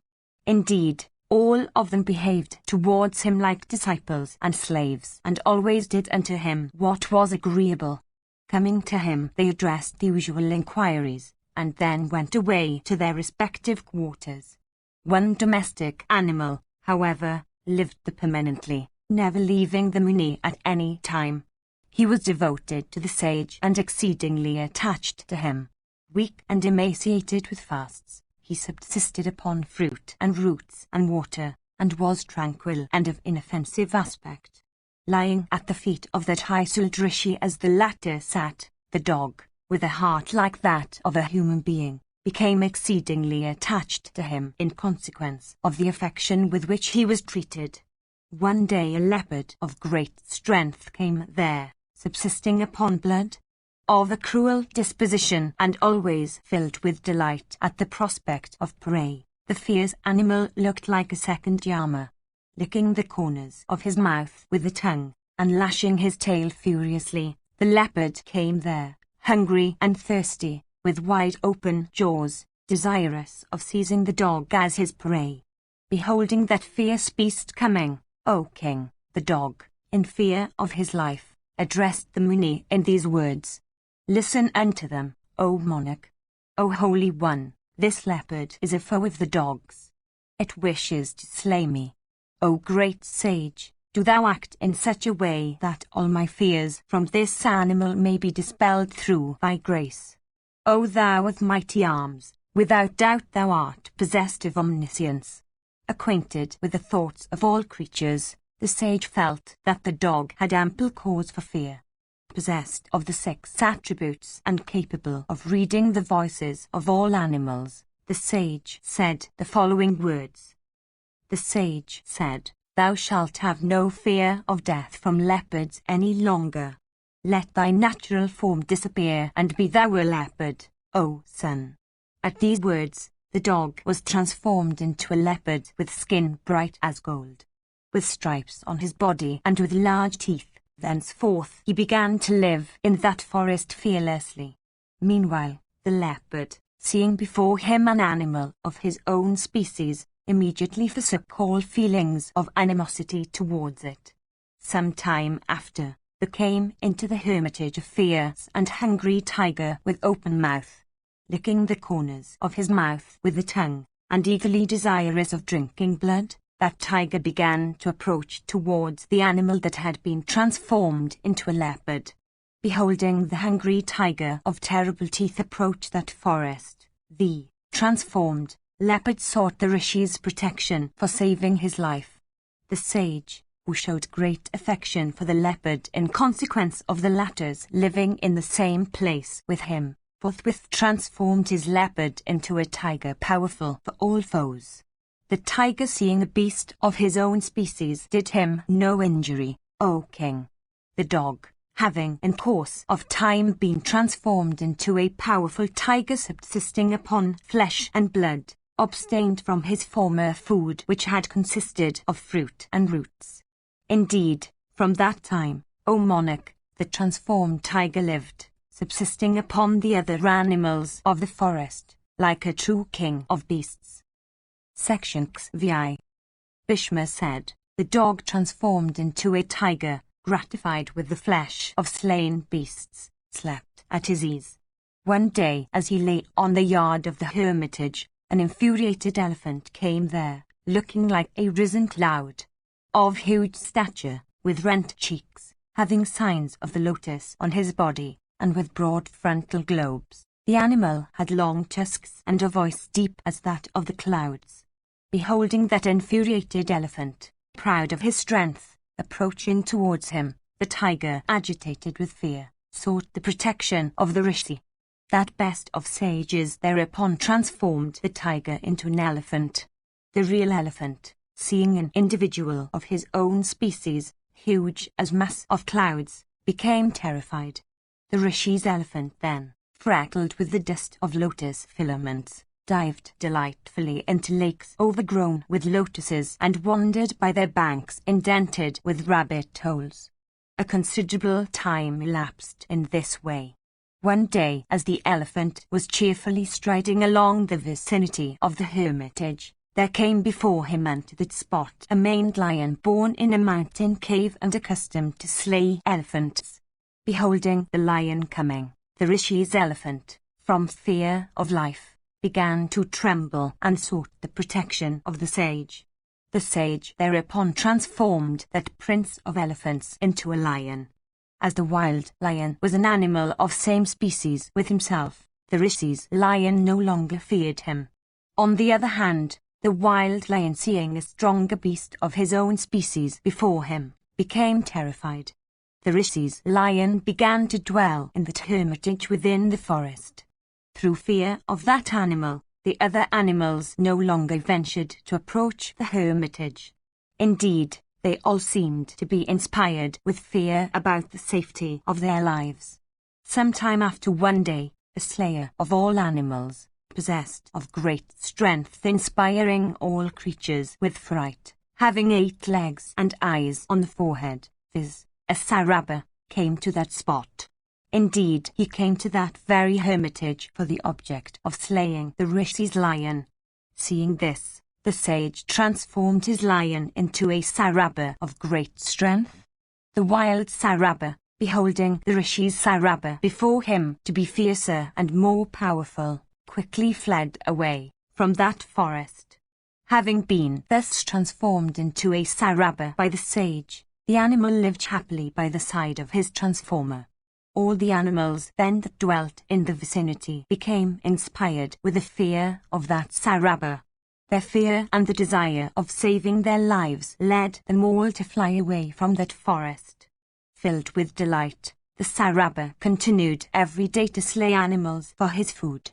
Transformed into a carnivorous beast, he no longer affected fruit and roots upon which he had formerly lived. One day that ungrateful beast, who had first been a dog but who was now transformed into a Saraba, eagerly thirsting for blood, wished to slay their sage. The latter, by ascetic power, saw it all by his spiritual knowledge.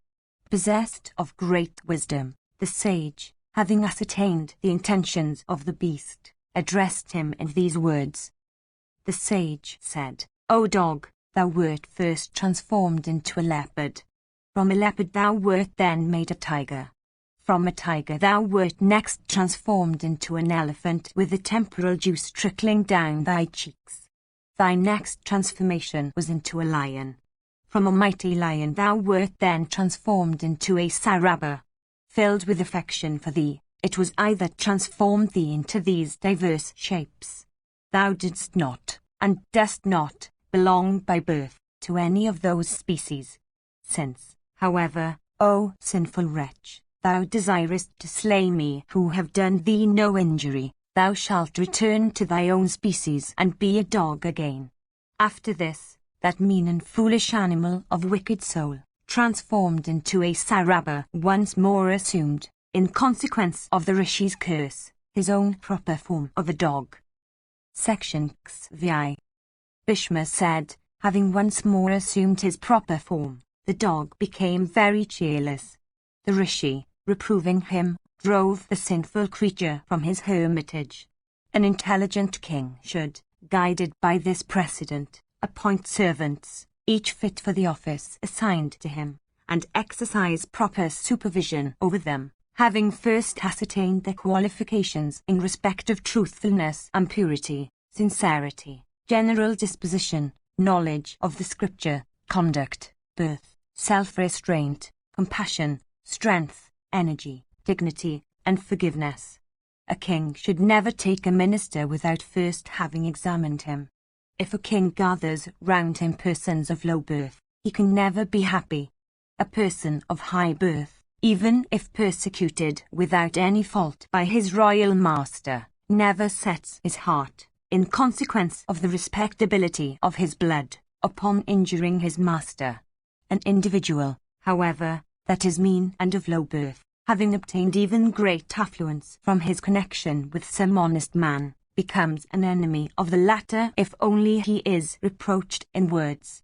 351. A minister should be possessed of high birth and strength. He should be forgiving and self-restrained, and have all his sense under control. He should be free from the vice of rapacity, contented with his just acquisitions, delighted with the prosperity of his master and friends, conversant with the requirements of place and time, ever employed in attaching men to himself or his master by doing good offices to them, always attentive to his duties, desiring the good of his master, always heedful, faithful in the discharge of his own duties, a thorough master of the art of war and peace, conversant with the king's requirements in respect of the great aggregate of 3, beloved by both the citizens and the inhabitants of the provinces, acquainted with all kinds of battle array for piercing and breaking the enemy's ranks, competent to inspire the forces of his master with cheerfulness and joy,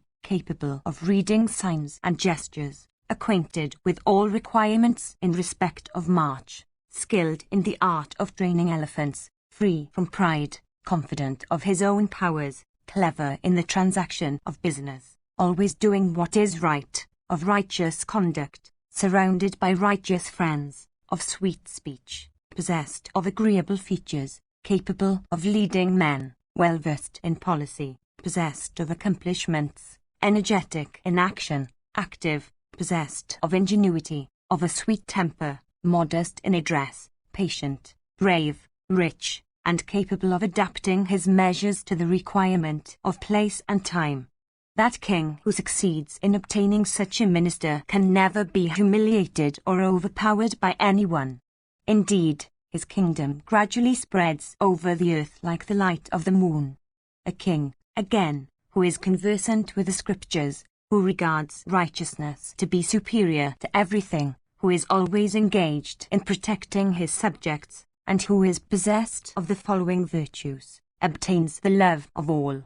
He should be patient, forgiving, pure in conduct, severe when the occasion requires it, acquainted with the efficacy of exertion, respectful in his behavior towards all his seniors, possessed of a knowledge of the scriptures, ready to listen to the instructions and counsels of those that are competent to instruct and give counsel, capable of judging correctly amid different or opposite courses of action suggested to him, intelligent, of a retentive memory, ready to do what is just, self-restrained, always sweet-speeched, forgiving even unto enemies, practicing charity personally, possessed of faith, of agreeable features, ready to extend the hand of succor to persons plunged in distress, possessed of ministers that always seek his good, free from the fault of egoism, never without a wife, 352, and undisposed to do anything with haste.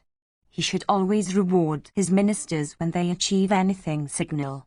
He should love those that are devoted to him.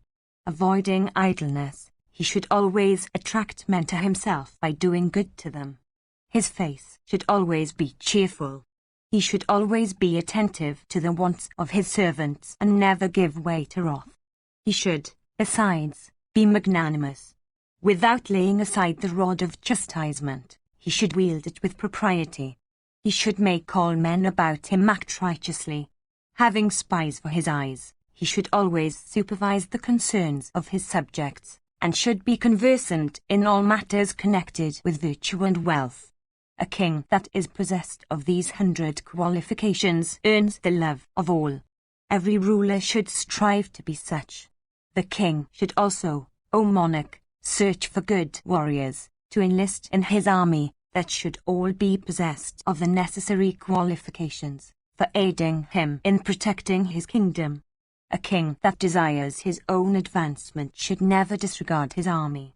That king whose soldiers are brave in battle, grateful, and versed in the scriptures, whose army consists of foot soldiers conversant with the treatises on religion and duty, whose elephant warriors are fearless, whose car warriors are skilled in their own mode of fighting and well versed in shooting arrows and in wielding other weapons, succeeds in subjugating the whole earth.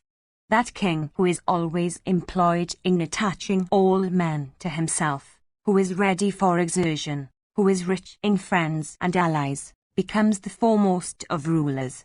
A king who has succeeded in attaching all men unto himself, may, O Bharata, with the aid of even 1,000 horsemen of courage, succeed in conquering the whole earth. Section 6. Bhishma said, that king who, guided by the lesson to be drawn from the story of the dog, appoints his servants to offices for which each is fit, succeeds in enjoying the happiness that is attached to sovereignty. A dog should not, with honours, be placed in a position above that for which he is fit. If a dog be placed above the situation which is fit for him, he becomes intoxicated with pride. Ministers should be appointed to offices for which they are fit and should possess such qualifications as are needed for their respective occupations. Appointments of unfit persons are not at all approved. That king who confers on his servants offices for which each is fit, succeeds, in consequence of such merit, to enjoy the happiness attaching to sovereignty. A Saraba should occupy the position of a Saraba, a lion should swell with the might of a lion, a tiger should be placed in the position of a tiger, and a leopard should be placed as a leopard. Servants should, according to the ordinance, be appointed to offices for which each is fit. If thou wishest to achieve success, thou shouldst never appoint servants in situations higher than what they deserve. That foolish king who, transgressing precedent, appoints servants to offices for which they are not fit, fails to gratify his people. A king that desires to possess accomplished servants should never appoint persons that are destitute of intelligence, that are low-minded, that are without wisdom, that are not masters of their senses, and that are not of high birth. Men that are honest, possessed of high birth, brave, learned, destitute of malice and envy, high-minded, pure in behavior, and clever in the transaction of business, deserve to be appointed as ministers. Persons that are possessed of humility, ready in the performance of their duties, tranquil in disposition, pure in mind, adorned with the diverse other gifts of nature, and are never the objects of calumny in respect of the offices they hold, should be the intimate associates of the king. A lion should always make a companion of a lion. If one that is not a lion becomes the companion of a lion, one earns all the advantages that belong to a lion. That lion, however, who, while engaged in discharging the duties of a lion, has a pack of dogs only for his associates, never succeeds in consequence of such companionship, in accomplishing those duties. Even thus, O ruler of men, may a king succeed in subjugating the whole earth if he has for his ministers men possessed of courage, wisdom, great learning, and high birth. O foremost of royal masters, kings should never entertain a servant that is destitute of learning and sincerity and wisdom and great wealth. These men that are devoted to the services of their master are never stopped by any impediments. Kings should always speak in soothing terms unto those servants that are always engaged in doing good to their masters. Kings shall always, with great care, look after their treasuries. Indeed, kings have their roots in their treasuries. A king should always seek to swell his treasury. Let thy barns, O king, be filled with corn, and let their keep be entrusted to honest servants. Do thou seek to increase thy wealth and corn. Let thy servants, skilled in battle, be always attentive to their duties. It is desirable that they should be skillful in the management of steeds. O delighter of the cuirass, attend to the wants of thy kinsmen and friends. Be thou surrounded with friends and relatives. Seek thou the good of thy city. By citing the precedent of the dog I have instructed thee about the duties thou shouldst adopt towards thy subjects. What further dost thou wish to hear? Section CXX. Yudhishthira said, Thou hast, O Bharata, discoursed upon the many duties of kingcraft that were observed and laid down in days of old by persons of ancient times conversant with kingly duties. Thou hast, indeed, spoken in detail of those duties as approved by the wise. Do thou, however, O bull of Bharata's race, speak of them in such a way that one may succeed in retaining them in memory. 353. Bhishma said, The protection of all creatures is regarded as the highest duty of the Kshatriyu. Listen now to me, O king, as to how the duty of protection is to be exercised. A king conversant with his duties should assume many forms, even as the peacock puts forth plumes of diverse hues. Keenness, crookedness, truth, and sincerity are the qualities that should be present in him. With thorough impartiality, he should practice the qualities of goodness if he is to earn felicity. He must assume that particular hue or form which is beneficial in view of the particular object which he seeks to accomplish. 354. A king who can assume diverse forms succeeds in accomplishing even the most subtle objects. Dumb like the peacock in autumn, he should conceal his counsel. He should speak little, and the little he speaks should be sweet. He should be of good features and well versed in the scriptures. He should always be heedful in respect of those gates through which dangers may come and overtake him, like men taking care of breaks and embankments through which the waters of large tanks may rush and flood their fields and houses. He should seek the refuge of Brahmanas crowned with ascetic success, even as men seek the refuge of lordly rivers generated by the rainwater collected within mountain lakes.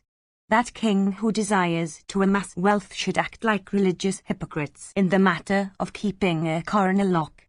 355. The king should always have the rod of chastisement uplifted in his hands. He should always act heedfully in the matter of levying his taxes, after examining the incomes and expenses of his subjects, like men repairing to a full-grown palmyra for drawing its juice. 356. He should act equitably towards his own subjects, cause the crops of his enemies to be crushed by the tread of his cavalry, march against foes when his own wings have become strong, and observe all the sources of his own weakness. He should proclaim the faults of his foes, crush those that are their partisans, and collect wealth from outside like a person plucking flowers from the woods. He should destroy those foremost of monarchs that swell with might and stand with uplifted heads like mountains, by seeking the shelter of unknown shades. 357. And by ambuscades and sudden attacks. Like the peacock in the season of rains, he should enter his nightly quarters alone and unseen. Indeed, he should enjoy, after the manner of the peacock, within his inner apartments, the companionship of his wives. He should not put off his mail. He should himself protect his own self, and avoid the nets spread out for him by the spies and secret agents of his foes. He should also win over the affections of the spies of his enemies, but extirpate them when opportunity occurs. Like the peacocks, the king should kill his powerful and angry foes of crooked policy, and destroy their force and drive them away from home. The king should also, like the peacock, do what is good to him, and glean wisdom from everywhere as they collect insects even from the forest. A wise and peacock-like king should thus rule his kingdom and adopt a policy which is beneficial to him. By exercising his own intelligence, he should settle what he is to do. By consulting with others, he should either abandon or confirm such resolution. Aided by that intelligence which is sharpened by the scriptures, one can settle his courses of action. In this consists the usefulness of the scriptures. By practicing the arts of conciliation, he should inspire confidence in the hearts of his enemies. He should display his own strength. By judging of different courses of action in his own mind, he should, by exercising his own intelligence, arrive at conclusions. The king should be well versed in the arts of conciliatory policy. He should be possessed of wisdom, and should be able to do what should be done and avoid what should not. A person of wisdom and deep intelligence does not stand in need of counsels or instruction. A wise man who is possessed of intelligence, like Vrihaspati, if he incurs obloquy, soon regains his disposition like heated iron dipped in water. A king should accomplish all objects, of his own or of others, according to the means laid down in the scriptures. A king conversant with the ways of acquiring wealth should always employ in his acts such men as are mild in disposition, possessed of wisdom and courage and great strength. Beholding his servants employed in acts for which each is fit, the king should act in conformity with all of them, like the strings of a musical instrument, stretched to proper tension, according with the intended notes. The king should do good to all persons without transgressing the dictates of righteousness. That king stands immovable as a hill whom everybody regards. He is mine. Having set himself to the task of adjudicating between litigants, the king, without making any difference between persons that are liked and those that are disliked by him, should uphold justice. The king should appoint in all his offices such men as are conversant with the characteristics of particular families, of the masses of the people, and of different countries, as are mild in speech, as are of middle age, as have no faults, as are devoted to good act, as are never heedless, as are free from rapacity, as are possessed of learning and self-restraint, as are firm in virtue and always prepared to uphold the interests of both virtue and profit. In this way, having ascertained the course of actions and their final objects, the king should accomplish them heedfully, and instructed in all matters by his spies, he may live in cheerfulness. The king who never gives way to wrath and joy without sufficient cause, who supervises all his acts himself, and who looks after his income and expenditure with his own eyes, succeeds in obtaining great wealth from the earth. That king is said to be conversant with the duties of kingcraft, who rewards his officers and subjects publicly for any good they do, who chastises those that deserve chastisement, who protects his own self, and who protects his kingdom from every evil.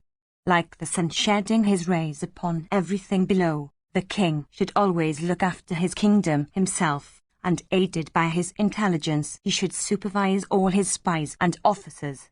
The king should take wealth from his subjects at the proper time. He should never proclaim what he does. Like an intelligent man milking his cow every day, the king should milk his kingdom every day. As the bee collects honey from flowers gradually, the king should draw wealth gradually from his kingdom for storing it. Having kept apart a sufficient portion, that which remains should be spent upon acquisition of religious merit and the gratification of the desire for pleasure. That king who is acquainted with duties and who is possessed of intelligence should never waste what has been stored. The king should never disregard any wealth for its littleness. He should never disregard foes for their powerlessness. He should, by exercising his own intelligence, examine his own self. He should never repose confidence upon persons destitute of intelligence. Steadiness, cleverness, self-restraint, intelligence, health, patience, bravery, and attention to the requirements of time and place, these 8 qualities lead to the increase of wealth, be it small or be it much. A little fire, fed with clarified butter, may blaze forth into a conflagration. A single seed may produce 1,000 trees. A king, therefore, even when he hears that his income and expenditure are great, should not disregard the smaller items. A foe, whether he happens to be a child, a young man, or an aged one, succeeds in slaying a person who is heedless. An insignificant foe, when he becomes powerful, may exterminate a king. A king, therefore, who is conversant with the requirements of time is the foremost of all rulers. A foe, strong or weak, guided by malice, may very soon destroy the fame of a king, obstruct the acquisition of religious merit by him, and deprive him of even his energy. Therefore, a king that is of regulated mind should never be heedless when he has a foe. If a king possessed of intelligence desire affluence and victory, he should, after surveying his expenditure, income, savings, and administration, make either peace or war. For this reason the king should seek the aid of an intelligent minister.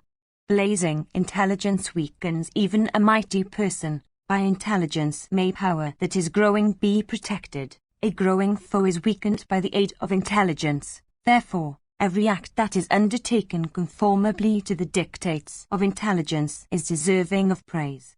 A king possessed of patience and without any fault may, if he likes, obtain the fruition of all his wishes, with the aid of even a small force. That king, however, who wishes to be surrounded by a train of self-seeking flatterers, 358, never succeeds in winning even the smallest benefit. For these reasons, the king should act with mildness in taking wealth from his subjects. If a king continually oppresses his people, he meets with extinction like a flash of lightning that blazes forth only for a second. Learning, penances, vast wealth, indeed, everything, can be earned by exertion.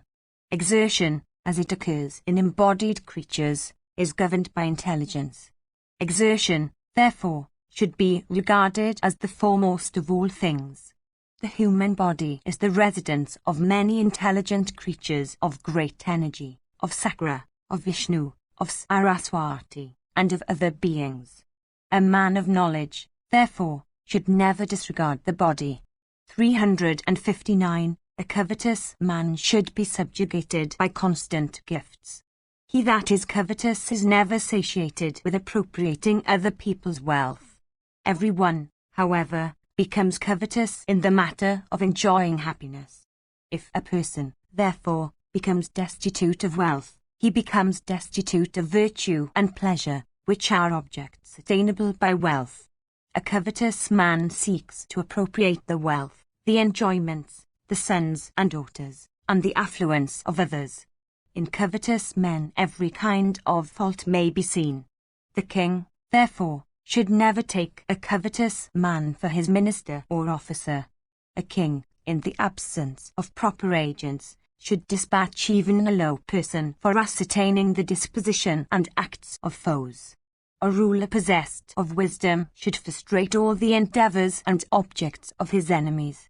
That trustful and high-born king who seeks instruction from learned and virtuous Brahmanas and who is protected by his ministers, succeeds in keeping all his tributary chiefs under proper control. O Prince of Men, I have briefly discoursed to thee of all the duties laid down in the scriptures. Attend to them, aided by thy intelligence.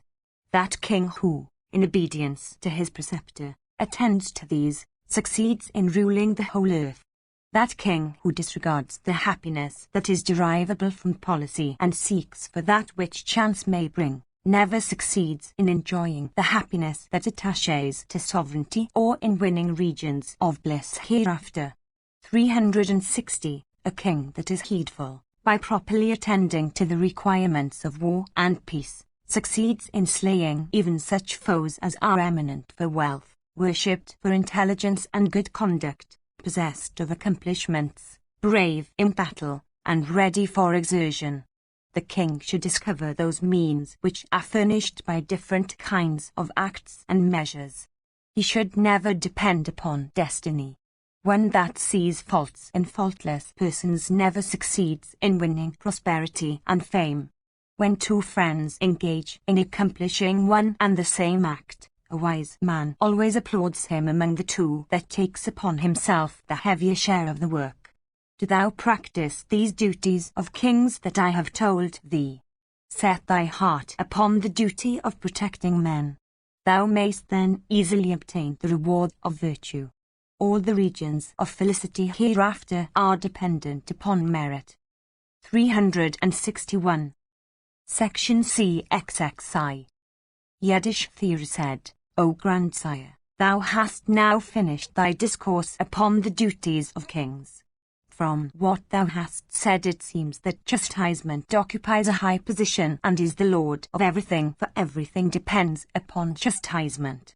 It seems, O puissant one, that chastisement, which is possessed of great energy and which is present everywhere, is the foremost of all beings among either gods and rishis and Hisudbitras and yakshas and rakshasas and pisachas and sadayas, all living beings in this world including beasts and birds.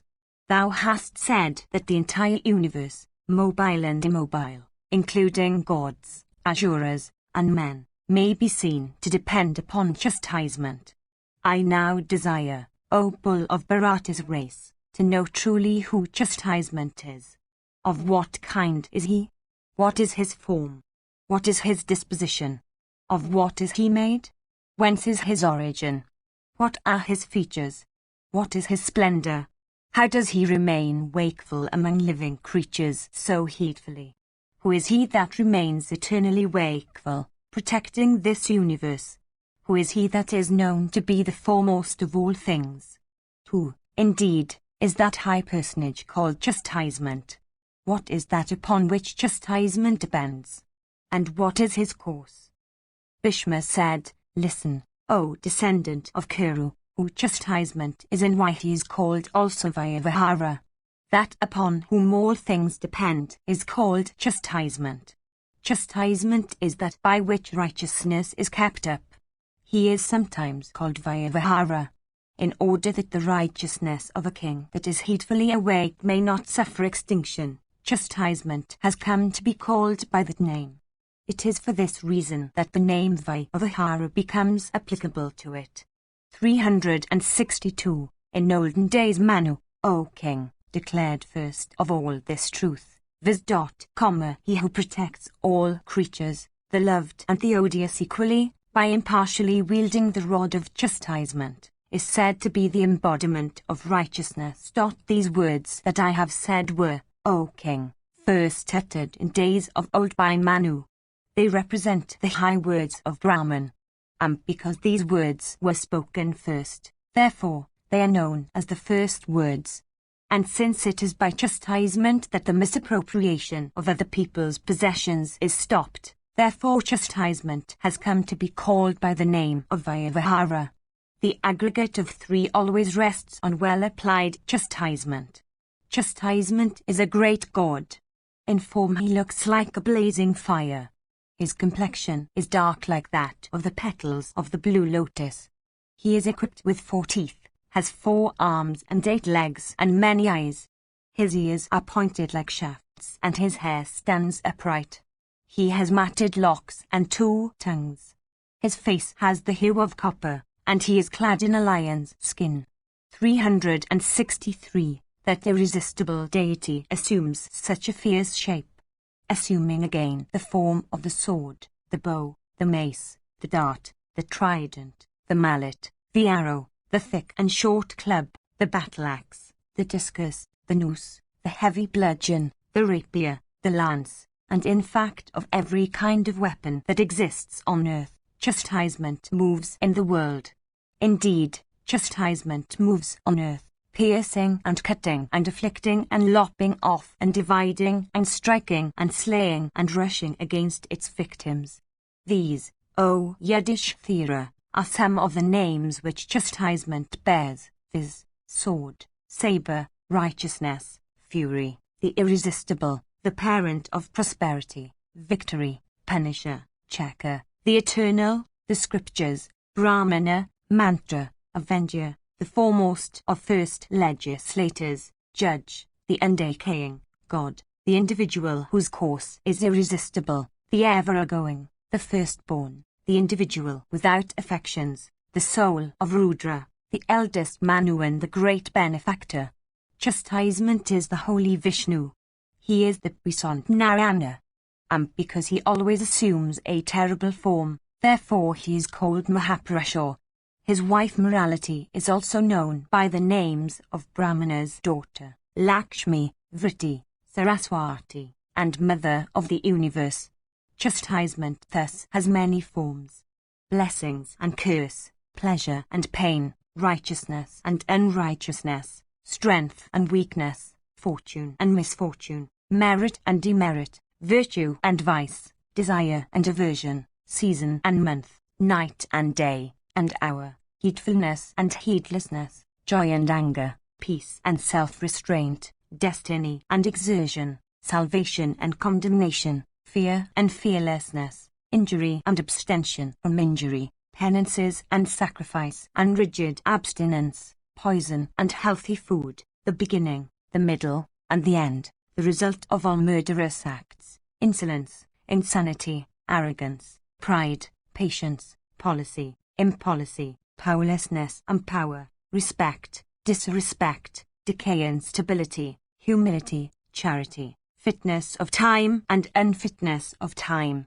falsehood, wisdom, truth, belief, disbelief, impotence, trade, profit, loss, success, defeat, fierceness, mildness, death, acquisition and non-acquisition, agreement and disagreement, that which should be done and that which should not be done, strength and weakness, malice and goodwill, righteousness and unrighteousness, shame and shamelessness, modesty, prosperity and adversity, energy, acts, learning, eloquence, keenness of understanding, all these, O Yudhishthira, are forms of chastisement in this world. Hence, chastisement is exceedingly multiform. If chastisement had not existed, all creatures would have ground one another. Through fear of chastisement, O Yudhishthira, living creatures do not slay one another. The subjects, O king, always protected by chastisement, enhance the might of their ruler. It is for this that chastisement is regarded as the foremost refuge of all. Chastisement, O king, quickly sets the world on the path of righteousness. Dependent upon truth, righteousness exists in the Brahmanas. Endued with righteousness, foremost of Brahmanas became attached to the Vedas. From the Vedas the sacrifices flow. Sacrifices gratify the deities. The deities, being gratified, commend the denizens of the earth to Indra. For benefiting the denizens of the earth, Indra gives them food, in the form of rain without which crops and vegetation would fail. The life of all creatures depends upon food. From food creatures derive their support and growth. Chastisement, in the form of the Kshatriya ruler, remains wakeful amongst them. For serving this object, chastisement assumes the form of a Kshatriya among men. Protecting men, he remains awake, always heedful and never decaying. Chastisement has again these other 8 names, viz., God, man, life, power, heart, the Lord of all creatures, the soul of all things, and the living creature. God gave both affluence and the rod of chastisement to the king who is possessed of strength, in the form of military forces, and who is a combination of 5 ingredients. 364. Nobility of blood, ministers of great wealth, knowledge, the different kinds of forces, such as strength of body, energy of mind, etc., with the 8 objects mentioned below, and the other force, viz., that which depends upon a well-filled treasury, should be sought from the king, O Yudhishthira. Those 8 objects are elephants, horses, cars, foot soldiers, boats, impressed labourers, for following the camp and doing other work, increase of population, and cattle, such as sheep, etc.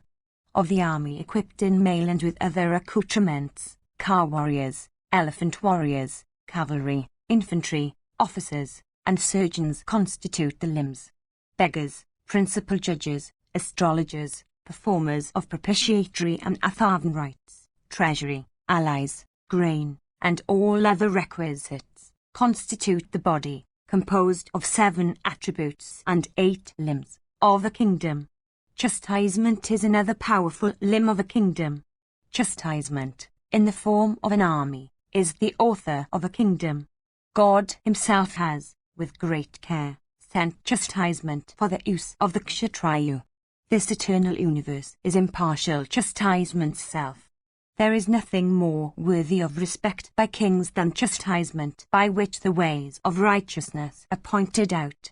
Brahman himself, for the protection of the world and for establishing the duties of different individuals, sent down, or created, chastisement. There is another kind of Vyavahara arising out of the dispute of litigants, which also has sprung from Brahman, principally characterized by a belief in neither of the 2 parties, that Vyavahara is seen to be productive of good.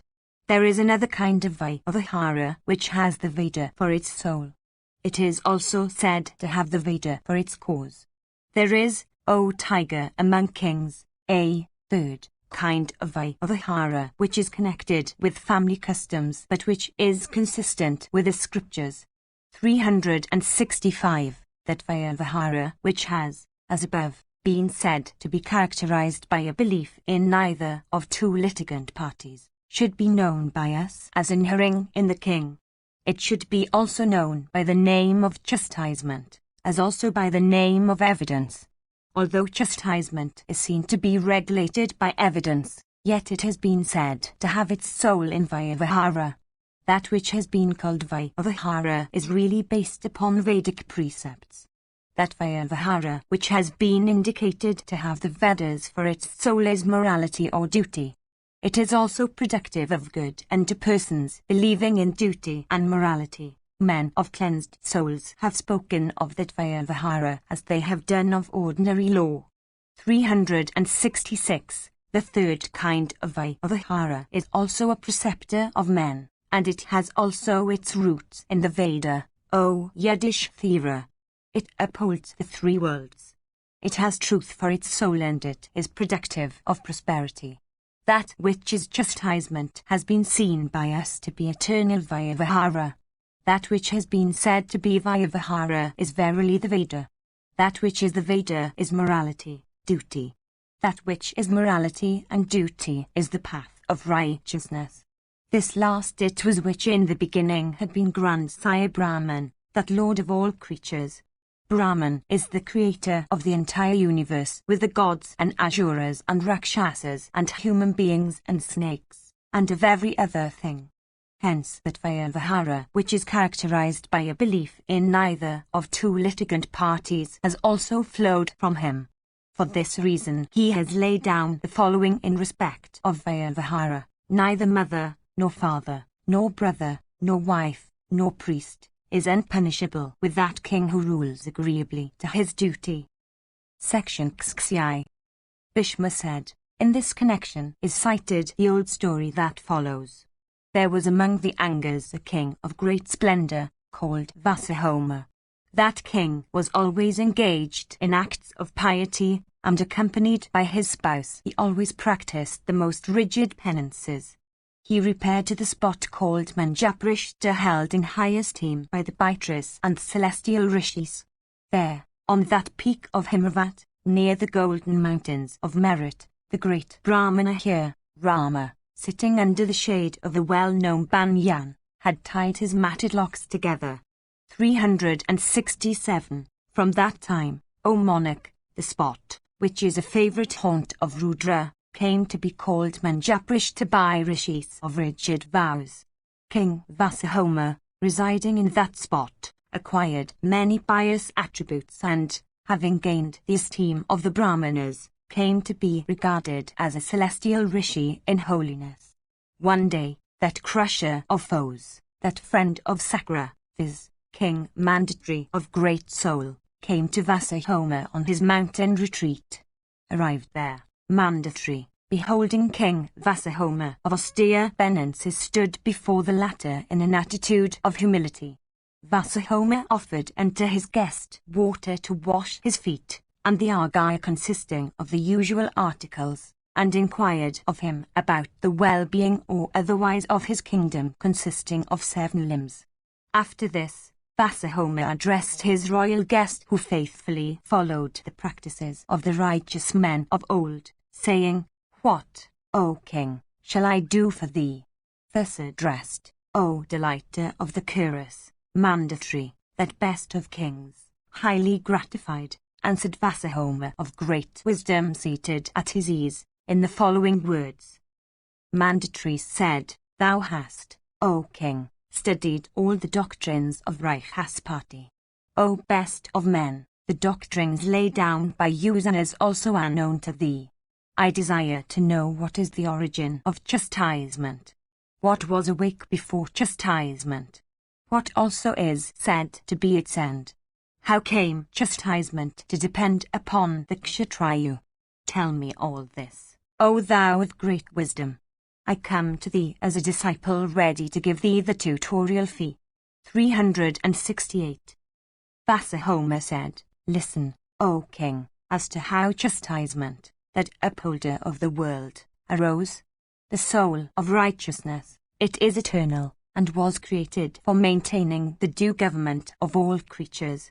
It hath been heard by us that once upon a time, the grandsire of all the worlds, viz., the divine Brahman, desiring to perform sacrifice, failed to find a priest possessed of qualifications like himself. For this reason he conceived in his brain and held the fetus there for many long years. After 1,000 years had passed away, the great god sneezed. In that act, the fetus fell from his head. The divine being, O chastiser of foes, that thus took birth from Brahman, was called by the name of Kshupa. Possessed of great powers, he became a lord of creatures. That Kshupa became the priest, O king, in the sacrifice of the high-souled grandsire. Upon the commencement of that sacrifice of Brahman, O best of kings, chastisement disappeared in consequence of the visible form that the grandsire was then obliged to assume. 369. Chastisement having disappeared, a great confusion set in among all creatures.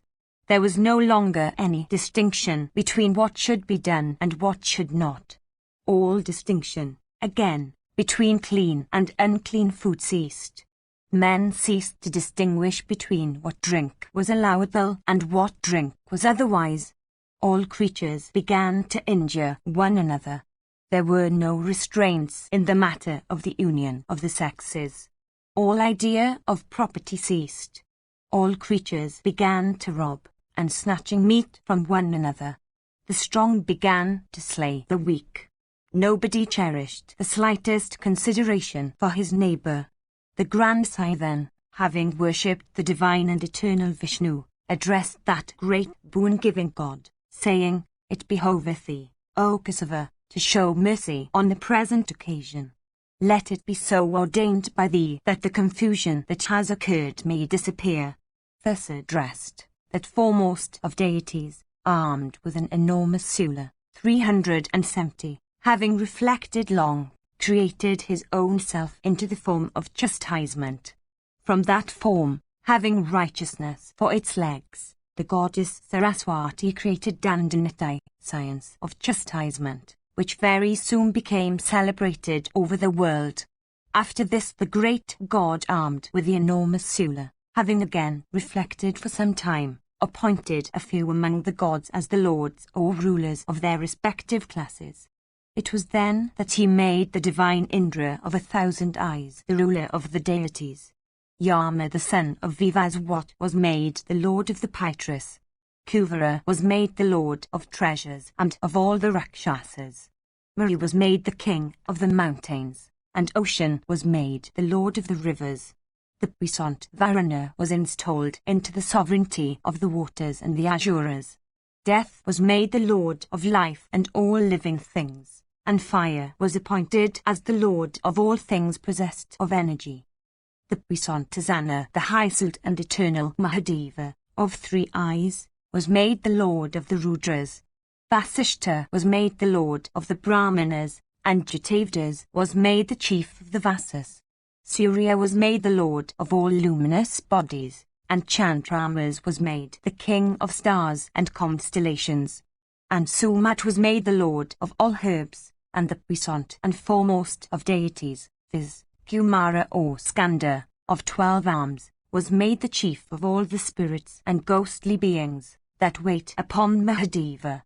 Time, possessing the seeds of both destruction and growth, was made the sovereign of all creatures, as also of the 4 portions of death, viz. Weapons, diseases, Yama, and acts, and lastly of grief and joy.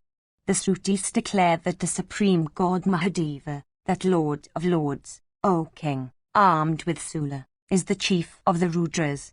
The rod of chastisement was given to Brahmanas, son of subsequent birth, viz. Kshupa, that Lord of all creatures and the foremost one of all virtuous persons. Upon the completion of that sacrifice according to due rites, Mahadeva, after doing proper reverence, made over chastisement, that protector of righteousness, and to Vishnu.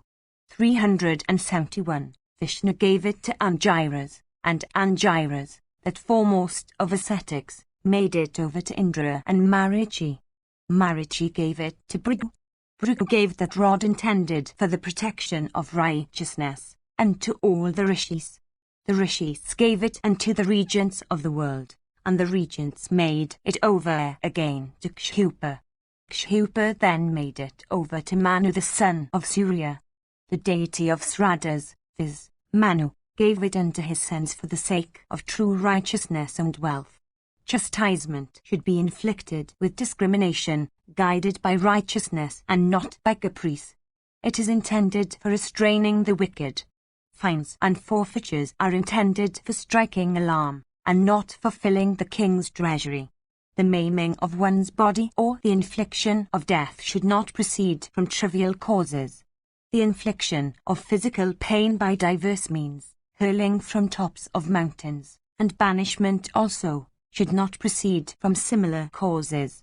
Surya's son Manu gave the rod of chastisement to his sons, for the protection of the world.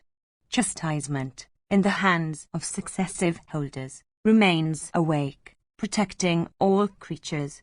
At the top of the scale, the divine Indra is awake, with a rod of chastisement. After him, Agni of blazing flames. After him, Varuna. After Varuna, Prajapati. After Prajapati, righteousness, whose essence consists of restraint. 372. After righteousness, the son of Brahman, viz., the eternal law. After law, energy is awake, employed in the act of protection. After energy, the herbs, offered in sacrifices for supporting the gods and used as food and medicines. After the herbs, the mountains. After the mountains, all kinds of juices and their attributes. After these, the goddess Nirati. After Nirati, the planets and the luminous bodies in heaven. After these, the Vedas. After the Vedas, the puissant form of Vishnu with equine head. After him, the almighty and eternal grandsire, viz., Brahman. After the grandsire, the divine and blessed Mahadeva. After Mahadeva, the Viswadevyas. After them, the great Rishis. After the Rishis, the divine Soma. After Soma, the deities who are all eternal. After the deities, know that the Brahmanas are awake. After the Brahmanas, the Kshatriyas are righteously protecting all creatures. The eternal universe, consisting of mobile and immobile creatures, is kept awake by the Kshatriyas. Creatures are kept awake in this world, and chastisement is awake among them. Possessed of splendor resembling that of the grandsire himself, chastisement keeps together and upholds everything. 373. Time, O Bharata, is always awake, in the beginning, the middle, and the end. The master of all the worlds, the lord of all creatures, the puissant and blessed Mahadeva, the god of gods, is always awake. He is called by these names also, viz., Kapadin, Sankara, Rudra, Bhava, Stanu and the lord of Ama. Thus chastisement also keeps awake in the beginning, the middle, and the end. A virtuous king should rule properly, guided by chastisement. Bhishma continued, that person who listens to this teaching of Vasahoma, and having listened to it conducts himself according to its tenure, is sure to obtain the fruition of all his wishes. I have now, O bull among men, told thee everything as to who chastisement is, that restrainer of the universe which is governed by righteousness. Section XXI. Yudhishthira said, I wish, O sire, to hear the settled conclusions on the subject of virtue, wealth, and pleasure. Depending upon which of these does the course of life proceed? What are the respective roots of virtue, wealth, and pleasure? What are again the results of those three? They are sometimes seen to mingle with one another, and sometimes to exist separately and independently of one another. Bhishma said, when men in this world endeavor with good hearts to achieve wealth with the aid of virtue, then those three, viz., virtue, wealth, and pleasure, may be seen to coexist in a state of union in respect of time, cause, and action. 374. Wealth has its root in virtue, and pleasure is said to be the fruit of wealth. All the three again have their root in will. Will is concerned with objects. All objects, again, in their entirety, exist for gratifying the desire of enjoyment. Upon these then does the aggregate of three depend. Entire abstraction from all objects is emancipation. It is said that virtue is sought for the protection of the body, and wealth is for the acquisition of virtue. Pleasure is only the gratification of the senses. All the three have, therefore, the quality of passion. 375. virtue, wealth, and pleasure, when sought for the sake of heaven or such other rewards, are said to be remote because the rewards themselves are remote. When sought, however, for the sake of knowledge of self, they are said to be proximate. One should seek them when they are of such a character. 376. One should not cast them off even mentally. If virtue, wealth, and pleasure are to be abandoned, one should abandon them when one has freed oneself by ascetic penances. 377. The aim of the triple aggregate is towards emancipation. Would that man could obtain it. One's acts, undertaken and completed with even the aid of intelligence, may or may not lead to the expected results. Virtue is not always the root of wealth, for other things than virtue lead to wealth, such as service, agriculture, and sea. There is again a contrary opinion, for some say that wealth is earned through chance or birth or like causes. In some instances, wealth acquired has been productive of evil. Other things again than wealth, such as fasts and vows, have led to the acquisition of virtue.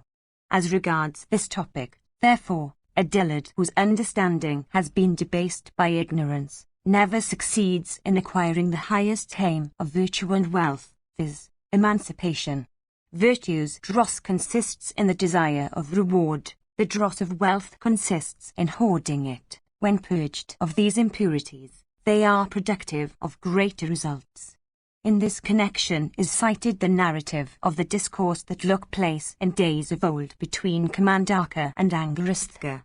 One day, King Angaristha, having waited for the opportunity, saluted the Rishi Kamandaka as he was seated at his ease and asked him the following questions. If a king, forced by lust and folly, commits sin for which he afterwards repents, by what acts, O Rishi, can those sins be destroyed?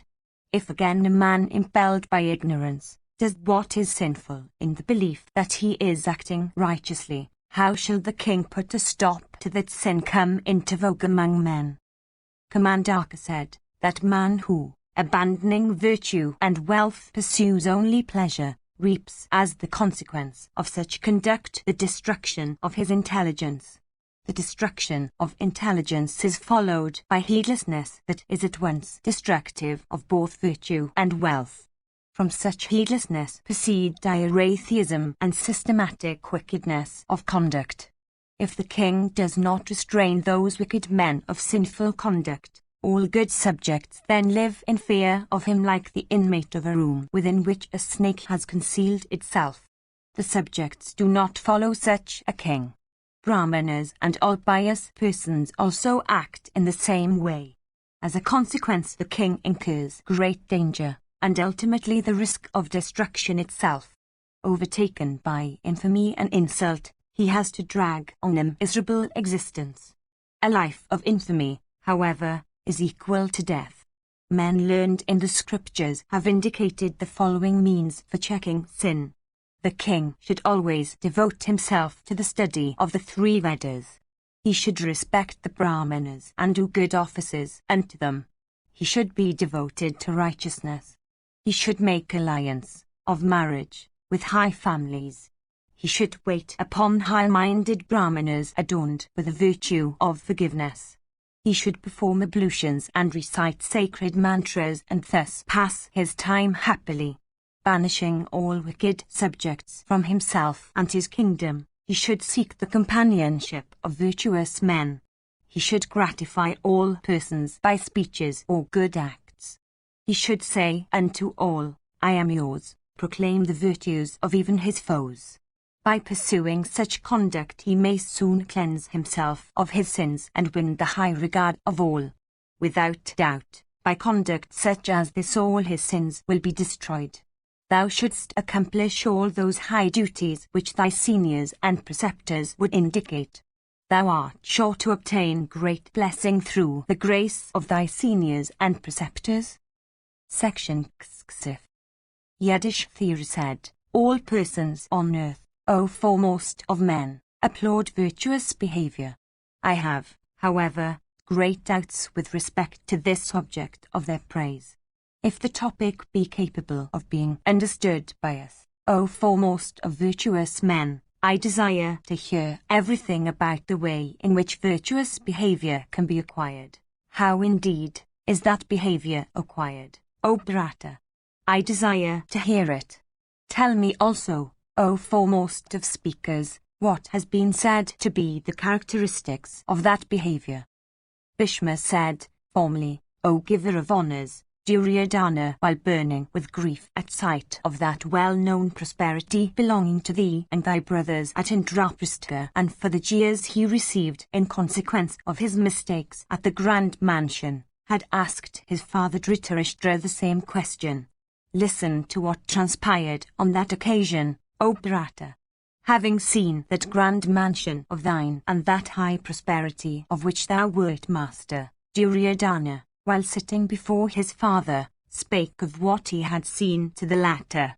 Having heard the words of Duryodhana, Dhritarashtra, addressing his son and Karna, replied unto him as follows. Dhritarashtra said, Why dost thou grieve, O son? I desire to hear the cause in detail. If after ascertaining the reasons they appear to be adequate, I shall then endeavour to instruct thee. O subjugator of hostile towns, thou too hast obtained great affluence. All thy brothers are ever obedient to thee, as also all thy friends and relatives. Thou coverest thy limbs with the best robes. Thou eatest the richest food. 378 steeds of the best kind bear thee. Why then hast thou become pale and emaciated? Duryodhana said, 10,000s of high-Snataka Brahmanas daily eat at Yudhishthira's palace off plates of gold. Beholding his excellent mansion adorned with excellent flowers and fruit, his steeds of the Tatiri and the Kalmasha breeds, his robes of diverse kinds. Indeed, beholding that high prosperity of my enemies viz., the sons of Pandu, a prosperity that resembles the high affluence of Vaisravana himself, I am burning with grief, O Bharata. Dhritarashtra said, If thou wishest, O sire, to win prosperity like that of Yudhishthira or that which is even superior to it, do thou then, O son, endeavour to be a virtuous behaviour. Without doubt, one may, by behaviour alone, conquer the three worlds. There is nothing impossible of attainment by persons of virtuous behaviour. Mandatory conquered the whole world in course of only one night, Janamejaya, in course of 3, and Nabhaga, in course of 7. All these kings were possessed of compassion and of virtuous behaviour. For this reason the earth came to them of their own accord, won over by their virtue. Duryodhana said, I desire to hear, O Bharata, how that behaviour may be acquired, that behaviour, viz., in consequence of which the earth was won so speedily, by the kings named by thee. Dhritarashtra said, In this connection, the following old narrative is cited. It was formerly recited by Narada on the subject of virtuous behaviour. In days of yore, the deity Prahlada, by the merit of his behaviour, snatched from the high-souled Indra his sovereignty and reduced the three worlds to subjection. Sukra then, with joined hands, approached Vrihaspati. Possessed of great wisdom, the chief of the celestials addressed the great preceptor, saying, I desire thee to tell me what is the source of felicity. Thus addressed, Vrihaspati said unto him that knowledge, leading to emancipation, is the source of the highest felicity. Indeed, Vrihaspati indicated knowledge to be the source of supreme felicity. Indra, however, once more asked him as to whether there was anything higher than that. Vrihaspati said, There is something, O son, that is still higher. The high-souled Bhargava, Usanas, will instruct thee better. Repair to him, blessed be thou, and inquire of him, O chief of the celestials. Possessed of great ascetic merit and endued with great splendour, the chief of the celestials then repaired to Bhargava and obtained from him with a gratified heart a knowledge of what was for his great good. Obtaining the permission of the high-souled Bhargava, The performer of 100 sacrifices once more asked the sage as to whether there was anything higher, as the means for the acquisition of felicity, than what the sage had already told him. The omniscient Bhargava said, "The high-souled Prahlada has better knowledge." Learning this, Indra became highly delighted. The chastiser of Parka, possessed of great intelligence, assumed the form of a Brahmana, and repairing to Prahlada, asked him, saying, "I desire to hear what conduces to felicity."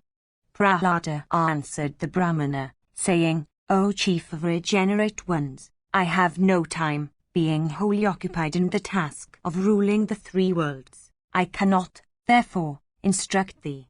The Brahmana said, "O king, when thou mayst have leisure, I desire to listen to thy instructions about what course of conduct is productive of good."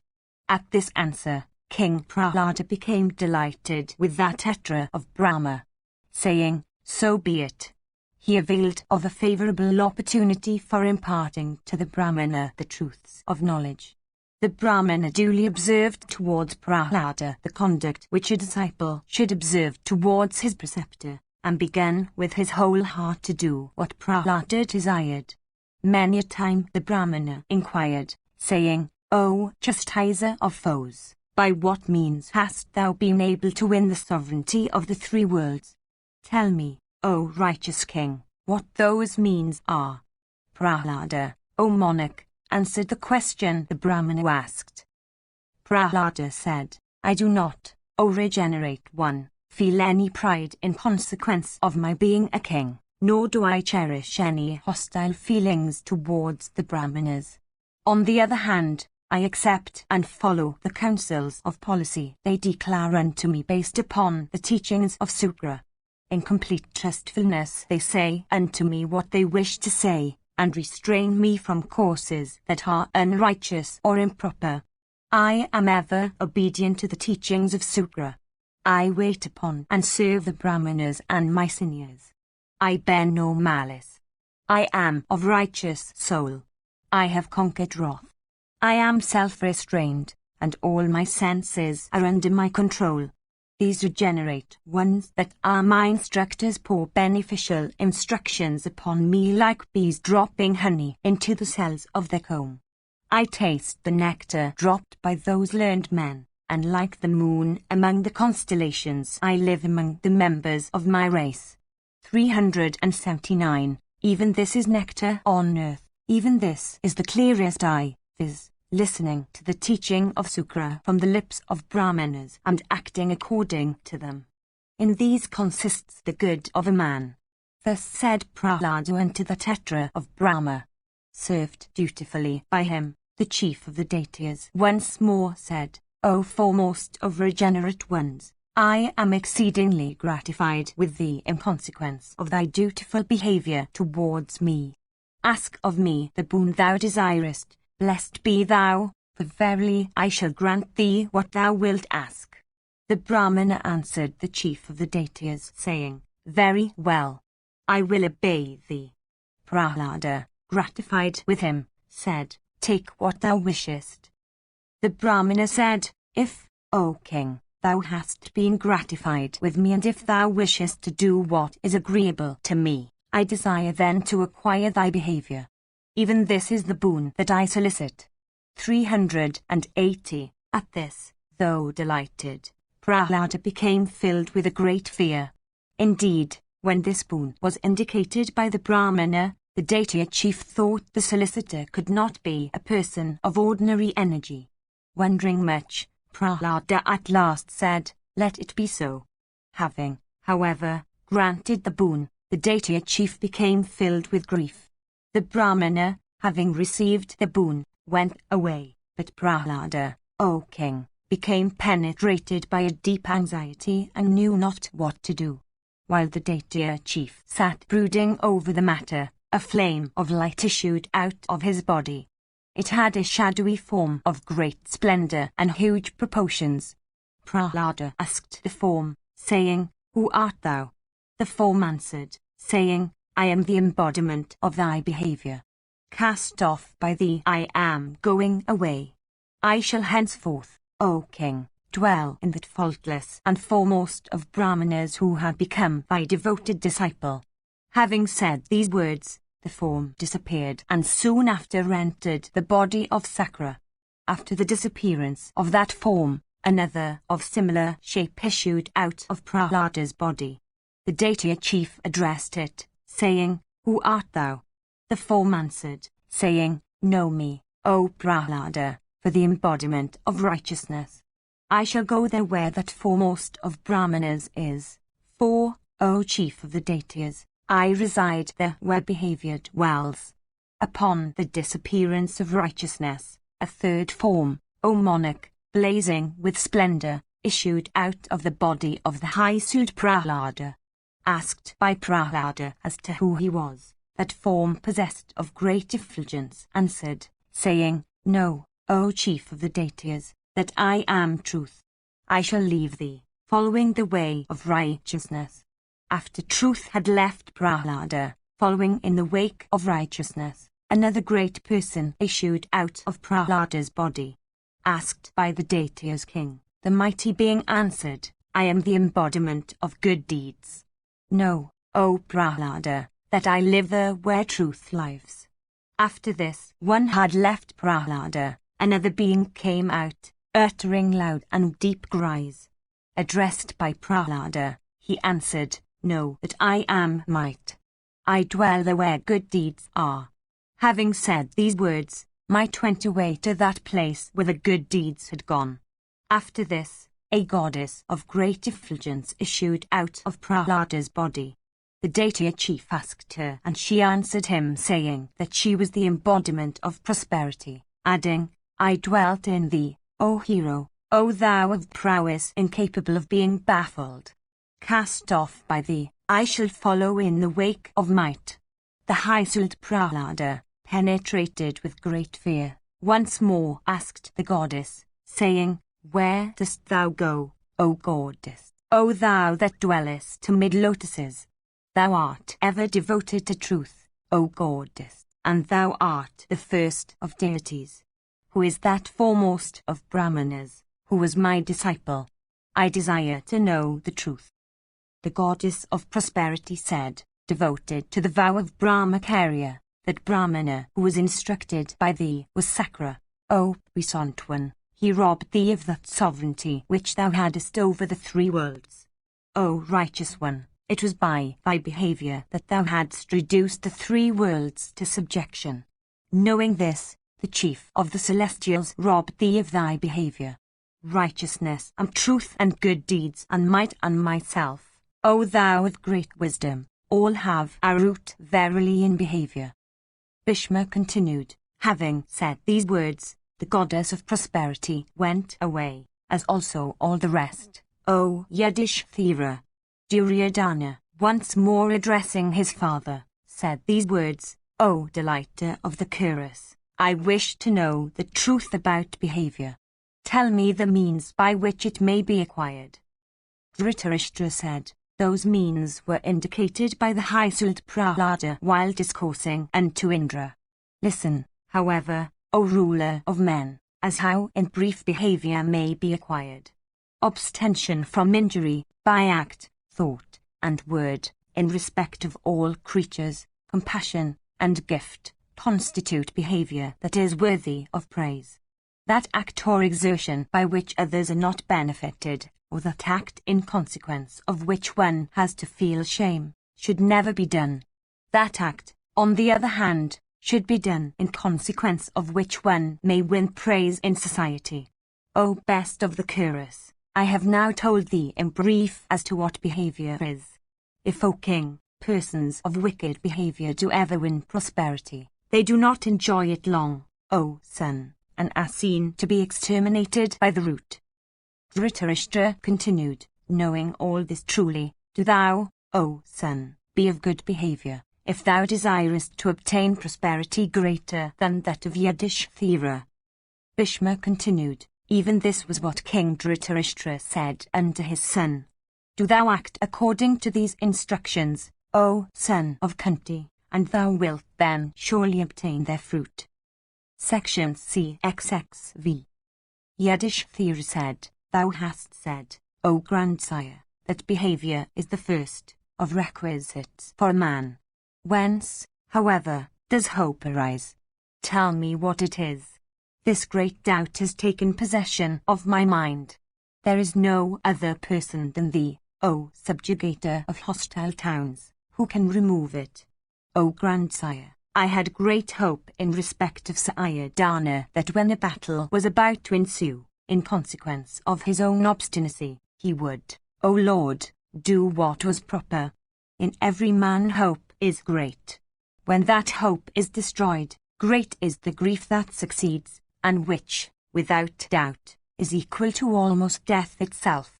Fool that I am, Dhritarashtra's wicked son, Duryodhana, destroyed the hope I had cherished. Behold, O king, the foolishness of my mind. I think that hope is vaster than a mountain with all its trees. Or, perhaps, it is vaster than the firmament itself. Or, perhaps, O king, it is really immeasurable.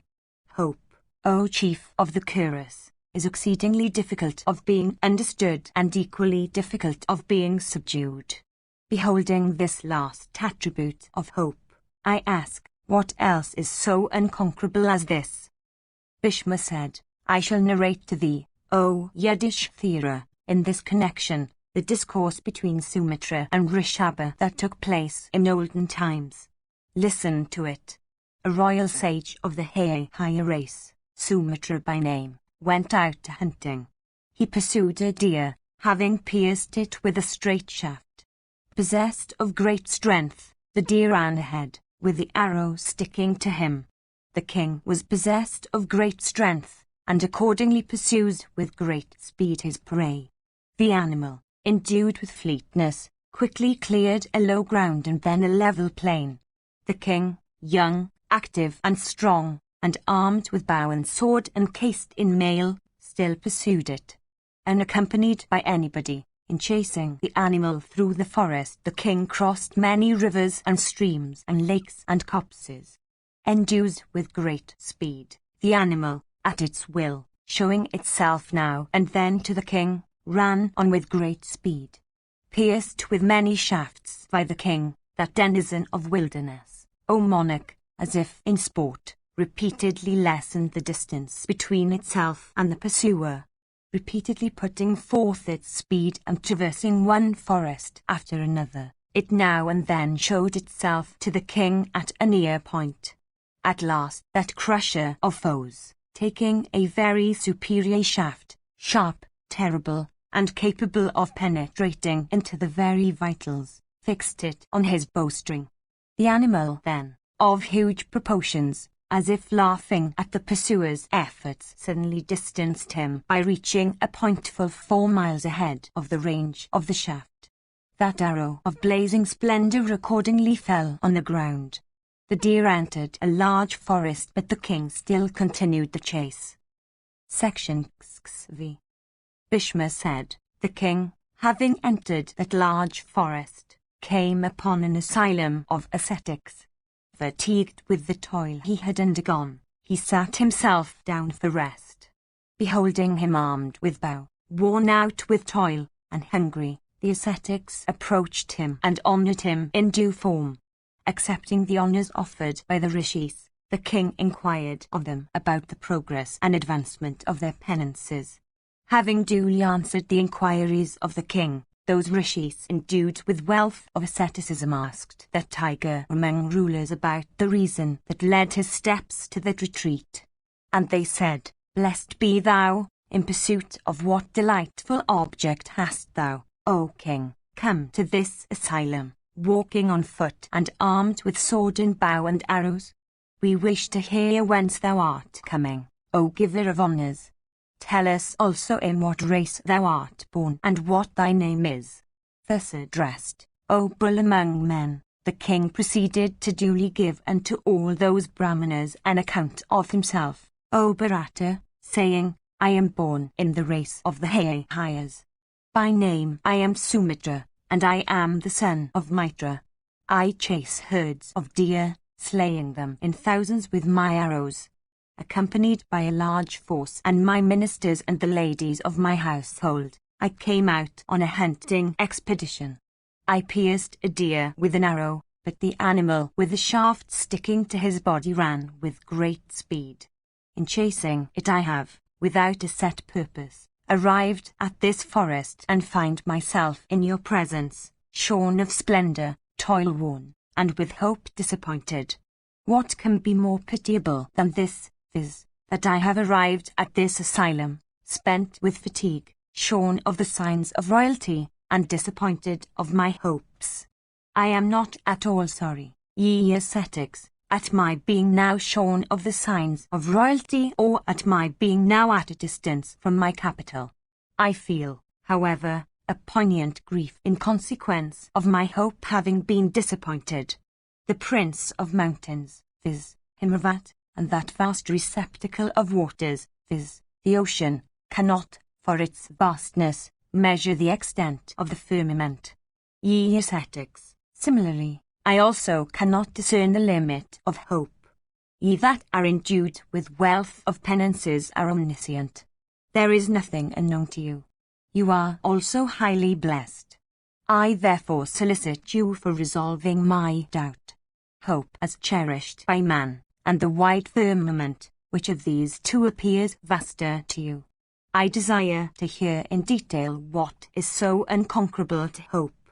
If the topic be one upon which it is not improper for ye to discourse, then tell me all about it without delay. I do not wish, ye foremost of regenerate ones, to hear anything from you that may be a mystery improper to discourse upon. If again the discourse be injurious to your penances, I would not wish you to speak. If the question asked by me be a worthy topic of discourse, I would then wish to hear the cause in detail. Devoted to penances as ye are, do ye all instruct me on the subject. Section XVI. Bhishma said, then that best of rishis, viz., the regenerate Rishabha, sitting in the midst of all those rishis, smiled a little and said these words, formerly, O tiger among kings, while travelling among sacred places, I arrived, O Lord, at the beautiful asylum of Nara and Narayana. There lies the delightful spot called Vadri, and there also is that lake in the firmament, whence the sacred Ganga takes her rise. 381. There the sages were Cyrus, O king, always, reads the eternal Vedas. Having performed my ablutions in that lake and offered with due rites oblations of water unto the biteress and the dogs, I entered the asylum. Within that retreat the rishis Nara and Narayana always pass their time in true pleasure. 382. Not far from that spot I repaired to another retreat for taking up my abode. While seated there I beheld a very tall and emaciated rishi, clad in rags and skins, approaching towards me. Possessed of the wealth of penances, he was named Danu. Compared, O mighty armed one, with other men, his height seemed to be 8 times greater. As regards his leanness, O royal sage, I can say that I have never beheld its like. His body, O king, was as thin as one's little finger. His neck and arms and legs and hair were all of extraordinary aspect. His head was proportionate to his body, and his ears and eyes also were the same. His speech, O best of kings, and his movements were exceedingly feeble. Beholding that exceedingly emaciated Brahmana, I became very cheerless and frightened. Saluting his feet, I stood before him with joined hands. Having informed him of my name and family, and having told him also the name of my father, O bull among men, I slowly sat myself down on a seat that was indicated by him. Then, O monarch, that foremost of virtuous men, viz., Tanu, began to discourse in the midst of the rishis dwelling in that asylum upon topics connected with righteousness and profit. While engaged in discourse, a king, possessed of eyes like lotus petals and accompanied by his forces and the ladies of his household, came to that spot on a car drawn by fleet steeds. The name of that king was Viradama. of handsome features. He was possessed of great fame. His son's name was Borodima. The child had been missing, and the sire, exceedingly cheerless, came there in course of his wanderings amid the forest in pursuit of the missing one. I shall find my son here. I shall find my son here. Dragged on by hope, in this way, the king wandered through that forest in those days. Addressing the emaciated Rishi, he said, "Without doubt that highly virtuous son of mine is exceedingly difficult to be traced by me. Alas, he was my only child. He is lost and can nowhere be found. Though incapable of being found out, my hope, however, of finding him is very great. Filled with that hope, which is being constantly disappointed, I am verily on the point of death." Hearing these words of the king, that foremost of Munis, viz., the holy Tanu, remained for a short while with head hanging down and himself buried in contemplation. Beholding him buried in contemplation, the king became exceedingly cheerless. In great grief he began to say slowly and softly, "What, O celestial Rishi, is unconquerable, and what is greater than hope? O Holy One, tell me this if I may hear it without impropriety." The Muni said, "A holy and great Rishi had been insulted by thy son. He had done it through ill luck, moved by his foolish understanding. The Rishi had asked thy son for a golden jar and vegetable bags. Thy son contemptuously refused to gratify the ascetic. Thus treated by thy son, the great sage became disappointed. Thus addressed, the king worshipped that ascetic who was worshipped by all the world. Of virtuous soul, Viridima sat there, spent with fatigue even as thou, O best of men, now art. The great Rishi, in return, offered the king, according to the rites observed by the dwellers of the forests, water to wash his feet and the usual ingredients that make up the argaya. Then all the Rishis, O tiger among kings, sat there, surrounding that bull among men like the stars of the constellation of Ursa Major surrounding the pole star. And they asked the unvanquished king as to the cause of his arrival at that asylum. Section XVI. The king said, "I am a king called by the name of Viridima. My fame has spread in all directions. My son Borodima hath been lost. It is in quest of him that I have come to this forest. Ye foremost of Brahmanas, that child was my only son, and, ye sinless ones, he is of very tender years. He cannot, however, be found here. I am wandering everywhere for finding him out." Rishabha continued. After the king had said these words, the ascetic Danu hung down his head. He remained perfectly silent, without uttering a single word in answer. In former days that Brahmana had not been much honoured by the king. In disappointment, O monarch, he had for that reason practised austere penances for a long time, resolving in his mind that he should never accept anything in gift from either kings or members of any other order. And he said to himself, "Hope agitates every man of foolish understanding. I shall drive away hope from my mind." Even such had been his determination. Viridima once more questioned that foremost of ascetics in these words. The king said, "What is the measure of the thinness of hope? What on earth is exceedingly difficult of acquisition? Tell me this, O Holy One, for thou art well conversant with morality and profit." Rishabha continued, himself recollecting all the past incidents, about his own disregard at the hands of the king, and calling them back to the recollection of the king also. That holy Brahmana of emaciated body addressed the king and said the following words. The sage said, "There is nothing, O king, that equals hope in slenderness. I had solicited many kings and found that nothing is so difficult of acquisition as an image that hope sets before the mind." The king said, "At thy words, O Brahmana, I understand what is slender and what is not so." 383. I understand also how difficult of acquisition are the images set by hope before the mind. I regard these words of thine as utterances of Suruti. O thou of great wisdom, one doubt, however, has arisen in my mind. It behoveth thee, O sage, to explain it in detail unto me that ask thee. What is more slender than thy body?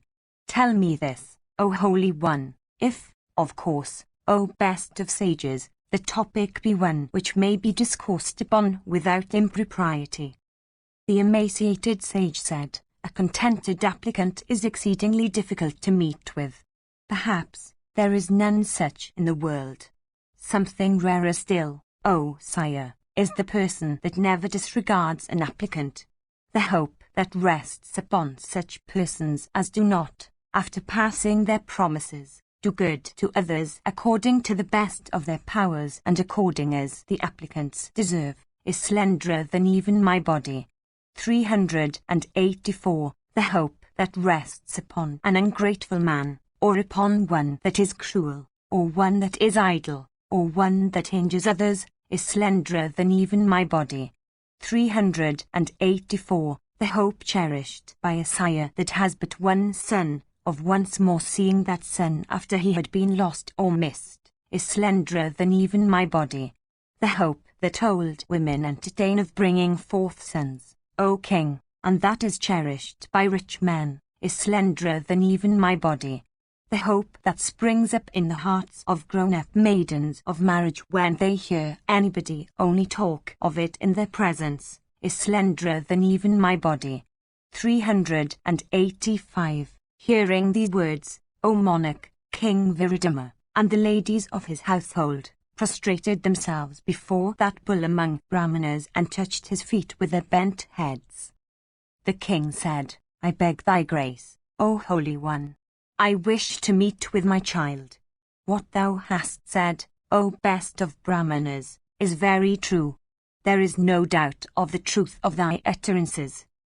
Rishabha continued, the holy Tanu, that foremost of virtuous persons, smiling, caused, by means of his learning and his penances, the king's son to be brought to that spot. Having caused the prince to be brought thither, the sage rebuked the king, his father.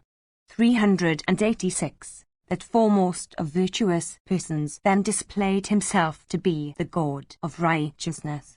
Indeed, having displayed his own wonderful and celestial form, he entered an adjacent forest, with heart freed from wrath and the desire of revenge.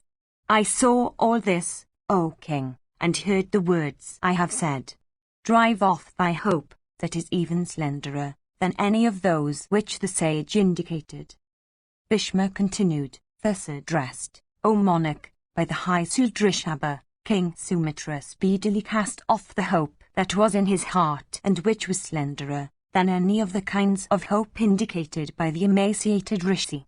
Do thou also, O son of Kunti, hearing these words of mine, be calm and collected like Himavat.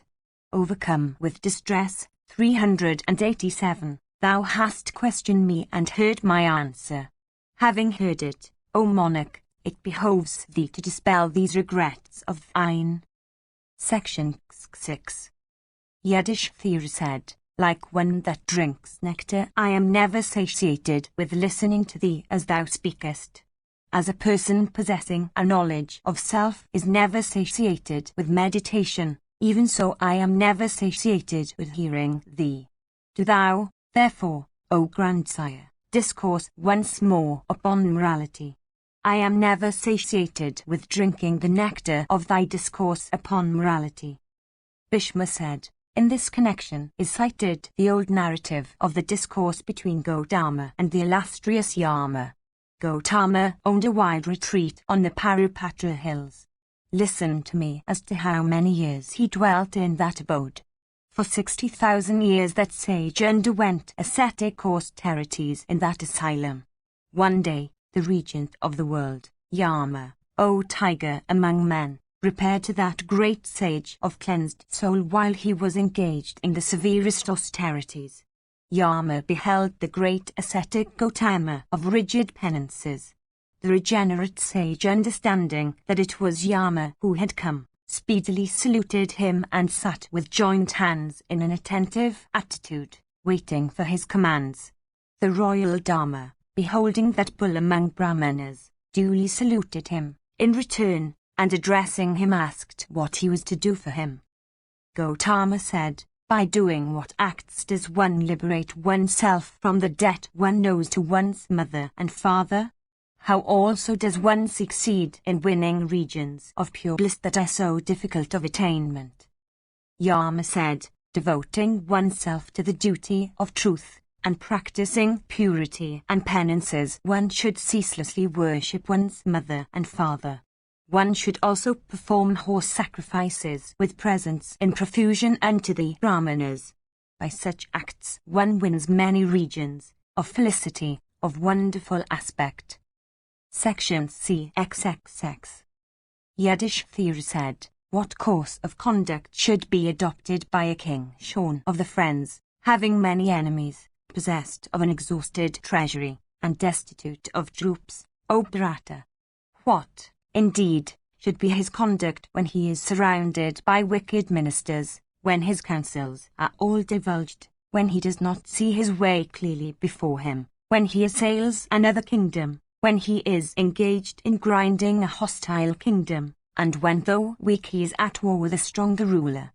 What, indeed, should be the conduct of the king the affairs of whose kingdom are irregulated, and who disregards the requirements of place and time, who is unable, in consequence of his oppressions, to bring about peace and cause disunion among his foes?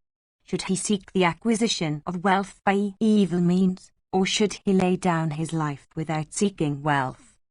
Bhishma said, conversant as thou art with duties, thou hast, O bull of Bharata's race, asked me a question relating to mystery, in connection with duties. 388. Without being questioned, O Yudhishthira, I could not venture to discourse upon this duly. Morality is very subtle. One understands it, O bull of Bharata's race, by the aid of the texts of scriptures. By remembering what one has heard and by practicing good acts, one in some place may become a righteous person.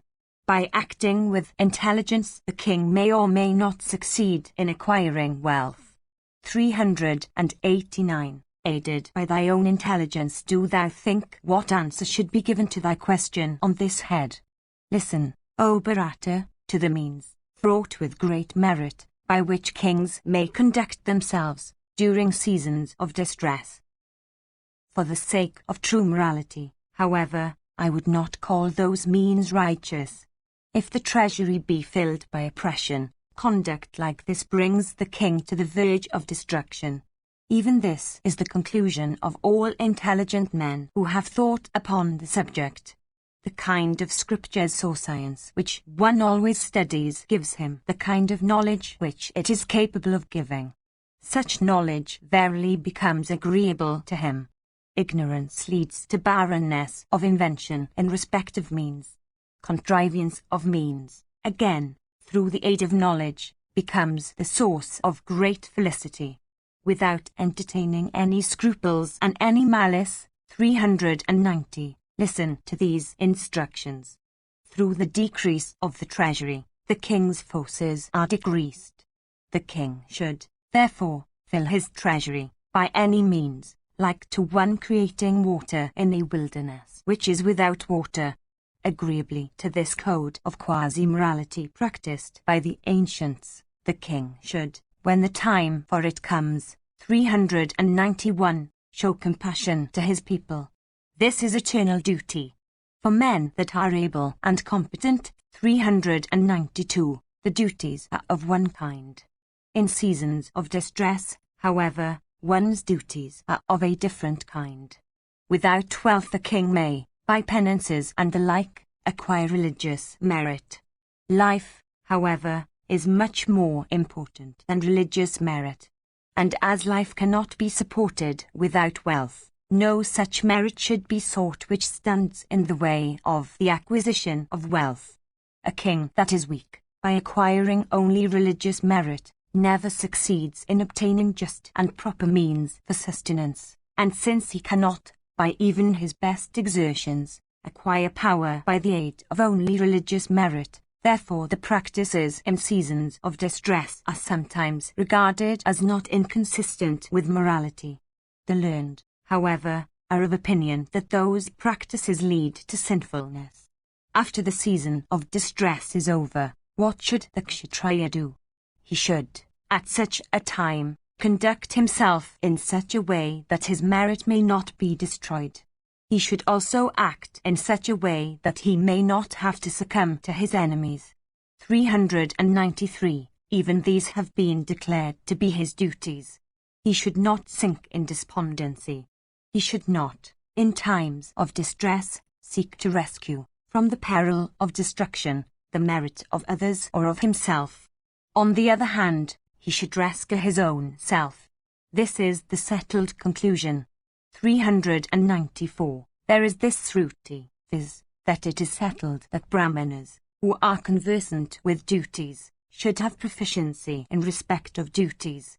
Similarly, as regards the kshatriya, his proficiency should consist in exertion, since might of arms is his great possession. When a kshatriya's means of support are gone, what should he not take excepting what belongs to ascetics and what is owned by Brahmanas? Even as a Brahmana in the season of distress may officiate at the sacrifice of a person for whom he should never officiate, at other and ordinary times, and eat forbidden food, so there is no doubt that a kshatriya, in distress, may take wealth from everyone except ascetics and Brahmanas. For one afflicted by an enemy and seeking the means of escape, what can be an improper outlet? For a person immured within a dungeon and seeking escape, what can be an improper path? When a person becomes afflicted, he escapes by even an improper outlet.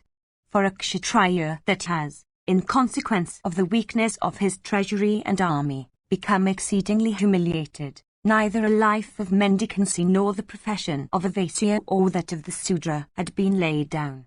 The profession ordained for a kshatriya is the acquisition of wealth by battle and victory. He should never beg of a member of his own order. The person who supports himself at ordinary times by following the practices primarily laid for him, may in seasons of distress support himself by following the practices laid down in the alternative. In a season of distress, when ordinary practices cannot be followed, a kshatriya may live by even unjust and improper means. The very Brahmanas, it is seen, do the same when their means of living are destroyed. When the Brahmanas, at such times, conduct themselves thus, what doubt is there in respect of kshatriyas? This is, indeed, settled. Without sinking into despondency and yielding to destruction, a kshatriya may, by force, take what he can from persons that are rich. Know that the kshatriya is the protector and the destroyer of the people. Therefore, a kshatriya in distress should take, by force, what he can, with a view to, ultimately, protect the people. No person in this world, O king, can support life without injuring other creatures. The very ascetic leading a solitary life in the depths of the forest is no exception. A kshatriya should not live, relying upon destiny. 395. Especially he, O chief of the Kuras, who is desirous of ruling. The king and the kingdom should always mutually protect each other. This is an eternal duty. As the king protects, by spending all his possessions, the kingdom when it sinks into distress, even so should the kingdom protect the king when he sinks into distress. The king, even at the extremity of distress, should never give up 396, his treasury, his machinery for chastising the wicked, his army, his friends and allies and other necessary institutions and the chiefs existing in his kingdom. Men conversant with duty say that one must keep one's seeds, deducting them from one's very food. This is a truth cited from the treatise of Samvara, well known for his great powers of illusion. Fie on the life of that king whose kingdom languishes. Fie on the life of that man who from want of means goes to a foreign country for a living. The king's roots are his treasury and army. His army, again, has its roots in his treasury. His army is the root of all his religious merits.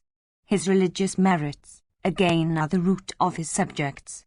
The treasury can never be filled without oppressing others. How then can the army be kept without oppression?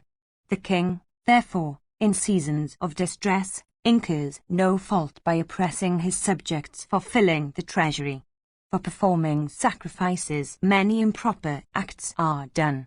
For this reason a king incurs no fault by doing improper acts, when the object is to fill his treasury in a season of distress. For the sake of wealth, practices other than those which are proper are followed, in seasons of distress. If, at such times, such improper practices be not adopted, evil is certain to result. All those institutions that are kept up for working destruction and misery exist for the sake of collecting wealth. 397. Guided by such considerations, an intelligent king should settle his course at such times. As animals and other things are necessary for sacrifices, as sacrifices are for purifying the heart, and as animals, sacrifices, and purity of the heart are all for final emancipation, even so policy and chastisement exist for the treasury exists for the army, and policy and treasury and army, all the three exist for vanquishing foes and protecting or enlarging the kingdom. I shall here cite an example illustrating the true ways of morality. A large tree is cut down for making of it a sacrificial stake. In cutting it, other trees that stand in its way have also to be cut down. These also, in falling down, kill others standing on the spot. Even so, they that stand in the way of making a well-filled treasury must have to be slain. I do not see how else success can be had. By wealth, both the worlds, viz., this and the other, can be had, as also truth and religious merit. A person without wealth is more dead than alive. Wealth for the performance of sacrifices should be acquired by every means. The demerit that attaches to an act done in a season of distress is not equal to that which attaches to the same act if done at other times. Mahabharata. The acquisition of wealth and its abandonment cannot both be possibly seen in the same person, O king. I do not see a rich man in the forest. With respect to every wealth that is seen in this world, every one contends with every one else, saying, "This shall be mine, this shall be mine." This is nothing, O scorcher of foes, that is so meritorious for a king as the possession of a kingdom. It is sinful for a king to oppress his subjects with heavy impositions at ordinary times. In a season, however, of distress, it is quite different. Some acquire wealth by gifts and sacrifices. Some who have a liking for penances acquire wealth by penances. Some acquire it by the aid of their intelligence and cleverness. A person without wealth is said to be weak, while he that has wealth becomes powerful. A man of wealth may acquire everything. A king that has well-filled treasury succeeds in accomplishing everything. By his treasury a king may earn religious merit, gratify his desire for pleasure, obtain the next world, and this also. The treasury, however, should be filled by the aid of righteousness and never by unrighteous practices, such, that is, as pass for righteous in times of distress. Section C. Apadamanu Sasna Pava. Yiddish theory said, what, besides this, should be done by a king that is weak and procrastinating, that does not engage in battle from anxiety for the lives of his friends, that is always under the influence of fear, and that cannot keep his counsels secret? What, indeed, should that king do whose cities and kingdom have been partitioned and appropriated by foes, who is divested of wealth, who is incapable, through such poverty, of honouring his friends and attaching them to himself, whose ministers are disunited or bought over by his enemies, who is obliged to stand in the face of foes, whose army has dwindled away, and whose heart has been agitated by some strong enemy? Bhishma said, If the invading enemy be of pure heart, and if he be conversant with both morality and profit, a king of the kind you have indicated should, with no loss of time, make peace with the invader and bring about the restoration of those portions of the kingdom that have already been conquered. If, again, the invader be strong and sinful and seek to obtain victory by unrighteous means, the king should make peace with him, too, by abandoning a portion of his territories. If the invader be unwilling to make peace, the king should then abandon his very capital and all his possessions for escaping from danger. If he can save his life, he may hope for similar acquisitions in future. What man conversant with morality is that would sacrifice his own self, which is a more valuable possession, for encountering that danger from which escape can be had by the abandonment of his treasury and army? A king should protect the ladies of his household. If these fall into the hands of the enemy, he should not show any compassion for them, by incurring the risk of his own arrest in delivering them. As long as it is in his power, he should never surrender his own self to the enemy. Yudhishthira said, when his own people are dissatisfied with him, when he is oppressed by invaders, when his treasury is exhausted, and when his counsels are divulged, what should the king then do? Bhishma said, a king, under such circumstances, should, if his enemy be righteous, seek to make peace with him. If the enemy be unrighteous, he should then put forth his valor. He should, by such means, seek to cause the foe to withdraw from his kingdom, or fighting bravely, he should lay down his life and ascend to heaven. A king can conquer the whole earth with the help of even a small force if that force be loyal, cheerful, and devoted to his good. If slain in battle, he is sure to ascend to heaven. If he succeeds in slaying his enemies, he is sure to enjoy the earth. By laying down one's life in battle, one obtains the companionship of Indra himself. Section XXI. Yudhishthira said, when practice is fraught with high morality and beneficial to the world, viz., those that appertain to righteous rule, disappear, when all the means and resources for the support of life fall into the hands of robbers, when, indeed, such a calamitous time sets in, by what means should a Brahmana, O grandsire, who from affection is unable to desert his sons and grandsons, subsist? Bhishma said, when such a time sets in, the Brahmana should live by the aid of knowledge. Everything in this world is for them that are good. Nothing here is for them that are wicked. He who, making himself an instrument of acquisition, takes wealth from the wicked and gives it unto them that are good, is said to be conversant with the morality of adversity. Desirous of maintaining his rule, the king, O monarch, without driving his subjects to indignation and rebellion, may take what is not freely given by the owner, saying, this is mine. That wise man who, cleansed by the possession of knowledge and might and of righteous conduct at other times, acts censurably in such season, does not really deserve to be censured. They who always support themselves by putting forth their might never like any other method of living. They that are endued with might, O Yudhishthira, always live by the aid of prowess. The ordinary scriptures that exist for seasons of distress, without exceptions of any kind, should be practiced by a king at such times. A king, however, that is endued with intelligence, while following those scriptures, would do something more.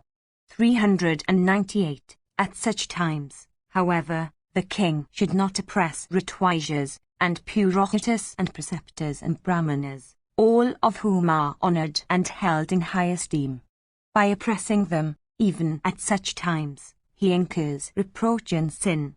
This that I tell thee is regarded as an authority in the world. Indeed, this is the eternal eye, by which practices in seasons of distress are to be viewed. One should be guided by this authority. By this is to be judged whether a king is to be called good or wicked.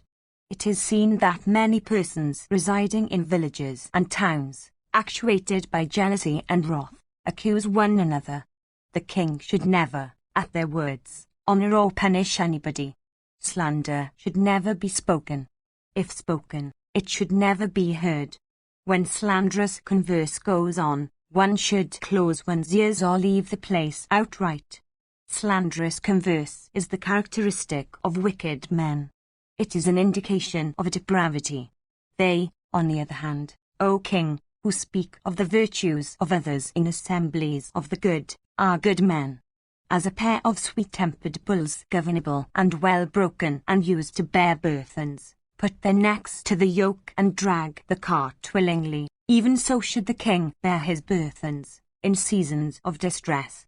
Others say that a king, at such times, should conduct himself in such a way that he may succeed in gaining a large number of allies.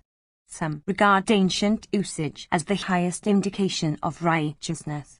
Others, viz., they that are in favor of the conduct pursued by Sanka towards Lakita, do not hold this opinion. They do not advance such an opinion through either malice or covetousness. 399. Examples are seen of even great rishis who have laid down that even preceptors, if addicted to evil practices, should be punished. But a provable authority there is none for such a proposition.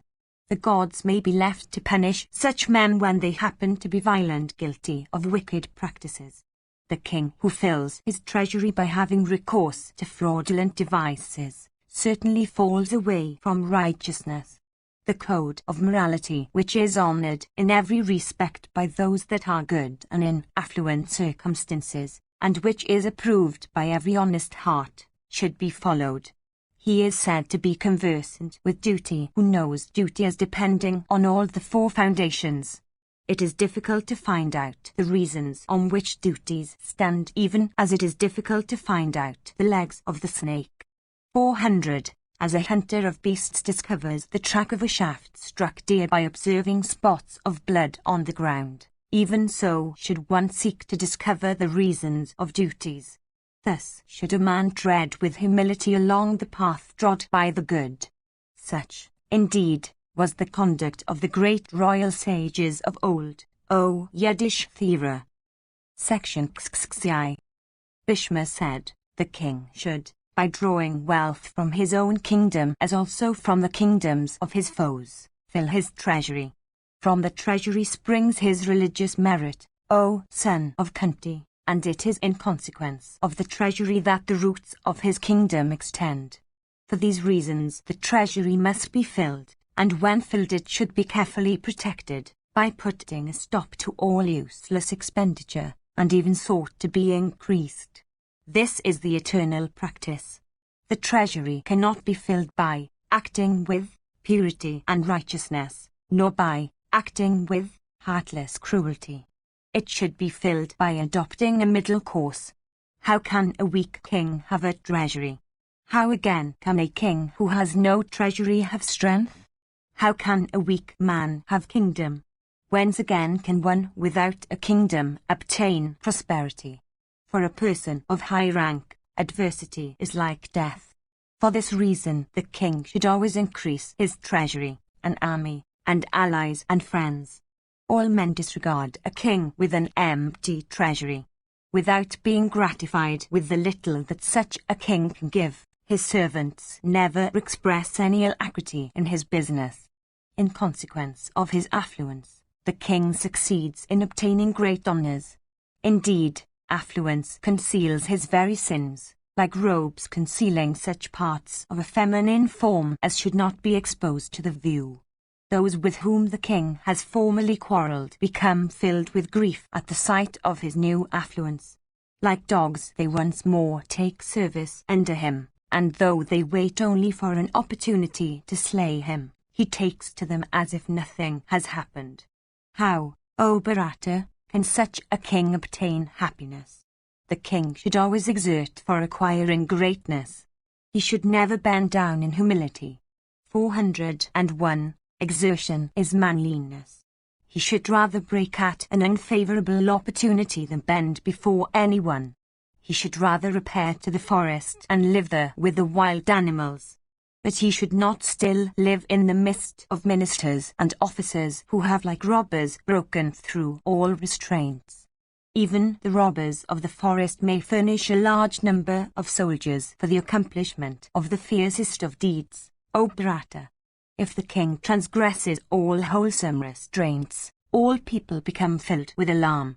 The very robbers who know not what compassion is, dread such a king. 402. For this reason, the king should always establish rules and restraints for gladdening the hearts of his people. Rules in respect of even very trivial matters are hailed with delight by the people. There are men who think that this world is nothing and the future also is a myth. He that is an atheist of this type, though his heart is agitated by secret fears, should never be trusted. If the robbers of the forest, while observing other virtues, commit depredations in respect only of property, those depredations may be regarded as harmless. The lives of thousands of creatures are protected in consequence of robbers observing such restraints. Slaying an enemy who is flying away from battle, ravishment of wives, ingratitude, plundering the property of a Brahmana, depriving a person of the whole of his property, violation of maidens, continued occupation of villages and towns as their lawful lords, and adulterous congress with other people's wives. These are regarded as wicked acts among even robbers, and robbers should always abstain from them.